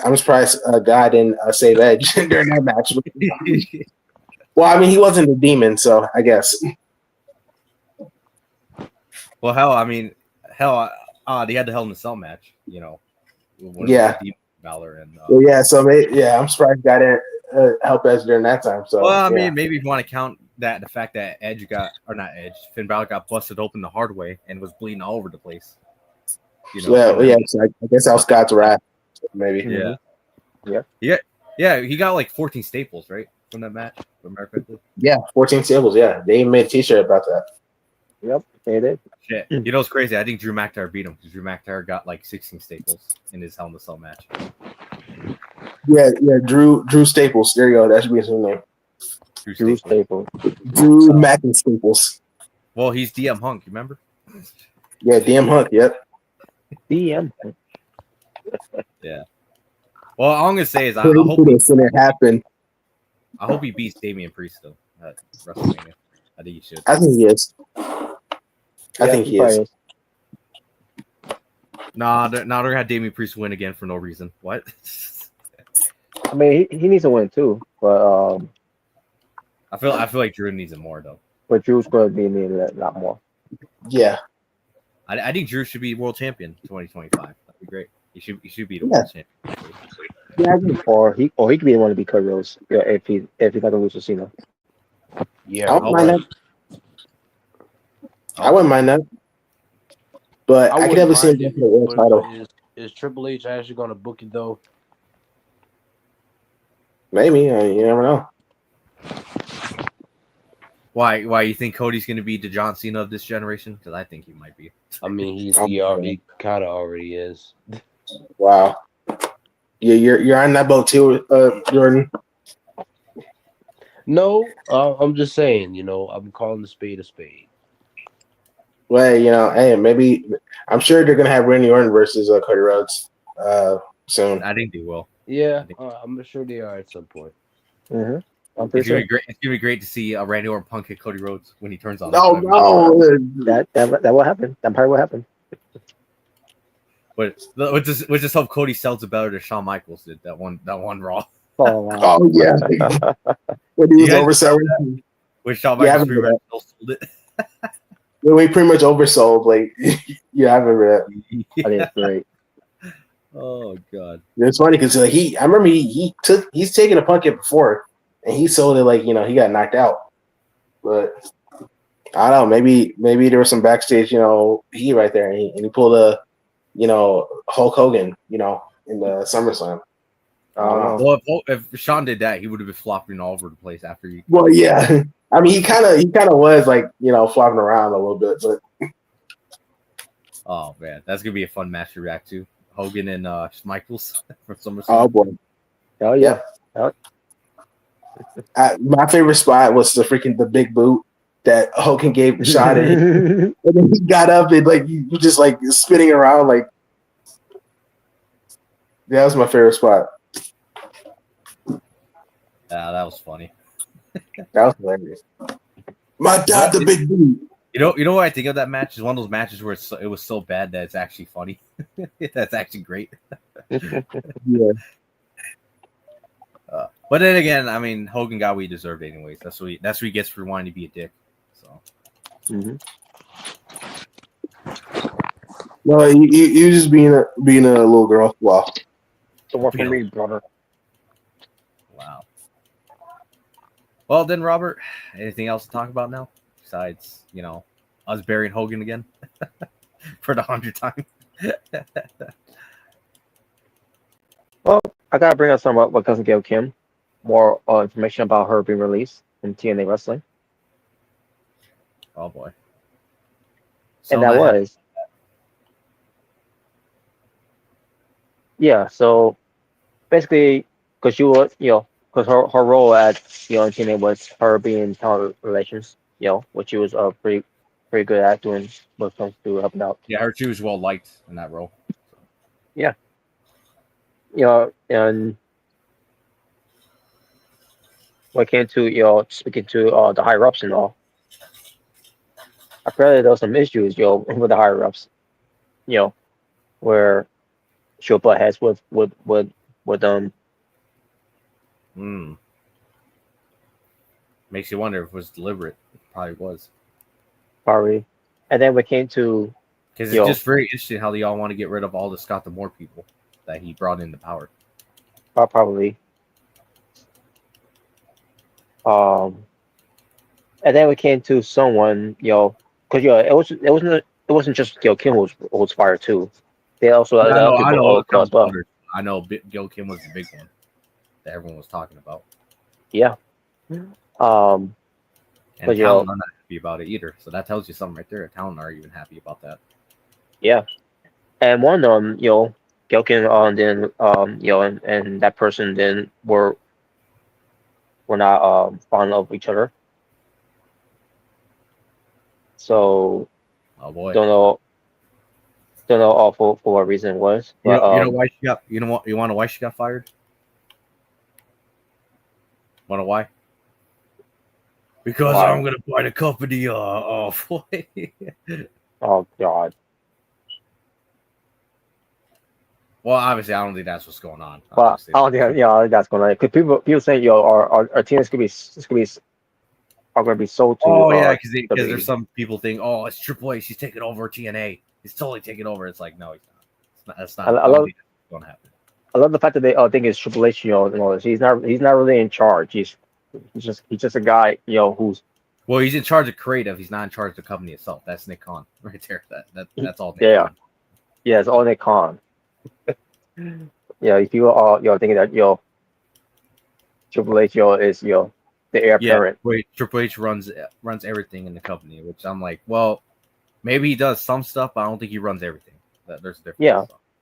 yeah, not saying I think yeah, because I think he still is CEO, COO, right? I'm pretty sure he still is. America correctly. I guess Or maybe did they promote him to head of talent relations? Because I know that's probably what he is now. So, I believe. I don't remember, but if he knows what talent is. oh wow, come on. But He brought in all your favorites. Why you hate him? but yeah, say fact, Rico was the one doing some scout, talent scouts during those times. I highly think that Triple H, even watches guys from Japan, and brought them in. Well, I mean, he brought in Gargano and Kevin Owens the same as Zayn, so he brought in those guys. I remember a story with Gargano. It was actually when Rico brought him in. Those guys as well, and Oh, they, and Rico fought for Gargano because Triple H wasn't going to do anything with him because small guy and all and everything wasn't going to get over. I mean, he's right about that. But anyways, Oh wow, come on. But the thing is, he's not trying hard to do it to do Gargano any favors on the main roster. wow. I like and but it's whatever. Yeah. Obviously, But I know the two he definitely brought in was Owens and Zayn. Those two I definitely know about. So. yeah, obviously, yeah. Yeah. So I'm pretty sure those guys are like Triple H guys for life, probably.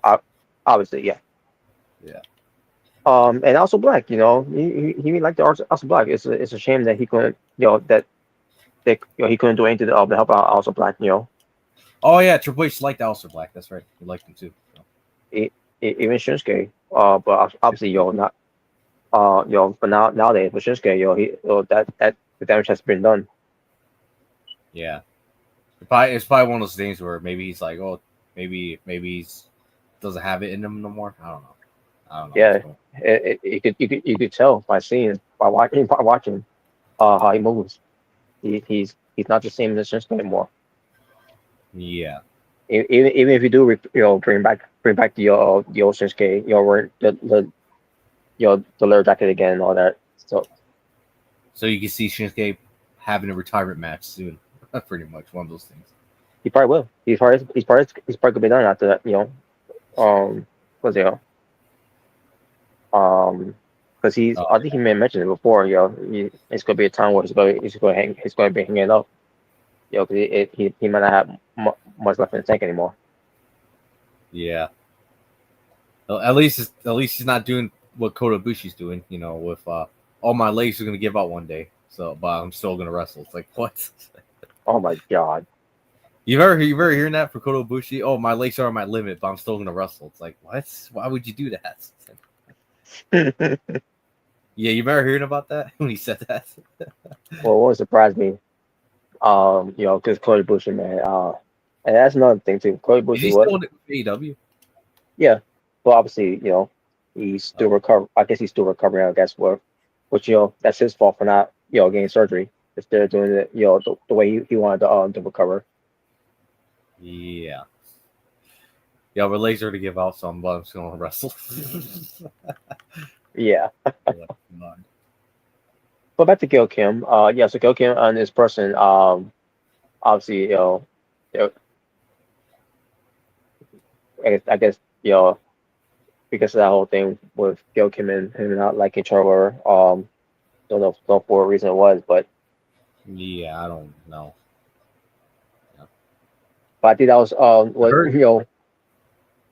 I heard some people were thinking that Gail Kim might sign a Legends deal with WWE. she might, and she might not. Who knows? But Yeah. I think she should take on that offer. Yeah. I think that isn't that what Abyss did recently. I think that's why Abyss is in the game because I think he signed a Legends deal or something like that. if that's the case, that's probably why he's in the game. Yeah. Well, not yet, but once we get to that Oh yeah, DLC, obviously. We know he's gonna be in the game, but obviously he ain't in there yet. So yeah. but yeah, I think that's what Abyss did. I think he signed a Legends deal. Yeah, it's kind of crazy because he's already there as a producer, but I guess he could still sign a Legends deal. So Mm-hmm. yeah, it's crazy. Oh yeah, man. So yeah, but yeah, but also that to your Gail Kim being the part you being let go. I meant to say, and then the other guy, like, I guess they try to I think the story I heard they were trying to see if they could try and make trying to make amends whatever they work together, and it's like, you know what, just get rid of them both. Wow, ridiculous. It is ridiculous. Yeah. Um, I don't but know what the hell they're doing. It's pretty clear they're trying to establish their own management or their own regime. That's my theory on what TNA is doing currently. yeah, and bringing Tessa Pletcher is it's a good example of that too. Yeah, I just get the feeling that I don't think Scott Moore would have ever brought her back. No. Yeah. But that's basically what's going on with that. So as far as Kim goes, hopefully we see her down the line. If this could be in WWE. Yeah, because I mean, a lot of people were saying she could sign a Legends deal with WWE. I mean, I don't see why she wouldn't. So. Mm-hmm. But yeah, that's pretty much it there.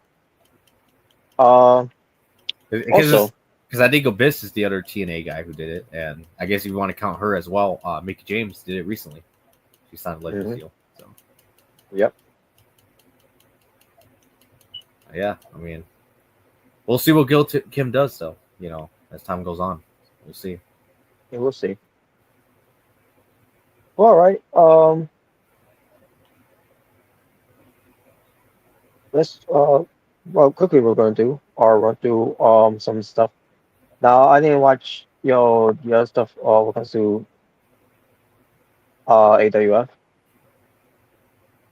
For if I let you know why I didn't get to see yet. Okay. I didn't see the two PWTF matches that involve Kristen King versus Jessica Tiger. I didn't see the University, the women's in there, with Nakia Jackson facing Bianca Holmes and the Blossom Warriors. Oh yeah, the tag team match. Can they coexist? Yeah. Yeah. And there was some AWF matches happen as well. I didn't see the Outsiders versus the Insiders. Didn't get to see the Millionaire Club versus the University for that maybe. And I didn't see the Learning Tree versus the Asylum, Which which is I look forward. UNCN. Which is I'm looking forward to see how that turns out. And I didn't see Demon Air versus La Luchadora. But but the matches that I did see, which these matches I'm about to get go to the results of, that led into PWTF Royal Bash of 2025. Oh yeah. By the way, did you see that April Fool's Day Battle Royale? I did. I actually did. Oh boy! Here we go. Well, we'll get to that when we get to that. We'll get to that. We will. I know. We'll get to that. You're not happy with me when it came to that. Oh my! Well, we'll get to that. I already know you're not happy with me because holy shit! Yes, that I found it funny though either way. But we'll get to at least you found it funny. I bet you'd be like, "What were you thinking? Why would you do that to me? Why?" Well, we'll get to that. We'll get that later, obviously. But let's get through this stuff, first. But as far as what happened else, we had some PWTF matches happen. When it came to the women's round one tournament of the Royal Bash Queen of 2025. Which, by the way, Smart, that was a week ago. Wow. Yeah, I know it was. But we haven't done BTA or mentioned it, so we're doing it now. Yep. But it was Tessa Jenkins versus Jessica Tiger.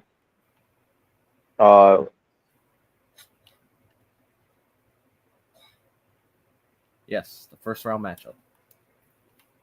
It was the first round match, and Jessica Tiger is going over. As far as the match was good. Mm-hmm. And I bet you yeah, were you mad that she went over? Were you happy? no, she was. Yeah, I was happy either way. Um, and this match got to one, to 71 views. 71 views. Yeah. Okay. You're gonna bring up the views. Okay, I see. I see I'm, how it is. yeah, I'm about to bring reviews up here because that want to touch it when Because you I when you did not mention it. know. Because I saw the views. I was like, holy fuck! Like, I couldn't why is? believe it either. I was like, why is there so many views on this? What the fuck? I couldn't believe it was when you brought that up. Bro, I'm like, that holy raised shit, our what? subscriber count. By the way, I don't know if you noticed that kind of raised our subscriber count in a way too. It does, yeah. Like, what the fuck? So I guess the women of PWTF are draws then. What the fuck? Yeah. But it gets better because we get to the other first round match. Kendra versus Brittany Wow, look at the Grant. views for that Christian King and I know you mentioned it earlier, the Christian King and Jessica Tiger match uploaded. Look at Holy the views. shit. Look at the views of that match too, What the bro. I wish I could tell you why there's so many views, but I can't. I don't know why, what the hell? bro. The women of PWTF are draws.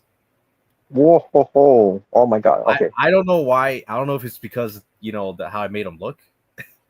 Obviously, I don't know if that's the reason why, or I don't know, it just happened to blow up for random reason. Because sometimes you have videos that blow up for whatever reason, for no reason, Mm-hmm.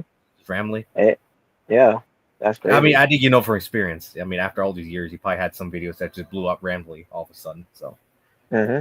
And for a reason, not to piggyback anything, but when it comes to PWTF match, Giant Table versus Mama Raja, 106 views for a match that was so quick. Holy shit, that's insane. Yeah. I think if you go on, I think there's an option where you can look at the most popular videos on the channel, like that ones that have the most views. I think there's an option for that. Yeah, there's an option on that one too. And if I remember correctly, the one with the most views, I think, was me getting attacked by Xavier. Wow. I'm not even joking. I think it is, isn't it?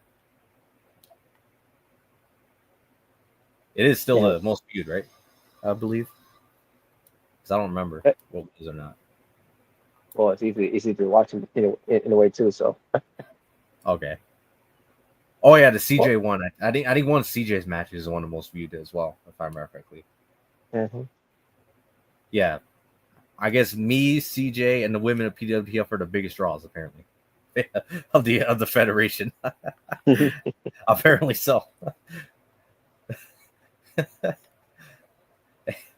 That's crazy, bro. That is insane.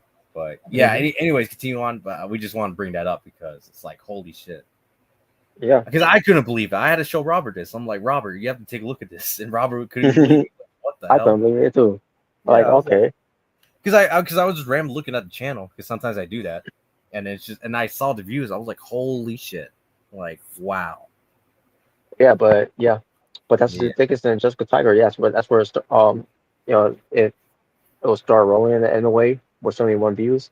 Then we got to Clincher versus Brittany Grant. First off, Brittany Grant basically dominated this match, and I didn't expect that. I was like, holy shit! Like, what? I was not expecting that either. And then she beat. We'll get to her later. We'll get to her later, anyways. So. Yeah, and she beat her with her finisher. It was one. I think it was just one finisher, and she won. Like, what the hell? Like, what the hell happened to Cleanser here? I have no idea. We say that was basically a squash. Oh, because she had some. She tried to look. I think she may have gotten something too, but at the same time, like it was like a complete squash, complete squash there. Holy shit! Like, wow. But then this, after seeing the views on here, excuse me, 76 views. Yeah, it's a little bit more than the first one, but yeah, a little more. I said, okay, a little bit more. That's fine. Well, wait until we get to the last one or one of the last ones. Yeah. Then we got to Lindsay Williams versus Virginia. Taylor Virginia, who was last year's winner. Yep.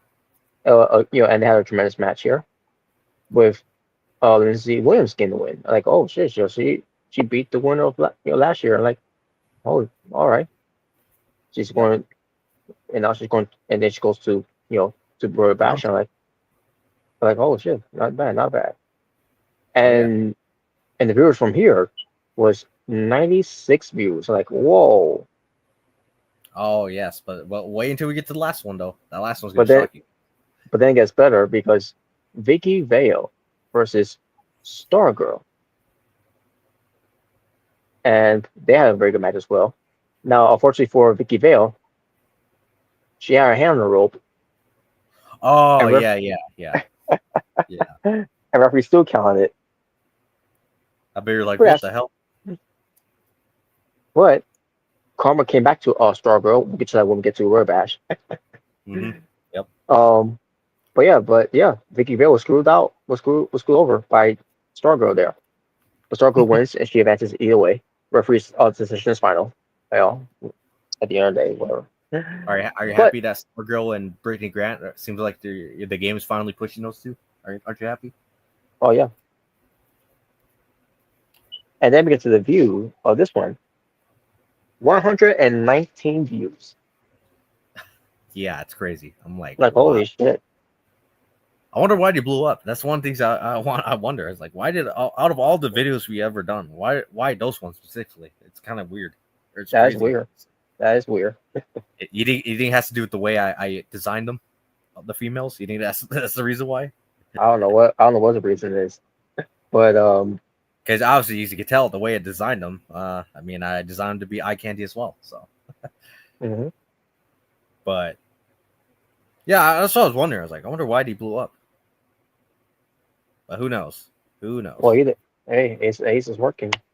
It's working. Whatever I'm doing, it's working, I guess. But holy shit. But yeah, not bad though, not bad. What comes these matches that happen? Minus the one match that again, I feel like a complete squash. Oh yeah. But it's whatever. All right, and then we get to the show itself. BWTF Royal Bash 2025. Yep. The first one was the first match that happened. It'll continue on and was looking to the semifinals here. It was Mr. Huge versus Robin Garcia. The corporations not fighting each other. Like damn. Yep. All part of master plan there. Wow. Oh my god. And on top of that, we kind of the GM knew that these two were always gonna advance to the tournament in a way. So this was and I guess he knew that these two egos they would want to they couldn't agree who would go over. So yeah. And on top of that, they didn't like each other to begin with. So, but you know what I call this match, Robert? The irritating force meets the unlikable object. Wow. Wow. Who be the unlikable object? Robin Garcia. That's right. But yeah. So then we get to the women's, semifinal between Jessica Tiger and Brittany Grant. Oh, by the way, Mr. Huge won the match. Robert forgot to say that. Mr. Huge. Oh yeah, that's right. Yeah. Also, Mr. Huge won the match too, by the way. Yeah. What did you think of that, by the way? Were you like, it was all right? But yeah, the match is good. The match is pretty good. They were being civil with one another and all that. So I thought it was pretty good. But now we get to Brittany Grant and Jessica Tiger. Another good match as well here. Mm-hmm. With Brittany Grant in the win here. Oh yeah. Brittany Grant wins, and I bet you're like, yeah.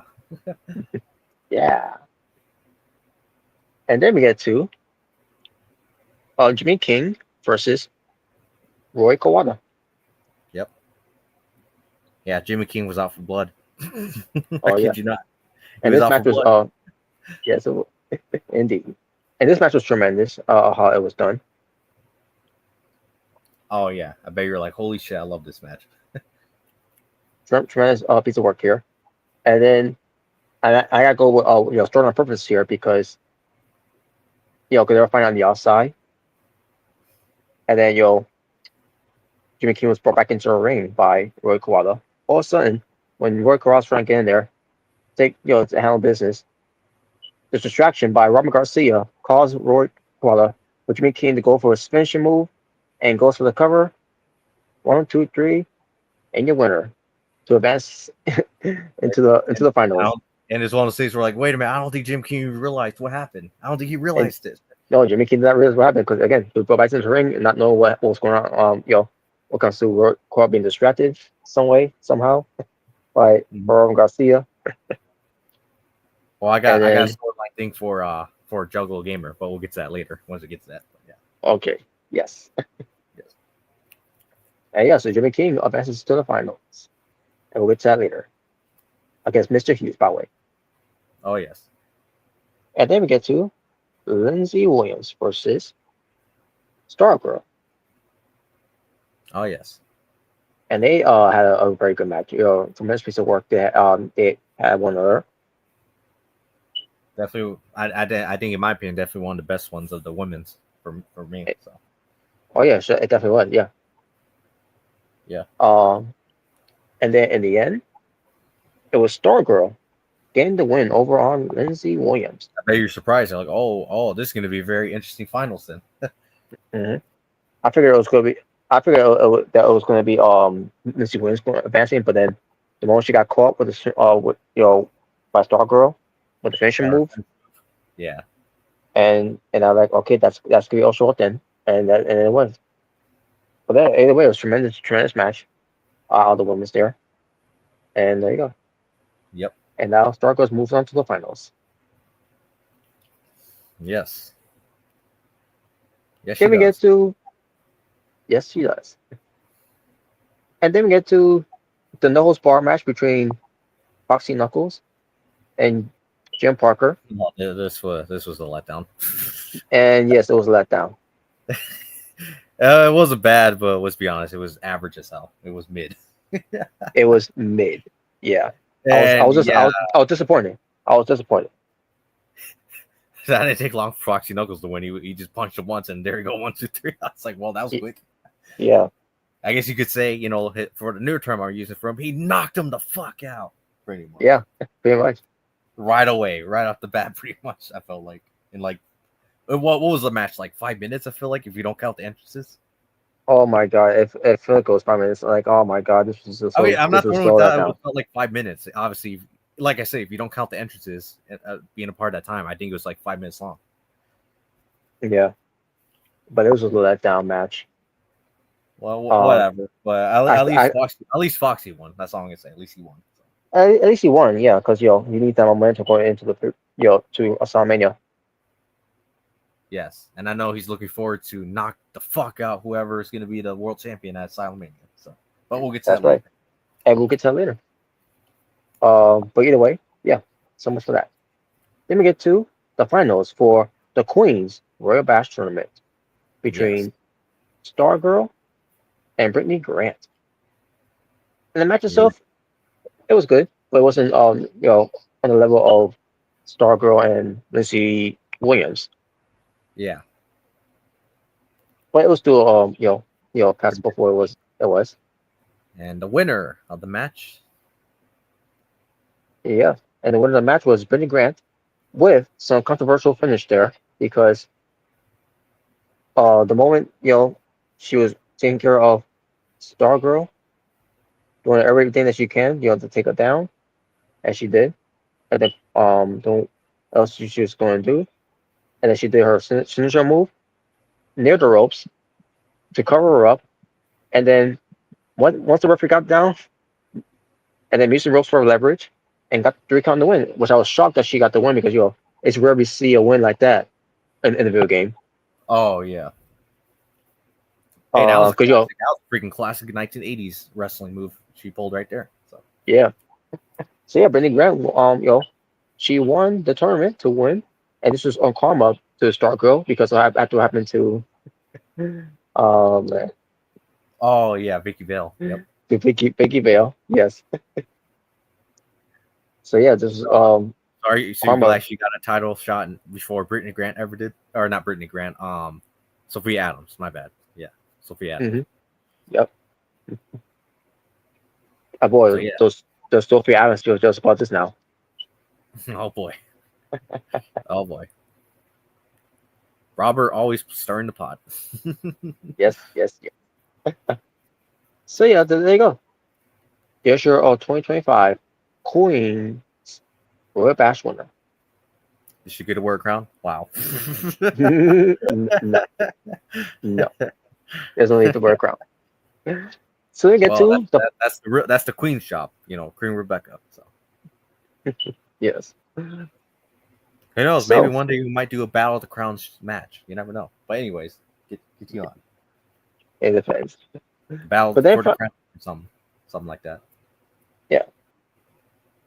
And finally, now for the Kings Royal Bash finals And the between co-main Jimmy event. So and also it was a co-main event.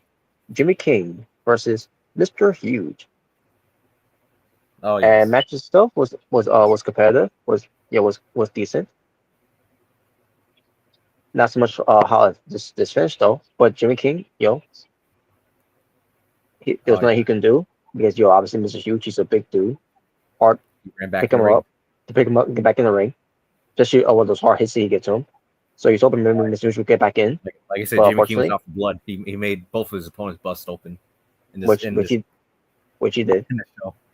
he really did. So yeah, Jimmy King, for someone who feel like he Oh, last year. Yeah, last year was not his year for that. it was not his year, but this year ends up being his year, and he ends up winning,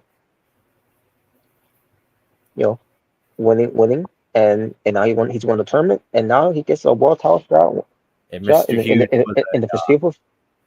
and Mr. Huge was a pissed off giant. As long as Yes, he was a pissed off yes, he giant. was. We'll Yes, get to he that. was. We'll get to that soon. Now we'll get to that soon. So Mm-hmm.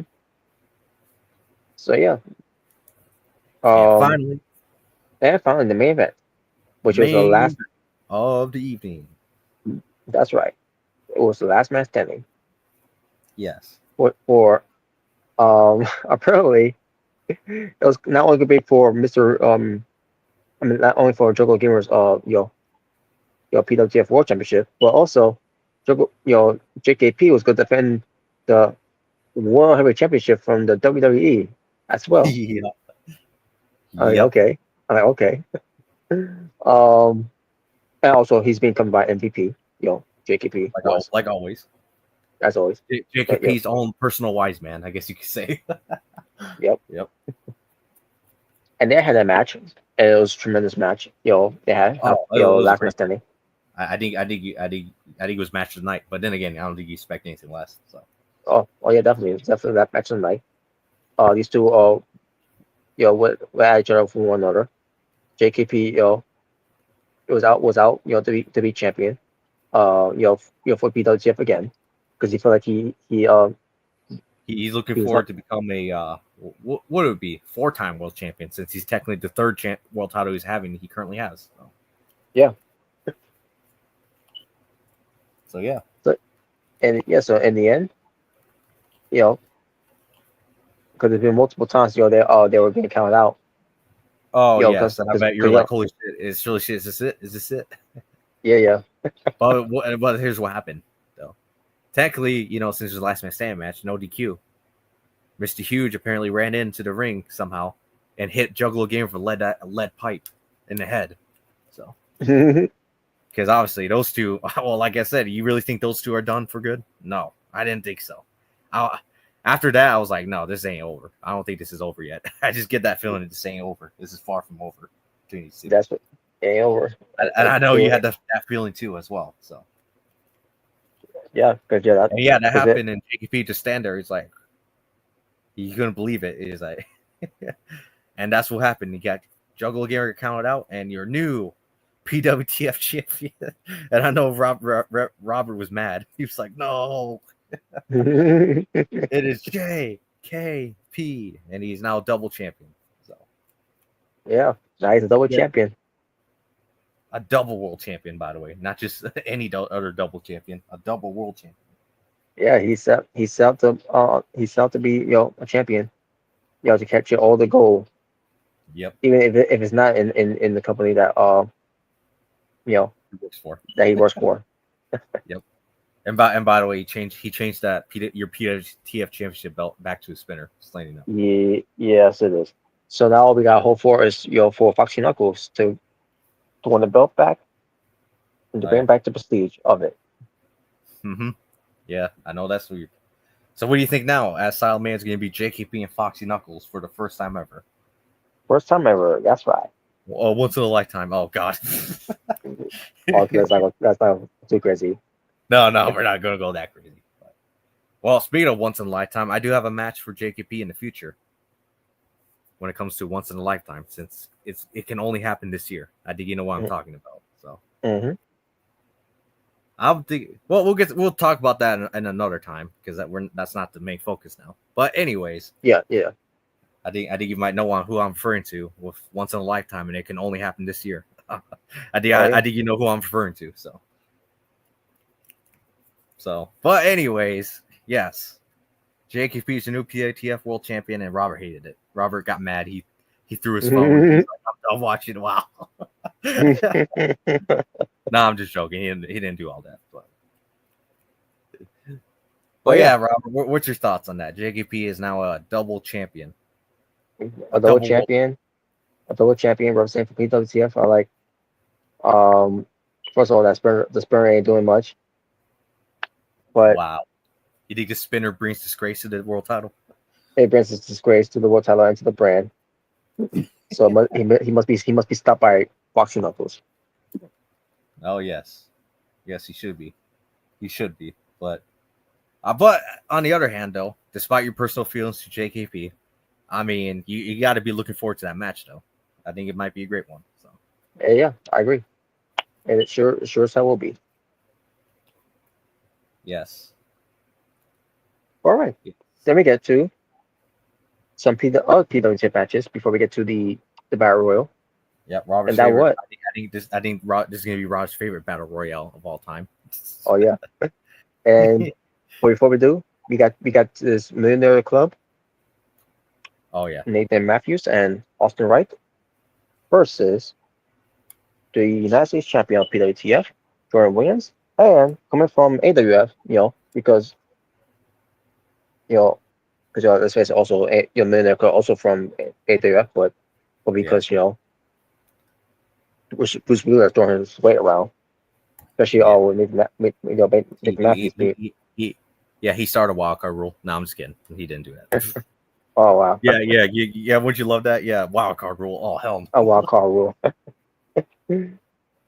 But Jordan Williams team up with Natural Born Thriller. Can they coexist? Oh wow. At first they were, until the end. Oh boy. But besides that, it was a good match. Yeah, I guess Jordan hasn't forgotten what you did to him, so you can't really blame him. So I guess. Well, I'm trying to change my ways in a way, but I guess that would he still has some. Maybe you guys need to do what Cody and Seth did. You guys need a main event night 1, and then he needs to help you win the world title night 2. Wow. Wow. Yeah, won't you guys love that? Wow. Or maybe Jordan Williams, hasn't met the right opponent to end this this long reign of being as champion. Wow. So you think he might actually met the right opponent for Austin Wright? Then it might be his match. Maybe. You never know. But you never know. And by the way, that's official for Asylum Mania, right? Austin Wright versus Jordan Williams for the United States Championship. That's right. Oh yes, I know you're looking forward to that one. Mm-hmm. But yeah, we'll just see how that turns out, though. Yep. All right. But when it comes to this match, at one point you had Jordan Williams on the outside. Yeah, I'm pretty sure it was one of those AI glitch went away where he was just standing there. I'm thinking to myself, he's going to get counted out and see what's going on here. Oh man. This, but then Nathan Factory is eventually ends up going after him, whatever. You're like, thank God. But in And a way, you're then like, thank God, because at least that broke the glitch. yeah, and then there's a part where Nacho Jordan was being taken care of on the outside, I think it was, and Jordan just stands there, and then when it comes to me getting pinned, he just stands there, Oh, and you're talking then about. talking about the end of the match, Oh yeah. and then Well, and like then I said, I think there's a limit to it. So. yeah, they were, but Well, I think in kayfabe, I pretty much came with the rule. Well, we're gonna have a rule where it's like you can only break up the pin 3 times or whatever, something like that. I don't remember. But I don't know. either way, happened again, and again he still wasn't budging. Which if you couldn't get out of the corner, from that time, like okay, I understand, but well, he couldn't do anything from there. Like wow, I was getting my ass handed in a way, and and By the way, then both got busted open as well. So. oh yeah, that's right. Well, And I mean, for then, you, it was no surprise, but Jordan, I was like, hey, he got busted open. but yeah, but in the end, yeah, then the club got the Millionaire win Club over. wins. And by the way, Yeah. it was Austin Wright who pinned me. Hey, well, at least it wasn't Nathan Matthews, right? Because Nathan Matthews already beating me, and now Austin Wright beating me, and Don't worry, Sarah that's what. Turner's next. Oh wow. Wow. Well, in 2K25 that could happen, but Yeah. but not, but not, but Nah, not. she's gonna squash. No, we're gonna make you squash. You're gonna make her squash you. Oh wow. Yeah, It's sure. gonna be Triple H Ultimate Warrior style squash. Wow. Yeah, she's not that way. Oh wow. And plus she's smaller than you too. So, right. I think she is smaller than you. I think she's shorter than you. Oh wow. But I'm anyways, sure. Well, anyways, but yeah, but all that's what Joe could do is laugh. laugh with a bloody face because he knew that Nathan Matthews made a mistake. So. Mm. I heard on AWF soon you're gonna have a special opponent for Nathan Matthews to go against, a hand-picked opponent from you. I think I know who it might be. Oh boy. I think he starts with an R, but I don't want to spoil it right now. But anyways, All right. So let me get yeah. MVP in the match against Foxy Knuckles. Oh boy. And the match is that was a Jordan match at first, and then all of a sudden, MVP and Foxy Knuckles were on the outside, and they abruptly. Yeah, and you're like, what the fuck just happened? I'm like, what the fuck just happened there? Now, at first, I thought when I saw the time step on this match, like, okay, so Fox Knuckles is going to squash him. Which at first he was squashing him, but then MVP was fighting back, and then they fall on the outside. MVP made his finisher or playmaker, whatever. Yeah. And then he was standing outside. It's not about me beating you, it's about taking you out. My boy JKP's gonna beat your ass. Yep, pretty much. And then It that's was, why you're like, really? I mean, you're disappointed, weren't you? I was like, what the hell? Yeah. And that's it. That was it for that. So Yeah. because JKP had his own match to get to. JKP has his own match against too, and it was against Jimmy Uso. Big Jim. Big Jim. Yeah. Yeah. So, did you love seeing Jimmy? Don't you love seeing JKP bury a bunch of WWE guys? not really. It was just, wow. This one was no different either. Is it one of those guys? Is it one of those things where like, man, why is he beating the WWE guys that I like? Is it one of those things? It's one of those things, yeah. Oh wow, you're like, why is he beating up the guys I like? Come on now. It's John Cena level here. John Cena level to the fullest. Well, I mean, then again, if it was like 2006, you think John Cena would have buried Jimmy Uso and then Jey Uso and all the other guys? Shit, you know, if Gunther was around in like 2010, I'm pretty sure John Cena would have buried him. I mean, let's be honest. I'm pretty sure that would have happened. Mm-hmm. Or worse, if Gunther was around 2010, they probably would have had Triple H beat him, like he did with Vladimir Kozlov. Yeah, but it was a decent match. Jimmy Uso and JKP was JKP winning. Yeah. With the no Jay out, obviously. The no J out. The first time he's won a match with that move in a while. So. Mm-hmm. Yeah, don't you love that move he does? Don't you love it? Or under the Gargano. Wow, you love it better on a Gargano. Wow. That would be something. Like a submission match Trinos do with those moves? That's right. Who does it better? He does it better. All right. But yeah, that was it. So. But then we get to the one match. Oh boy, what one match? And that one match is the 30-man Battle Royal. Oh, April Fool's Day. Yeah. I think you already knew what you were getting into when you saw this. So. Hell yeah. So we're gonna run through it right now because it was first Mr. Best coming out. Yep. Then we had Triple H coming out. Current Triple H. I think you were like, I bet you're like, okay, I already expected this anyways. So. And like, okay, so this is how it's gonna be now. Triple H is gonna be. Oh boy, I know it's one of those things like, oh okay, this is lame. You already did this before. Well, I didn't do this thing before. We'll get to that. Yes, because when Triple H was beating up on Mr. Revenge from the start, he's kicking your ass. I was like, oh, Rob's gonna hate this. He's gonna hate it. I like, all right. I was like, already, I hate this already. It gets worse.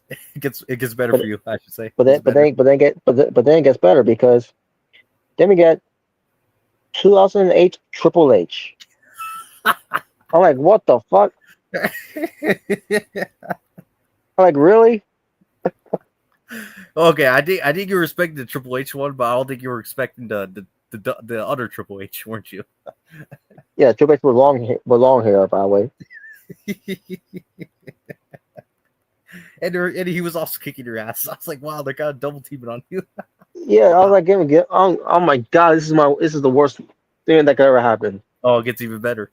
It gets better. But then it does, because it gets even better from here, because also we get 2014 Triple H.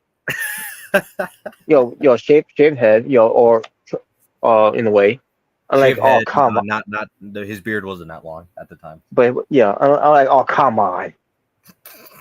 You get 3 Triple H's. I'm getting 3 Triple H's. Well, like this guy be a. Come on, you didn't love your April Fool's Day. This gotta be a sick joke. It gets worse. It gets worse for you still. It gets worse.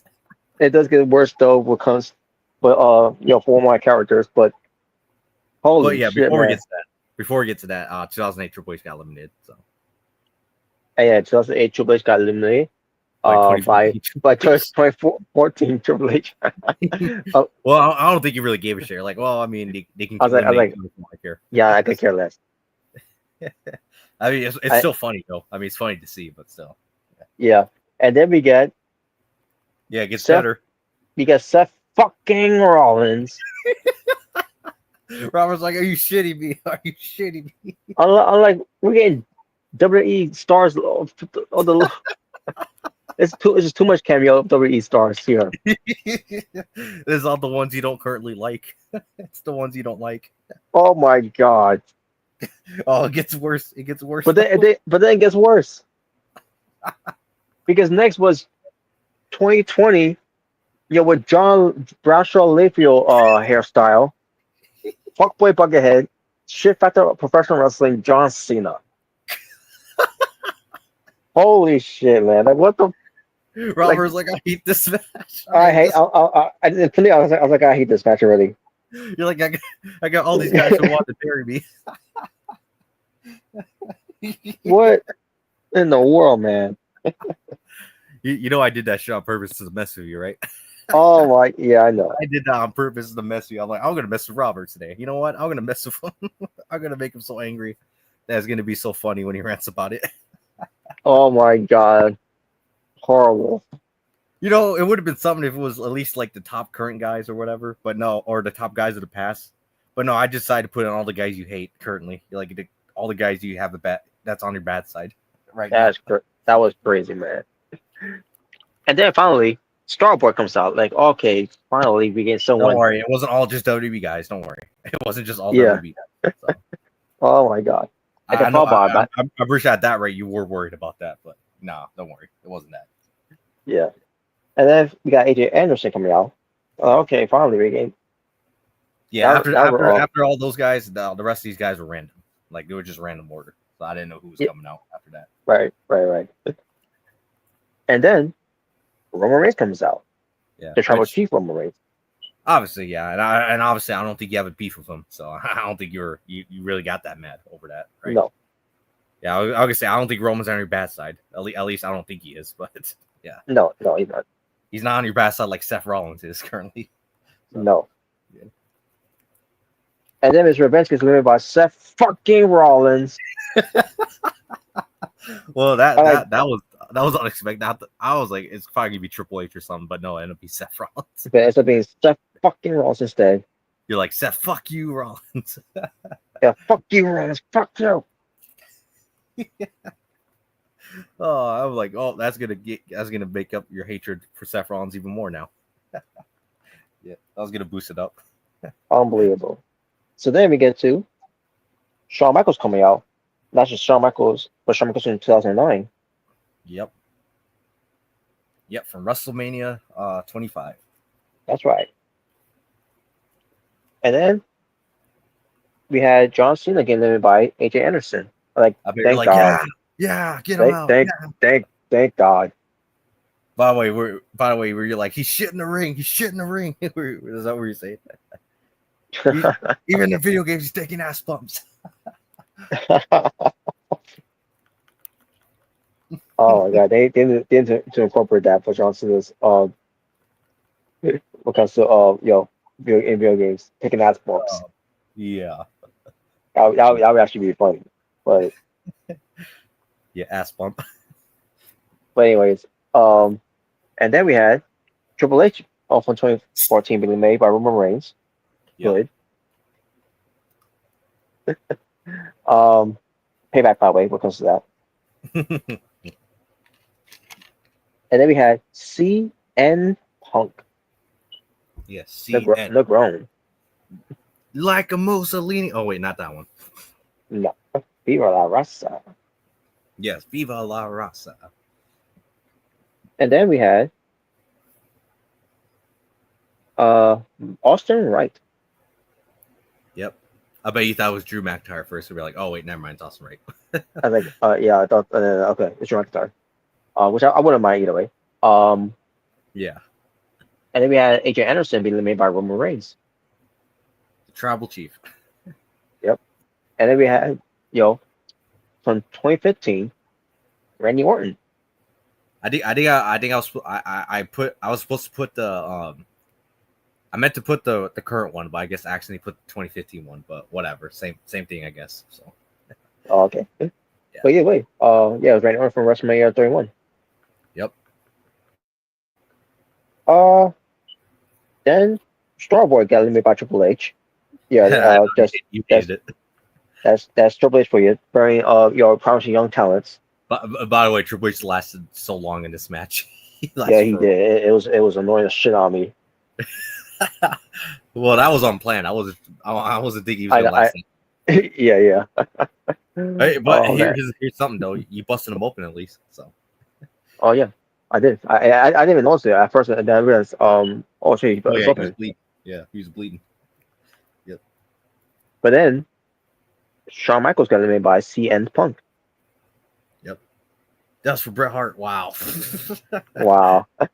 And then Rollins got eliminated by Orton. I bet you're like, yeah, get him out. Yeah, get him out.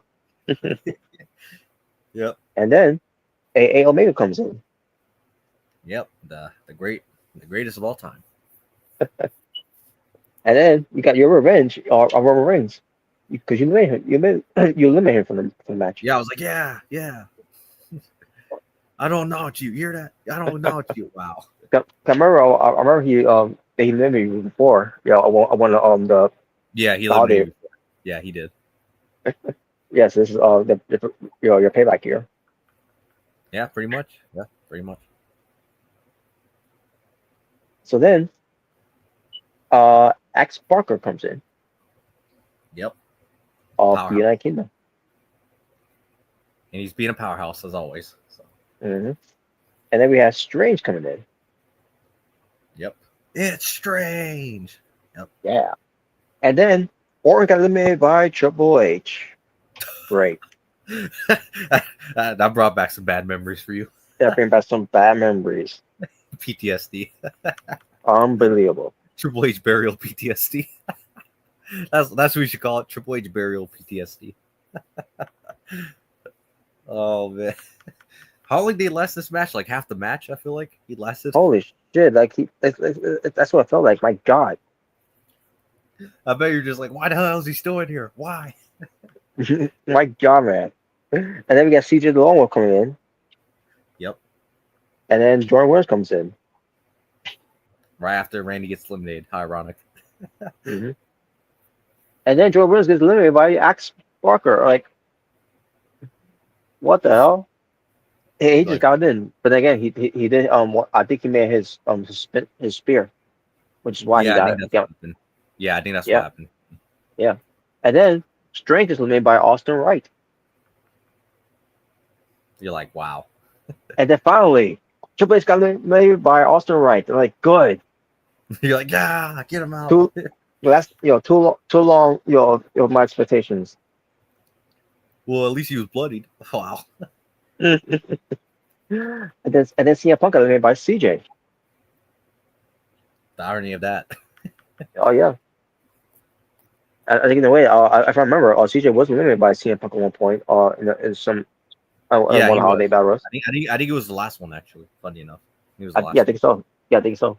And then this is payback. Mm-hmm. And then we had Arthur Bates. Yes, your favorite. He comes in. But he had a different theme. He coming in. I like. Is he going to be done with the university? I guess. I think that was a solo theme. I don't think he's ever entered solo. So whatever. That's probably true. Come on, you don't love his new gear? He's wearing trunks. Wow. I better knows this. So. Wow. But yeah, there you go. He was in it. But then we had also right made by AA Omega. Yep. Yeah, put him in his place. You can't be mad about that. So. Yes. And then that's when we get Tiger Lee coming in. Yep. Then we got the Iron Sheik. Yeah, I bet you were surprised to see him. You're like, what the hell, the Iron Sheik? Oh yeah, like fuck you, Hulk Hogan. Fuck you. And we got Stardust. I'm like, what? Stardust? Yeah. Stardust, I bet you're like, what the fuck? What is this? I'm like, what the hell? You're like, wait a minute, this can't be actually Stardust. You're like, wait a minute, it is Stardust. And it was. Oh my god! And I think this was Stardust from WrestleMania 31, if I'm not mistaken. Yeah, it was. Yeah. Okay. But yeah, we had Stardust involved as well. Then we get AA Omega being eliminated by X Parker. Yep. And at the same time, CJ got eliminated too. And at the same time, CJ also got eliminated by Tiger Lee. Yeah. I bet you're like, wow, I can't believe they got eliminated at the same time. Yeah. Crazy, man. And then X Parker got I'm sorry. That didn't happen yet because we had Clay Rose coming out. Oh. In my soul. The Negro icon, Cody Rhodes. Wow. Clay Rose. and Stardust in the ring at the same time. I bet you were just laughing. You're like, wow. Oh my god. Then we had MVP coming in. I'm coming. No, No, like, stop. Well, unfortunately, that theme song wasn't in the game. But it wasn't a game though. But MVP is being part of it. Then we had Axe Parker being eliminated by the Iron Sheik. yep, And then the Iron Sheik, followed by that, got eliminated by Tiger Lee. yep, And at this point, we got Anthony Adams coming in. yep. Then Arthur Bates gets eliminated by Anthony Adams. Like, wow. And Adams got in already eliminated, guys. Go on, you didn't think it was great? Yeah, it just came out of nowhere, I guess. Yeah, it was a lot of eliminations towards the end. So Oh, yeah, it was. Then we get to CM Punk. like a Mussolini and Kennedy, Yeah. And followed by that was Cyrus. the Forbidden One. Yeah. Oh, formerly the Forbidden, I guess. Or at least he was formerly known as that. Now he's just Cyrus. But anyways, yeah. Not just Cyrus. And then we got Joko Gamer coming in. Yep. And then we got some eliminations. MVP getting eliminated by Tiger Lee. Stardust being eliminated by Joko Gamer. That sounds like something that actually would happen. So Yes. And then Joko Gamer, out of nowhere, got eliminated by Anthony Adams. a shocking elimination. You're like, what the fuck? Like, wow. That was kind of like when Maven eliminated the Undertaker. Pretty much. Yep. And then Natural Born Drill comes in. Yep. And then number 30. Here comes number 30. And before we get to number 30, we got Tiger Lee eliminated by Anthony Adams. Then CM Punk getting eliminated by Cyrus. Yep. And then number 30 was Ricochet. Robert was pissed. He was like, really? Really? I like real. Now here's the thing. I wasn't keeping up on the numbers. So I figure okay, who's me after him? And then I realized, okay, it's gone too long already. I'm like, wait a minute. That was it. So wait a minute. So number 30, who was number 30 again? Like, oh great. So so Ricochet is number 30, last guy. I'm like, oh god. From AEW Ricochet. Yeah, everybody down there and watch for the Ricochet. By the way, he went, ha! What do you win in that ring? Just letting you know. Oh god. Yeah, but yeah, that was another shot at Robert. I was like, how gonna put another one of his favorites as one of the last ones. Great. Well, yeah. But yeah, Ricochet ends up being a part of it. And then at this point, we got Anthony Adams getting eliminated by Cody Rhodes. And then at this point, we get the final four: Nacho Born, Cyrus, Ricochet, and Cody Rhodes. And during this one, big ass brawl. It was a big ass brawl in a way, yeah. And then Ricochet got eliminated by Cyrus.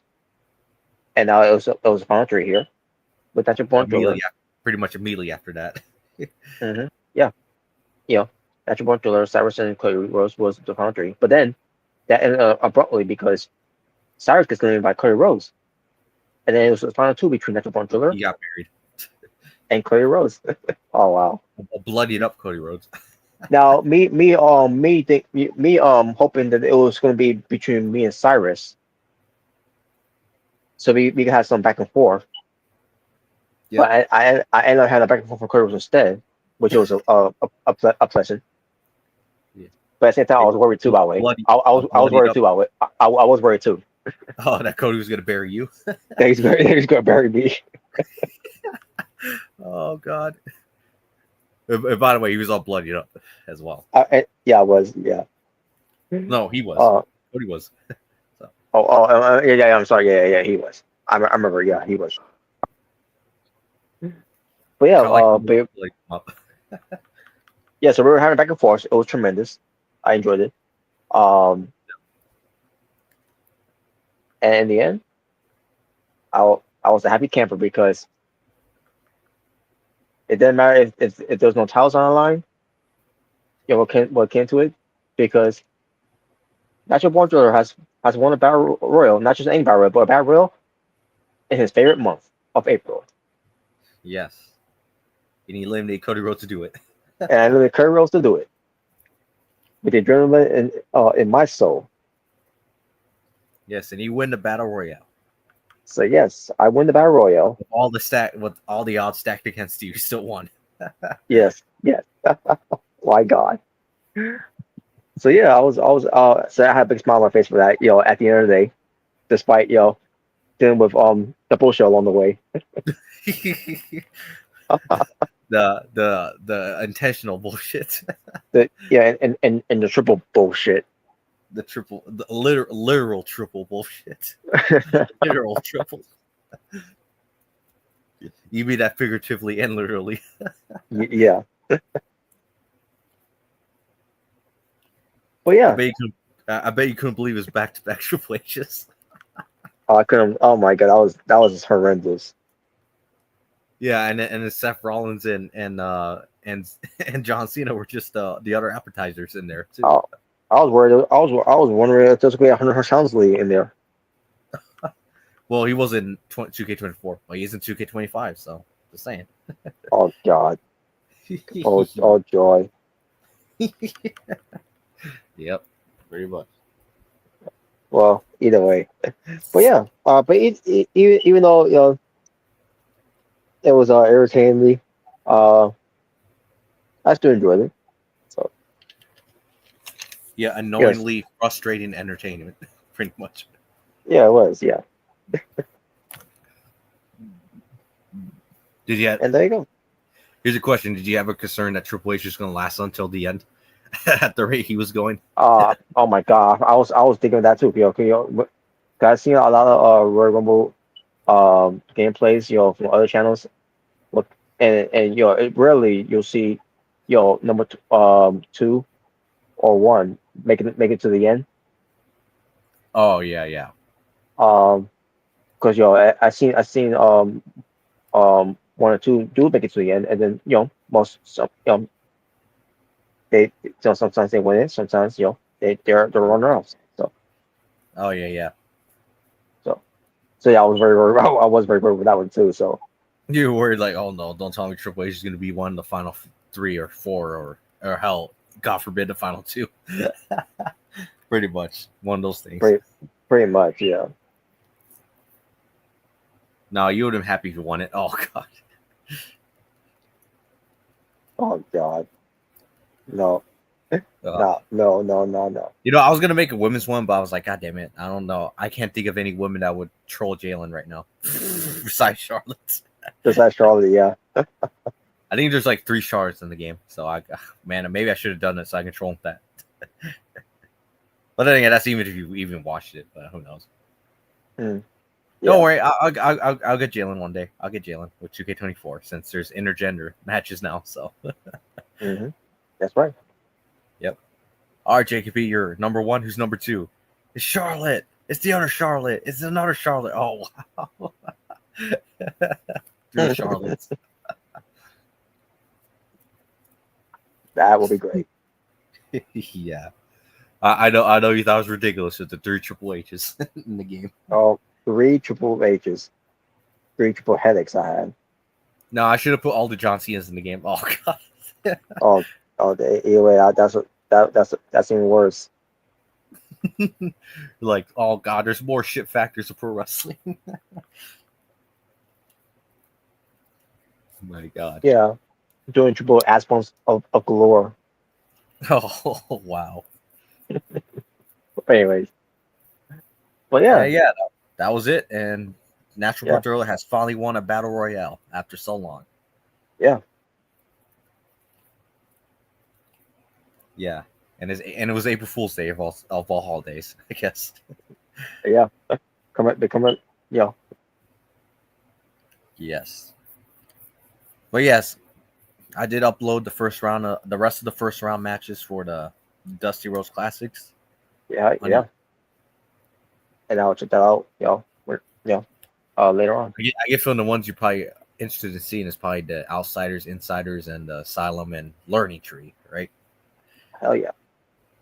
Not so much a university and millionaire. Oh yeah, you're just like I can care less about either one of those two. I like Yeah,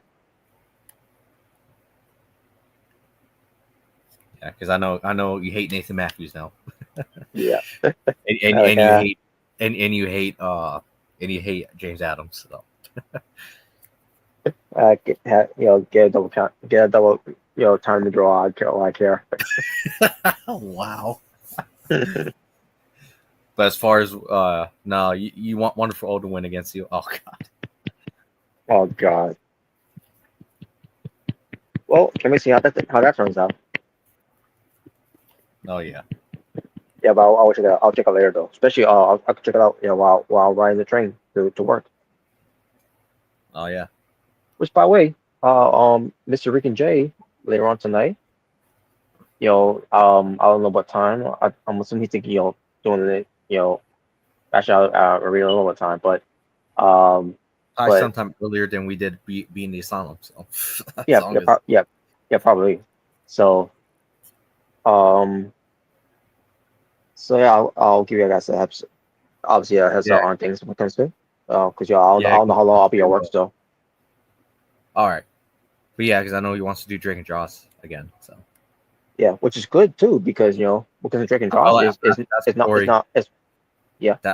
that's the story that we need to finish the story. Yeah. Yes, we need to finish that story because it's on Netflix. And by the way, speaking of finishing stories, at some point we gotta do that live reaction to WrestleMania 38 as well. So. Yeah, we do. Yep. Yeah, aren't you excited for the main event night 2? Oh god. I don't know. I guess we'll find out. When it comes to Roman, well, I'll say this: at least that Roman and Brock match wasn't as bad as 34, but at the same time, get your pills and blanket. So at the same time, so because that match sucked and it was boring as hell. So. Yeah. And that was another one of the matches where it was like 2K, infinite finishers, infinite signatures, infinite stamina, that whole thing. So yeah, exactly. Like it was ridiculous. But yeah, anyways, yes, we'll do WrestleMania 38 at some point too. Yeah, we're getting close to WrestleMania 41, so we have to do WrestleMania 40 as well at some point. That's right. Yeah. And when it comes to WrestleMania 41, the other matches so far, because we already know what that one of the main event is going to be for WrestleMania. Yeah, Punk versus Roman Reigns versus Seth Rollins. Yep. And then obviously Cena versus Cody. I think that's going to be the main event night 2. So main event for night 2. As for the rest of the matches, are to be announced, which is Tiffany Stratton versus Charlotte Flair for the WWE Women's Championship. Oh yeah, that's already been announced. So. Well, we already knew that, but yeah. Yeah. Gunther versus Jey Uso for the World Championship. Yep. Io Sky versus Bianca Belair still stands as a one-on-one match. We all know it's going to be. We already know it's going to be triple threat. So. Yeah. Sick and tired waiting to make that announcement already. Wow. For the Women's World Championship. AJ Styles versus Logan Paul. A match no one asked for. There you go. No one asked for it. I don't know who asked for this. No idea. LA Knight versus Jacob Fatu for the WWE National Championship, which I find odd because I thought you thought it would be like Solo and Jacob? I thought they'll bring up for Solo and Jacob, but I guess they're saying for Backlash. Especially if you're going to have Solo turn on Jacob and cost him the match. You never know. Probably that'll be something like that. They'll do. Yeah. Who's Tama Tonga? Whose side Tama Tonga is going to join? I don't know. Yeah, whose side is he going to be on? Yeah, pretty much. Because it was kind of funny how when Soul Skull accidentally give Tama Tonga Samoan Spike, how Jacob Fatu looked like he was about to kill Solo for that. You remember that? Mm-hmm. Yeah. Plus, I actually like Jacob and Tama Tonga together. I like them as a pairing. Mm-hmm. So, but yeah, I mean, I would say Jacob, but I get the feeling that Solo's going to cost Jacob in some way. Some way. And we got another match here. Liv Morgan and Raquel Rodriguez for the WWE Women's Heavyweight Championship that they currently hold in a gauntlet match. What? Well, who's gonna? Okay, well, I don't think we know who's gonna be in the gauntlet match, right? So. Oh wait! I read it wrong. The gauntlet, whoever's the winner of the gauntlet match will face them at WrestleMania. Oh, okay. I thought. Wow. Which I'm assuming that match is going to happen at Raw. So. Probably, yeah. Well, get ready to have your put some nuggets for that one if it happens. Oh boy. Because I heard they removed Alexa Bliss from WrestleMania plans apparently. Yeah. And from the looks of it, you would think they were gonna have Alexa Bliss and Liv Morgan have a 1-on-1 match, but I guess that's not happening now. Yeah, but no, I guess not. Or at least have, if it's going to be for the tag titles, for Liv Morgan and Raquel to face Alexa Bliss and Nikki Cross, to do that story, where Alexa Bliss is fine with the Wire 6, but no, I guess not either. You know what sucks though? Apparently, Alexa Bliss hasn't wrestled at WrestleMania since WrestleMania 36. Apparently. Holy shit! It's been that long. Yeah, her last WrestleMania that she actually was in a match was actually WrestleMania 36. Well, mine's her appearance of WrestleMania 37. Yeah, because of the whole thing was. The last time she actually wrestled a match was 36. Yeah. Damn. Oh, that's ridiculous. Like what the hell, man? That's ridiculous. So what was she doing in 38 then? I think she was gone around that time. Was she injured or something? I don't remember actually. I don't actually remember. For 39, obviously she was pregnant, so she's on maternity leave. Last year, same thing, and this year, I don't know. I don't even know what's going on this year and why she couldn't make it. So I don't know why. If they had no plans for her to come, be at WrestleMania 31, then why did you bring her back? Yeah, I don't know. Well, I'm cooking. I got a storyline. I mean, oh wow, yeah. Apparently, he's not cooking very well when it comes to Alexa Bliss because, if you were, you would have never brought her back to the Rumble then, and they're having the chamber only for her to be gone now. Yeah, I don't understand. Yeah, I don't get that. Anyways, but that's what's happening with Liv Morgan and Raquel Rodriguez facing whoever's going to win the gauntlet match. And then one other match that's on here: Jade Cargill versus Naomi. I already knew that was happening. So that's crazy. Jade Cargill's first singles match in a very long time. Yep, that's right. And also Jade Cargill's first ever singles match at WrestleMania. So.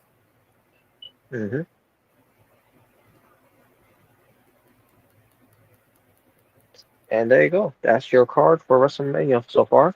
I don't know if they're thinking about. Oh yeah, there's still one match and they do that. The Philip as well. And that's the Intercontinental Championship 4-way match, which that will be. Hopefully, it will be announced for on Raw. Oh, when I'm there, yeah. Hopefully, it is. Yeah. Yeah. Instead of trying milking it, let it play it out, like they're doing with the Women's World Championship. Yeah. Yeah. Well, yeah. Well, we'll see though. I'll comes to that. But other than that, there's no other matches here. Because again, because these 7 matches so far that to be announced what comes to be on any of those nights. So I'm thinking to myself, so are we gonna have 5, maybe 6 matches each on here? I'm not sure, to be honest with you. Not really sure. Yeah, because again, we still need that Intercontinental match to be announced. Yeah. Because who knows? Well, because you remember, because the whole cliffhanger that Liv Morgan left us all. Yeah. Yep. So we shall see. Yeah, we shall see. We shall. All right. Well, I guess that's pretty much it for WrestleMania, right? That's pretty much it there. So that being said, folks, we're gonna wrap it up from here. Yeah, it's pretty late. Yeah, it sure is. Man, But I'll be this way. But yeah, one last thing, Robert. When it comes to Asylum Mania 3, I think it's around that time I should start telling you what's going to be the outro for this year. So the outro, where next year's location will be for Asylum Mania 4. Okay. I think I don't worry. Obviously, it's a secret for now for the public, but obviously you're gonna know ahead of time. So yeah, Mm-hmm. It's that time of year again, and plus, can't wait to see how that intro is going to be for Asylum Mania 3. Oh yeah, definitely. Yes. Matter of fact, I think I might record some audio for that intro if you want to add it in, like some voice audio for it. All right, we'll see. We'll see. Like a narrator intro, I guess you could say. All right, we'll see. Yeah, we'll see how that blends in. Yes, so I know you're excited for this, the 3rd annual Asylum Mania. Hell yeah. But yeah, the location for Asylum Mania 4 will be on the outro. Sweet. All right, there you go, folks. So later on tonight, Ms. Mrricanjay, where we're we'll hopefully we're able to do, but I guess we'll see though. If we're able to or not. Yeah, and the best part is, Welcome to Drake and Josh is on Netflix, especially episodes we can see. Because we're up to, Sweet. Because what we're up to is episode 5. No, it's not episode 5. What is it? Episode 5? Oh, okay. Check. It's been a couple years, so I don't remember. Yeah, maybe look at Mr. again. Because Mr. Mrricanjay mentioned it. Yes, it is episode 5. Episode 5 is when we're gonna pick up where we left off. So luckily it's on there too. So episode 5, because that, which is the first crush. Oh yeah. So, and also we're gonna let Jaber know about it too. Because Jaber we can tell him tomorrow. Wow. I don't think Jaber knows about it yet. But either way we'll let him know though. But there you go. All right. Now, as far as what we do, WrestleMania 38. Again, it depends. If I do come back, early later on at the work, it just depends, on how the work, is going to be, or my job. But yeah. Well, come on, you're not gonna watch Dynasty? Wow. Well, that's not till Sunday, so and I'll be working, and same time, I'll wait till after the show's over. Yeah. Well, come on, it's gonna be amazing. Oh, no. I'm pretty sure it will be. For the matches that people care to see. I'm telling you, the matches that they put on there is people that they're not going to care to see, because all they're going to care for is to do the Alan Cole baby thing, that, and spray, yeah, and then spray, and then I hear the battle cry. Oh yeah. Elevate me to the sky, whoa, yeah. And do the swerve dance and do the Pope sing along of Mrricanjay. Wait, what's your mind? Wow, swerve when I and then they'll do the if they do it, the chant along of CEO or CE no. Oh yeah, isn't that what people were saying? CE and no. CE no. Yes. Yeah, but Oh again, man. even even the AEW fans don't like her theme song. That's how garbage it is. That's how you know it's Hmm. garbage. When Hmm. even the own company's fans don't like it. Yeah. But yeah, but that's what's gonna be, because of AW. They're gonna be doing more of the sing-alongs of their theme songs than they're gonna care about the matches, unless the wrestlers it's got to pull one out of their asses to make them care. Well, why are you well, why are you okay with Cody Rhodes and CM Punk fans doing it, but not AEW? Wow, you're Randy Orton fans. Yeah, why are you okay with them singing his song? Wow.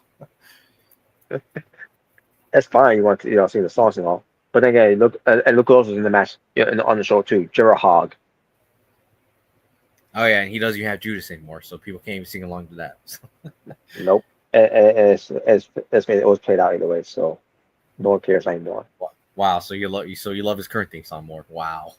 No, I don't care for that either. I don't even know how the songs be on this. I am a learning tree, and it just sounds like generic Besides, rock. That's what yeah, it sounds besides, like. yeah, besides that, yeah, yeah, Yeah, besides the I am the learning tree, doesn't this just sound like generic rock after that? probably does. I don't know, but either way. But there you go. Um, we'll see, folks, what we do. What comes to continuing the watch along for WrestleMania, Mm-hmm. and there you go. We're wrapping this up, folks. We're gonna wrap it up from here. So thank you all for watching. This was episode 221 of Being the Asylum. Next time we're doing another episode of Being the Asylum will be episode 222, wherever that may be. I don't know if when that will be, but um, either way, hopefully we'll get a chance to do one by next week, I guess. But we shall see. It just depends how the the schedule is and all. But like I said, folks, we're gonna wrap up from here. Thank you all for watching. Shout out to Tokyo for being the only moderator on here, and the only you know commenter in the chat room. And thank you all for everyone else that watched and then commented as well in the chat room. But next time, if you do want to, feel free to do so. But make sure in a positive attitude, a positive vibe, a positive energy, a positive you know peaceful way to be friendly and everything all. So folks, we'll talk to you some other time, like later on tonight on Miss Rick and J21's channel. We're doing our watch along of Rick and Josh, season 1, episode 5. So it's that one. For Jordan Williams, the True Jaybird, and your Omega Red, it's the Natural Born Thriller saying peace and rest enjoy, be well, stay safe, take care of something that's going on in the world. I am out of here. Talk for now. I can bet you all in aptitude with a goodbye and good night to all you. Bang. So folks, we'll see you all later tonight. And as far as WrestleMania or watch alongs, we'll see how that plays out as well. If we could do a later on tonight as well after Drake and Josh, and we'll see. We'll come to WrestleMania 38. We'll come to night 1. And then we'll continue it by tomorrow night as well. Welcome to you know uh Sunday I should say. During AEW Dynamite. I mean AEW Dynasty I should say. I was gonna say Dynamite. But we shall see as well. It depends if maybe Omega Red and yeah, well, most likely Omega Red isn't watching the show, but we shall see. But if he is, then we'll try to do it on Tuesday then, because Mr. Ricky J, not Mr. Ricky J, Omega Red, I should say. Omega Red is going to be on Monday Night Raw. It's going to be part of the Raw Netflix show on Monday, because it's going to be in his hometown, his home turf. We'll see how Omega Red is on Sunday if he is watching the show because of AW Dynasty. But yeah, there you go. That being said, folks, take care of yourselves and each other. God bless. Take care and peace.